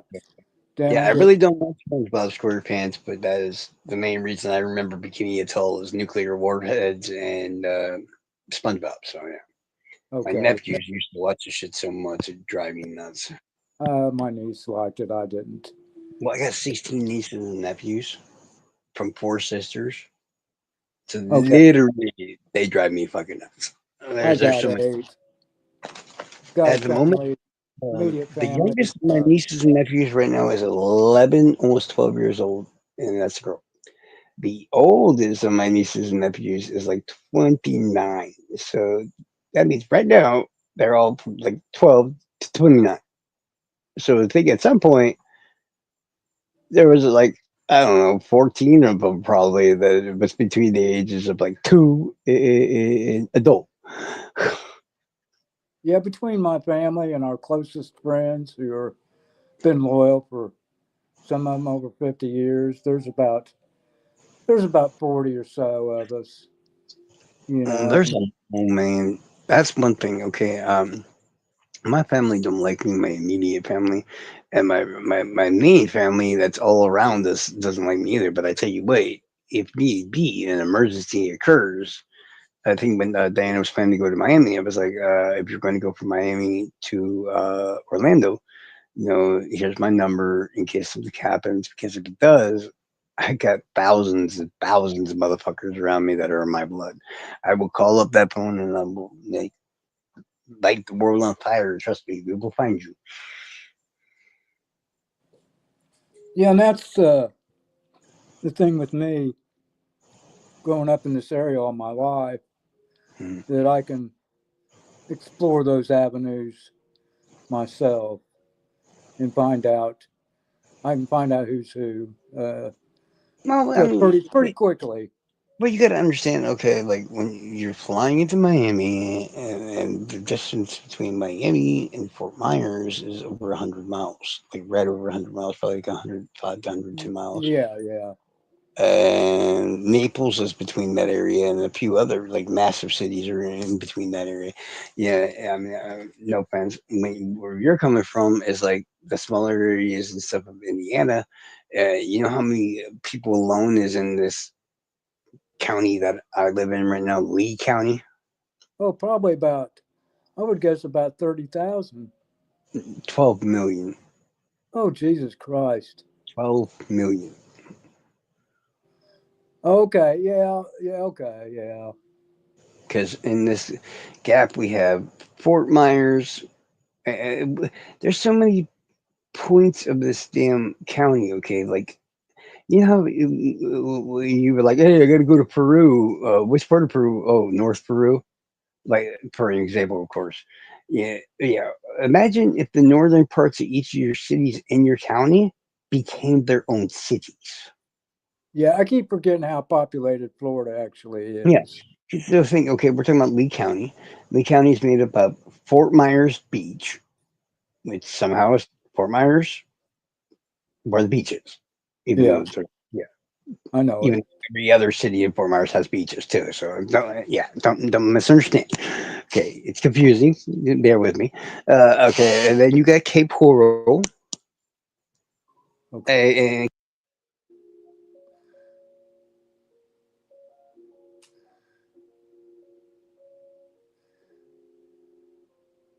You're muted.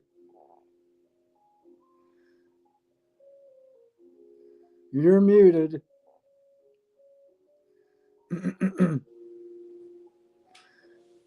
Oh.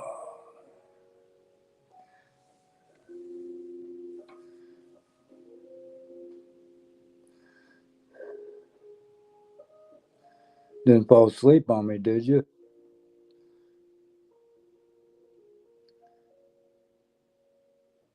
there's three people There you here. go. You were muted for a minute. Oh, there's two of me up here. That's weird. There is, yeah. Yeah, you were muted for about a minute. Oh yeah, no, I somehow got back out. But yeah, like Dave and Alex Voorhees and everybody else, they've been to Florida quite a bit and stuff. And when they talk about it, they're always like the best place in Florida is always Naples, Florida. Half of Naples, which is another massive fucking city, Oh, I've been to is Naples, yeah. yeah. See, told you, is in Lee County. You know, so half of Naples also Lee County, Lehigh Acres, Lee County, Fort Myers, Lee County, Fort Myers Beach, Lee County, Cape Coral, Lee County, the part of Punta Gorda, Lee County. Trying to think of it. North Fort Myers, yes, there's a part of Fort Myers that used to be its own state or city that got so populated that they made it its own city, and it's called North Fort Myers. Huh. I know that's insane, but you're just gonna have to trust me. And North Fort Myers, yeah, North Fort Myers, South Fort Myers, Buckingham, Alva, um, Lehigh Acres, Cape Coral, Fort Myers Beach. All these are basically when I was growing up. These were just like nothing shit, and parts of the city I live in that just got so fucking massive and populated that they had the amount of residents needed to create their own city. Well, it's the same here where I live. We're just a connection of Indianapolis now instead of just being our own city. We just became a part of Indianapolis, just south of Indianapolis. Mm. And it's just branching out all over the place where it's all the fields we used to hunt in are just connection of subdivisions now.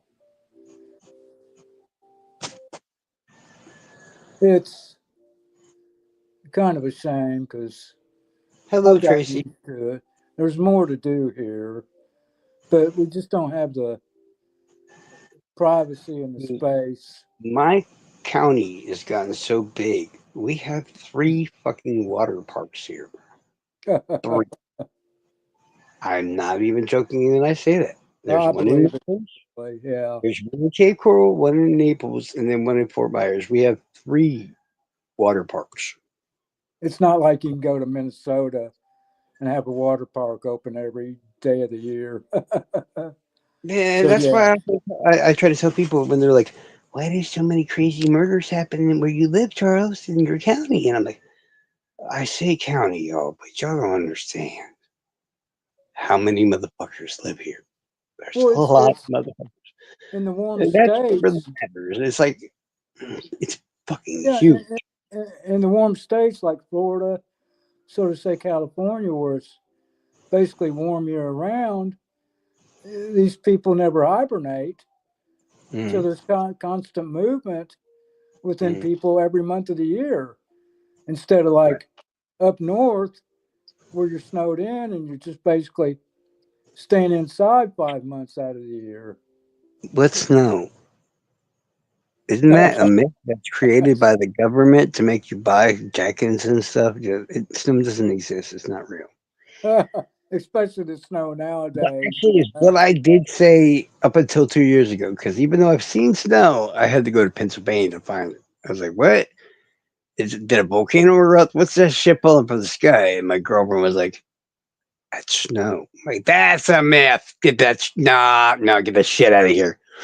And Well, then yeah, they're definitely 2 making it. years ago, I kid you not, around December, late December, early January, and it was the first time since 19. My mom was 18, so 1957 plus 18, 1974 was the last time it snowed in South Florida. Literally snowed in Miami, Wow. 1974. Yeah. Until the year and a half ago, and it snowed again. It snowed in Fort Myers. It snowed in Miami. I thought the world was ending. We went to the beach and we went sledding. It was crazy.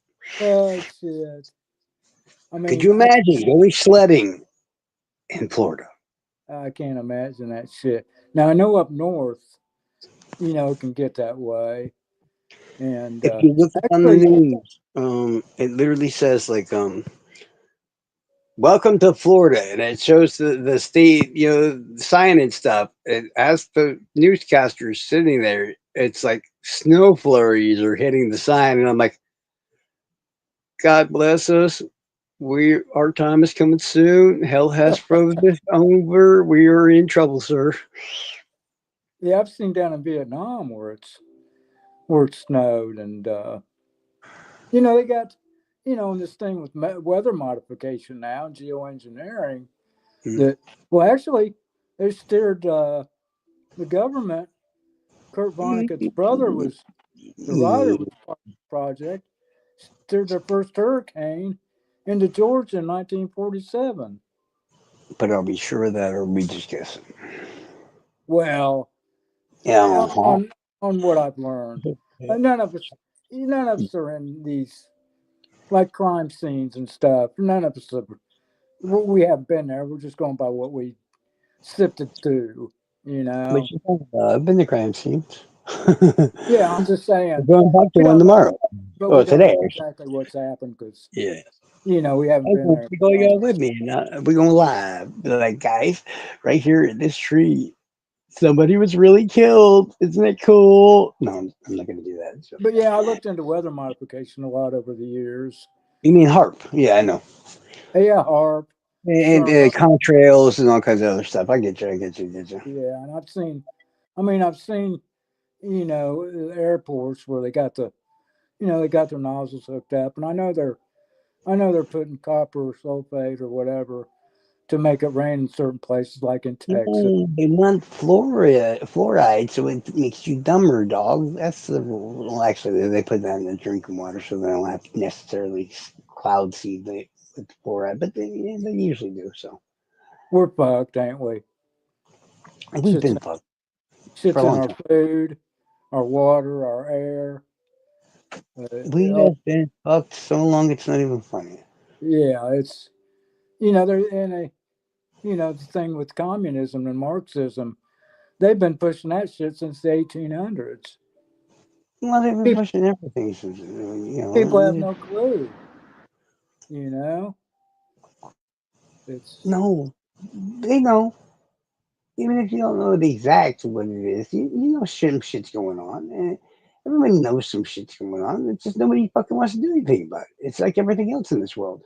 How can like a lady be murdered violently and 120 people pass by her as she's dying and nobody stopped to help her? Because that's the kind of fucking world we live in. That's what. yeah, yeah. Uh, in fact, I might even pass that one up. It's like, okay, I'm not getting involved. I didn't see anything. See, that's the problem with the world today. Okay, But that's what. I am that asshole. I will always be that asshole. Oh, me too. I I mean, was at. it don't matter if it's a guy that's getting murdered by a chick. It don't matter who it is or whatever like that. I'm the kind of idiot that probably get eaten by a damn skinwalker or some shit because I heard somebody crying out and I thought I was a hero and went to go help. That Yeah, definitely sounds like some of that shit that I would my do. mom. Okay, my mom was somewhat of a community leader in this city, and I think I kind of picked up on that. And with my aunt and the cold cases, I think stirring shit up is in my DNA. and I've exposed corrupt cops. I've exposed a lot of other shit in my area, and I don't back down from it.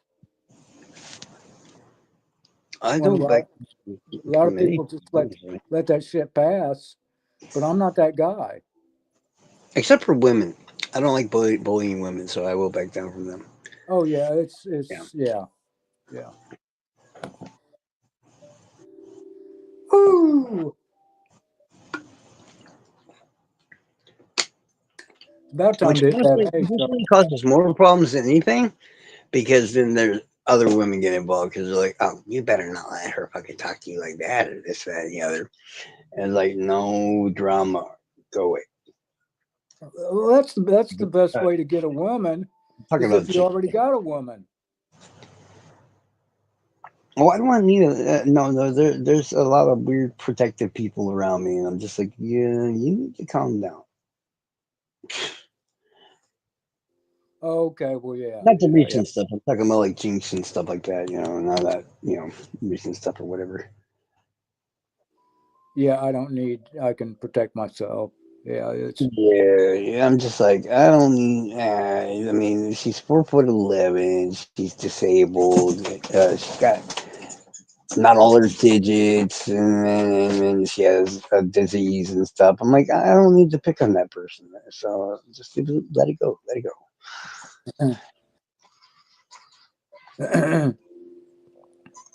It's what I call a lose lose situation. You know what I mean? If you win, you look like shit. If you lose, you look like shit. Just yeah, don't get yourself into it. yeah. Sometimes nobody really likes a winner. It's such an abrasive society now. Sometimes, dog, just nobody likes a winner, period. Unless it's like in the NFL or something like that. Nobody likes a fucking winner. And yeah, just in sports, politics, whatever. Unless you're an underdog and they know you've come up from the bottom, Mm-hmm. nobody likes a winner. No, Yeah. So, no, motherfucker likes that shit. Nope. uh, Damn, it's already, was it? Is it almost 7 o'clock already? It's almost 6 o'clock. uh, no, I'm looking at almost 6. And Yeah. you're on Eastern, and I'm on Eastern. Yep. I'm about ready to call it a night. Yeah. I think we I think we talked about enough shit. Oh, yeah. I mean, you'd They all think. missed out, didn't they? I'd like to think so. That was yeah, interesting shit there. Yeah, it's always fun to talk, have a conversation with somebody that I don't have to literally talk about murder nonstop for Oh, them to it understand was what I'm it talking was to. You know? respect. Yeah, it was a respectful Yeah. conversation. You didn't say nothing out of line, and I didn't say nothing out of line, and we actually figured some shit out Mm-hmm. together. It's been productive, Charles. And I'm and glad. correct me I'm if I'm glad I wrong. didn't Have waste you your ever time. seen the TV show? Shit, what is it with the Fry? It's an animated TV show with Fry and the robot and the squid person and all those people. What is that shit called? Well, Probably not. yeah, I do believe one of the things that devices they use is actually called the Farnsworth. Oh, really? I swear to God, I swear to you, dude, it's actually called the Farnsworth. And that's why as soon as I read the name when we were talking about it, I was like, Farnsworth. Where have I heard that? Like, oh shit. Because it's like a scientist guy that always has the thing that's called the Farnsworth. So that's why I always thought it was comical. Okay. Yeah, It might, yeah, go think ahead. of The Simpsons just a little bit more for adults, basically. Oh, okay. See, my favorite cartoon was the 1960 series Johnny Quest. Oh, I mean, my favorite cartoons are like all Japanese shit because the Japanese man they be crazy about that shit, bro. Crazy.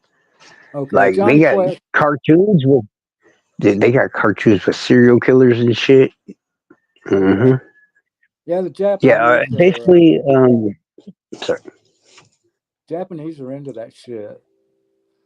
Well, They're honestly, it's so artistically made, though. It's beautiful. It's amazing, well. My friend does a and their channel. porn is fucking.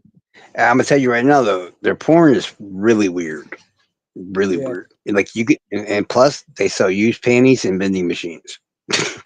yeah. You guys said that the other night. Good God. I swear. Hey, if you just go to YouTube or Google and type in used vending machine panties, and you will Already, see the machine itself. Yeah, already, I swear. already scented. Yeah, Yeah.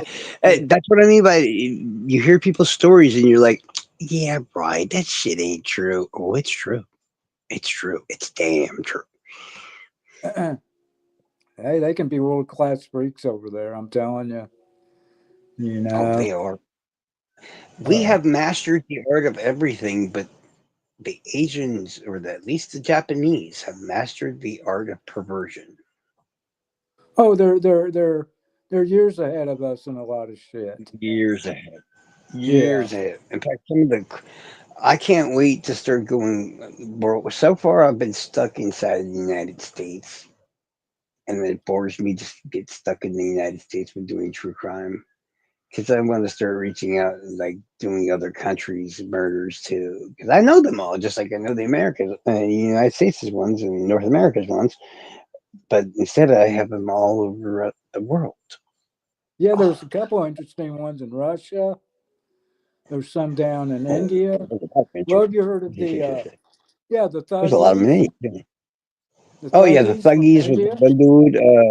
the one dude that would use a garrote, they would choke travelers and shit. They probably killed about I don't know a few thousand fucking travelers in their time. Yes, yes, they did. Yeah. Hmm.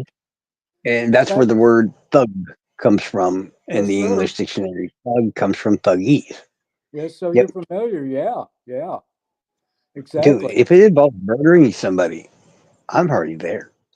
In fact, there was a movie on that, and I think that Pierce Brosnan played the main character. And Yeah, that but was was he a also, thuggy or was he somebody that the thuggy were trying to thug? I guess thugify. they was also depicted in that second Indiana Jones movie. Indiana Jones and the Temple of Doom. Yes, sir. They was kind Yes, I thought. yeah, they was kind of depicted in that Yeah. in a way. But yeah, I'm familiar. Then we got the I got lives I'm gonna do soon coming up. I'm gonna bring link up, and if you don't know these names, honestly, you might want to start doing a little bit of research. I'm talking to everybody about this because these are some fucked up monsters. If you think America's got the best fucking nasty no, you see these bastards. I got an episode coming up soon about Jimmy Seville. If you don't know that name, no, look it up. And because I'm bringing him up, I got to bring up Peter Sutcliffe. And yeah, like I I know said, Peter Sutcliffe. Yeah, yeah. See, then the names start clicking, and it's like I don't want to spoil anything like that, but yeah, he had the black hair, Sutcliffe. yeah. See, He was a, Peter he was a Sutcliffe's freak. nickname is the Yorkshire Ripper. Yes, sir. He is a serial killer from the United Kingdom who used to bash in people's women's skulls all over the UK and stuff with a hammer. Yeah, yeah. Here's the issue. As far as we know, Jimmy Seville, who's very well connected to Peter Sutcliffe, FYI, has not killed anybody, and he has already passed away. In fact, he is a celebrity, a massive celebrity in the UK. He did a show called Top of the Pops, which is like MTV, I guess, kind of deal. You know what I'm saying? Mm-hmm. And he also used to be a professional wrestler too. Uh-huh. He might just be the most predominant pedophile the world has ever known. Damn.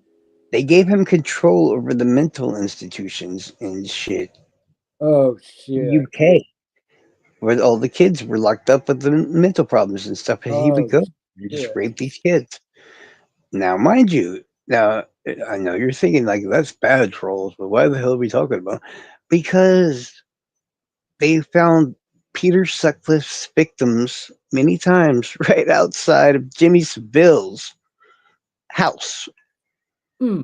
Okay. literally right outside. Okay, so we got a Okay. serial killer. In fact, he had been questioned so many times by the police that it's often considered that he might have been a possible associate or accomplice of So, Peter so, Sutcliffe. so Seville was being the accomplice, basically. Well, yeah, more the mastermind. Okay. Right. Once you know Seville, you will know flat out he's not a follower. He is not a follower whatsoever. I just watching his documentaries and stuff. When you look into the eyes of Jimmy Seville, I have not seen a more evil person in this fucking world than that man. I'll have to He check had that out. had a recorded conversation where he was laughing about the fact that he was about to die, and there wasn't not a fucking thing anybody could do about all that shit he's done. I mean, he's probably raped like thousands of kids. That okay. Yeah. But here's where it gets worse. Remember how I told you that they gave him the reins and the keys to the mental institutions, right? Yeah. To add fuel to the fire, guess who ends up becoming his best friend as he's running them? Well, I don't know. I guess Sutcliffe. I guess. Sutcliffe, his best buddy in the world. They sit there and had conversations for hours on hand, like little teenage girls talking about cute boys. They would sit in his room and talk for hours. Doing their And now planning. so many people were just like, there's no way that Jimmy. Imagine being knighted. Y'all know what it means to be knighted, right? Like you were so awesome and so your Yeah. career is so amazing that you were knighted by the Queen of England herself. Yeah. You had to They do. took that shit away. They took it all away once he was dead. They took it all fucking away. Wow. You know, if you want to know the closest thing I've seen to a human, but a devil in a human form, Jimmy Savile. He's the most evil person I've ever. No, Maybe Andre Chikatilo. I never heard of him. I'm pretty sure you've seen him. He's the Rostov butcher. Whatever the fuck they called him. Like yeah, there's crimes Was he like in the, this throughout the entire world. was he in the UK? With Andre Chikatilo? No, Yeah, that's Russia. or Latin America. He's Russian. Well, he Oh, was Russian. He's dead okay. now.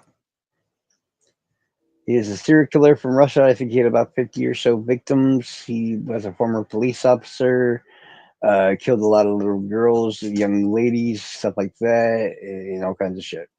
Yeah, I think I might have seen that because there's a You've couple. probably seen the infamous video that is shown where he's in a glass case in trial whipping his limp dick out. He's all bald, a tiny little guy, wearing glasses, and he's waving his limp dick at the judge, saying, "I cannot separate these girls. My dick don't even work. Look, it does not work." I, Oh, shit. not even joke. Yeah. Yeah, there's a couple cases in Russia I was getting interested in for a while and just got back off of them. I think that might have been one of them. Well, just recently in Kenya, they caught a new vampire Damn. that had 44 victims, all female, between 2022 and 2024. Glad the Impalers come back. No, I think people underestimate what Vlad did. Vlad was using a method to intimidate his opponents. That's all he was doing. The Vikings used to do that shit all the time, no problem. Okay. Well, I mean, because like the Vikings, when they massacred somebody or beat them in a fight or a battle or something like that, would take their heads and all kinds of other stuff and like hang them on stuff. And so when the next army would see them, they would just their spirit would break. You know, it's a good, very good tactic actually. Because if they ain't got the guts to fight you, well, you already won that the fight. So, Right. but I got some Japanese cases coming out soon, some Chinese cases. I got some shit that's gonna shock you out of Japan. Wow, Well, not much wow. shocks me. So, I'm Hmm? curious. Well, do you know what? I'll make it real quick, but do you know what they do with the mentally and physically disabled in Japan? Now, I can only everybody imagine. listening that might happen to be disabled, you might be aware that doesn't mean yes, you. Okay, Um, so people like that over there often, actually about 70% of the time, are locked away in group homes and hidden away from the rest of the world because they are a disgrace to the family to be seen. okay, right. So you know what also happens to these, and so they're locked away in these group homes. Okay. Well, they probably get mistreated and abused. Well, sure they do, but it gets worse. One of the best TV shows, apparently, as far as the Japanese consumers are concerned, is what they call, and I apologize for calling it this because this is what it is called. You can hate me if you like, but it's still going to be what it's called tomorrow, even if you do. It is basically translated into English. It is called retard wrestling. God, Professional wrestling, not choreographed, mind you, with right. mentally and physically disabled people I can as the see, I can see an arena being packed, and they're taking well. bets. There's a pickup problem. A lot of Wow, there's a lot of betting and shit on the retard wrestling, and right. several incidences and other incidences that have caused people to go just crazy, break into these mental homes that have 30 to 50 poor, defenseless, disabled people in them, and violently murder like 20 or 30 at a time one night and stuff like that. That's fucking sick as fuck. Yeah, y'all have no idea the shit I'm about to bring you. Mm, No, no Just idea. world class perversion freaks. That's one of the most fucking bizarre things I've ever heard, Charles. After the shit I've gone through as far as this world is concerned, I've always asked myself since then, like, can I go to heaven or wherever the fuck I'm supposed to go now? Because I don't want to be here anymore. This place sucks. Yeah. Uh, And I know that sounds like, oh wow, you like just talks about like 40 disabled handicapped people being murdered, and you're just like, oh well, this sucks. Well, yeah, I'm literally talking about investigating probably millions of fucking murders, violent, cruel, vicious murders. yeah, and I have too. But It's you, been you're, it's desensitized me by now, yo. yeah, you're the cherry on top of the sundae. You know. Yeah, who is it that I can think of right away? Pedro Lopez in South America, Ecuador, and Peru. Claimed he killed about a 600 young underage. When I mean underage, I mean none of them exceeded the age of 11. Okay, That's what I was thinking about. And like, 600 victims. He yes, claimed. Now I know what you're thinking. Well, he claimed it's not like they found almost 120 of them. I've seen that documentary on him. Yes, same countries. Luis Garavito, little boys. Garavito has even more, and yes, they found the bodies.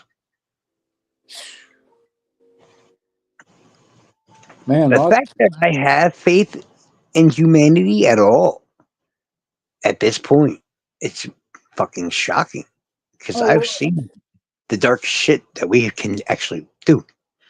that's what I told Dee Dee and other people. I said, "Look, I'm sorry that it seems like I got such a low opinion about people or society, but Fucking you know, motherfucker. it can't be helped. You live my life Really? and I've study the seen shit. Yeah. that one Japanese murder of the girl that they raped over like 30 or 60 days and then took her and dismembered her and put her inside a Hello Kitty fucking toy. Yeah. I'm bad with her name, but trust me, Jojo Rico or some shit. Yeah, something like that. You have, yeah. And as hard as this shit said, like the retard wrestling, it's so, and that is Well, real. I've never heard Yeah, the word itself is anything. put back into the But psychological whatchamajigger, so it's okay to be said again. So like people I give. said, Charles, I got such a low opinion. I'm not surprised. I'm not either. There's some sick fucks out there.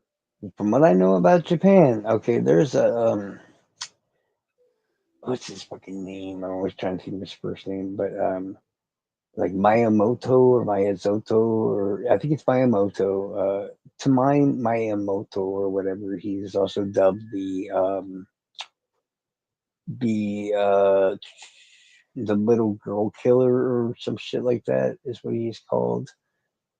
He has these freaky arms that are like so weird, freakish made in short, and you just have to look it up.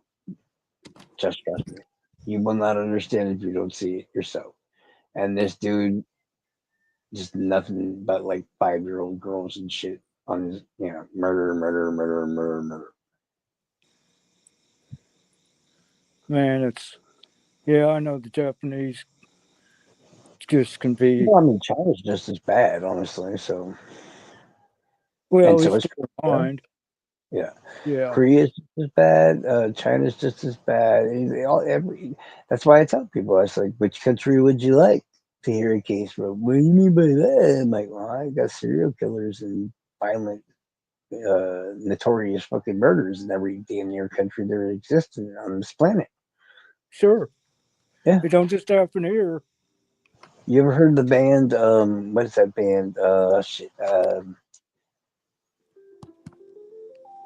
Shit. Children of Bodom. If you know No, a lot of hard ass metal, you might know that band, or at least the name of that band, which is Children of Bodom. And that name for that band comes from a violent, psychotic, unsolved group murders out of a place called Lake Bodom, and I forget, like it might be Scandinavia or Sweden. I can't remember which, but it's all over the world, guys. It's not just us. It's a fucked up place. I already told you about the femicides and shit out of fucking Juarez and all that stuff, and in Chihuahua and oh yeah, all Juarez. you're Fuck. talking about What the hell? 50,000 women killed only because they were women in 5 little tiny small state areas. Yep. As I said, I'm just, you know what? I'm good. I'm tired of living on Earth. Take me away.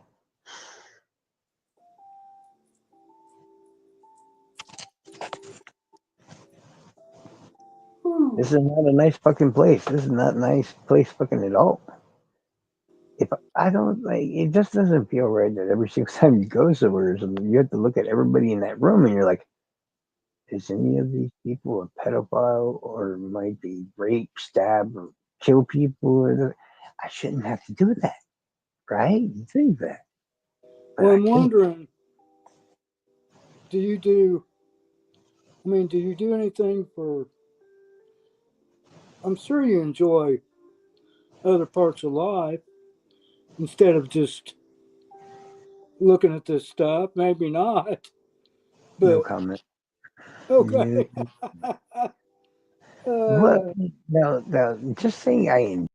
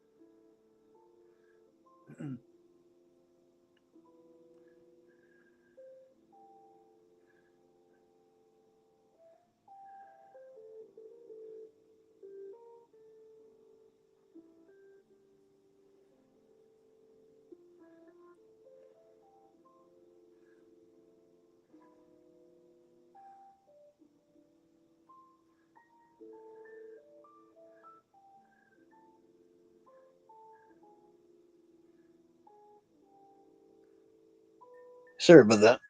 that's all right. Yeah, I but wasn't worried. no, Worried. yeah, my therapist, the old one I used to have or whatever, would tell me that this is just basically my trauma dump. I couldn't save my cousin back then, or and other people, so it's my way of trying to save them again or something. Yeah, I guess it sets off some kind of defensive mechanism with me when it comes Mhm. to stuff too, because other people are they're unaware, and you got to be aware of this shit. And I got a certain sense of protection as far as raising kids or family or people in the community. Mhm. Well, I'll protect anybody. I'm a dumbass like that. I will protect anybody. Hell, you might be robbing somebody and then they're jumping you because you robbed them, and I still might probably protect you. I'm stupid. Yeah, That's how it yeah. goes. I've saved a lot of people from getting their ass beat. Oh, I did that plenty of times. Luckily, it doesn't take much to prevent that. All you have to do when you're me is just stand there, give an angry face. I don't like seeing people get picked on.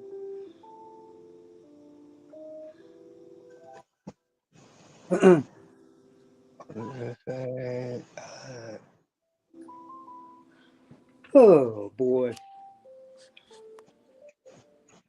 Hey, look, So I don't buy no used panties either, Tracy. Okay, trust me on that. But it's funny, and that's why we talk about it. But apparently, some motherfuckers have to be interested in buying the used panties because there's many, many vending machines that sell the used panties. soon they'll be selling them at Target. Well, I'm pretty sure that it's not going to get that far. Like America can't get that bad, not yet, not for at least 100 years, I think. Because the problem is, we nuked them and Nagasaki and Hiroshima, and we shrank their penises. And when we did that, they became really creepy perverts. That's what I feel. That's my Envious. theory, and I'll stick with it. And as far as It my makes sense. understanding, I've learned somewhat the same thing. Yeah. What happened? Well, we went to Pearl Harbor. We dropped thousands and thousands of bombs. We destroyed everything. And I'm like, yeah, what they do? They dropped two bombs. Two. Just two. That doesn't sound that bad.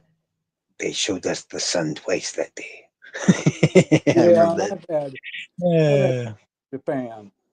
And I was mhm. especially friends with an older lady that was The same there. comedian was also like, Iraq or Iran keeps talking shit to us, and we're like, why you keep talking shit, bro? You don't want to talk shit to us. And they're like, I have nuclear weapons and I can use them. And then the Americans like, we have lots of nuclear weapons and we have used them twice. Right, right. And Yeah, it's one thing to have these motherfuckers occur. We the only one that had the balls to at least unleash that shit on our fucking. We turned people into shadows, dog. We made them into shadows. yeah, You know what kind of shit it takes to turn a human into a shadow? just And a I know that flat. sounds like not much, you guys, but No. literally, a full blooded, flesh and blood, regular sized human became a permanent shadow on the concrete ground where they used to be standing in And I've seconds. seen it. Yeah, I've seen and heard that stuff. Yeah. Vaporized. I think they still exist, honestly. The same shadows, like it's like a monument kind of thing now. It's like, look at the shadow. That might have been your aunt. And no. Yeah, that shit is. I mean, so to say, we thought we had to do it, but Oh I guess no, I think we needed. Yeah, no, we had to do it. We had to do it. Just how it goes. We had to do it. I mean we ended up having to. We had to end that war. Think about it this way, guys. If we didn't send off those nukes then, and didn't see what they did, how bad they reacted, and how what they all they could really fucking do, then somebody far worse would have used them to do Against it us. later on Yeah, against us against or us. somebody Yeah, else on a much exactly. larger scale. So as long as we did it, everybody saw the you know what I'm trying to say. This fucking Magnitude. yeah, the magnitude of what they can fucking do with these fucking things. Yeah, you guys might have handed your hand on this ticket switch, And if it's not but for like Hiroshima and Nagasaki, we don't have people like Vladimir Putin and all that. Always, I'm going to nuke you, yeah, but exactly. probably not. He's backs off all the fucking time because he knows everybody's seen what Yeah, the or fuck like he'll the do. Ayatollah. Yeah, yeah, they So imagine Russia if nuclear fucking ICBMs and shit come start literally from all around them directly to them. They know what will happen. They're fucking done. yeah. So I he saw can talk all he wants, but it's like, you gonna keep talking shit, bro? We're gonna do this. I'm going to keep talking shit, obviously, because I'm not stupid. I give him props for that. Use a bluff when you can. That's all it is. and we wasn't nothing of a country till World War II, basically. I mean, we was That's not true. We was the yeah, heroes of World War One too. yeah, we still had the biggest economy in the world in the turn of the century, I don't but think we did didn't. we have the biggest economy in World War? No, I thought the UK did in World War One. Well, I just seen something on that I think Hmm. we were both pretty much even when it comes around to the turn of the century. But But I until will tell you World guys, War II, I'm really hyped about the World War Three. I really am. For once, my people are gonna be on the bad guy side. I'm so happy. I've been waiting for a world war where we're not the bad guys. I'm hyped right, because I'm like half Native American and like half fucking German. And it's right. like when you're German, it's like fuck. You can't even have a world war without hearing that Germany got his ass kicked again. I'm so happy for once we're on the good side, which I wonder if that means that we're going to get our ass kicked again. Probably. It's it could be I'm looking. kidding, obviously. It's uh, it's just it's hard to have a high opinion on life now. And living. I've been watching. In fact, I've been watching too much George Carlin the last few days, and you know what kind of opinion he had on How can you shit. watch George Carlin and not be happier because of it? He's Oh, right. I he's can so imagine fucking him. funny. The He's only bad part about George Carlin is when you remember that he is no longer in this world because he has died. Then you're like, oh. But then you watch the next video with George Carlin and you're happy again. That's all it is. oh, no doubt. He's just. I can imagine him ripping society. These days it'd be a blast to see that. You know. I mean, he's a fucking comedian that literally could basically, I mean, I guess you would call him the originator of like the Ricky Gervais, I guess. I wish we had George Carlin around to talk about Jeffrey Epstein. That's what we need. Yeah, I can Yes. imagine. I can imagine Carlin being. Yeah, good.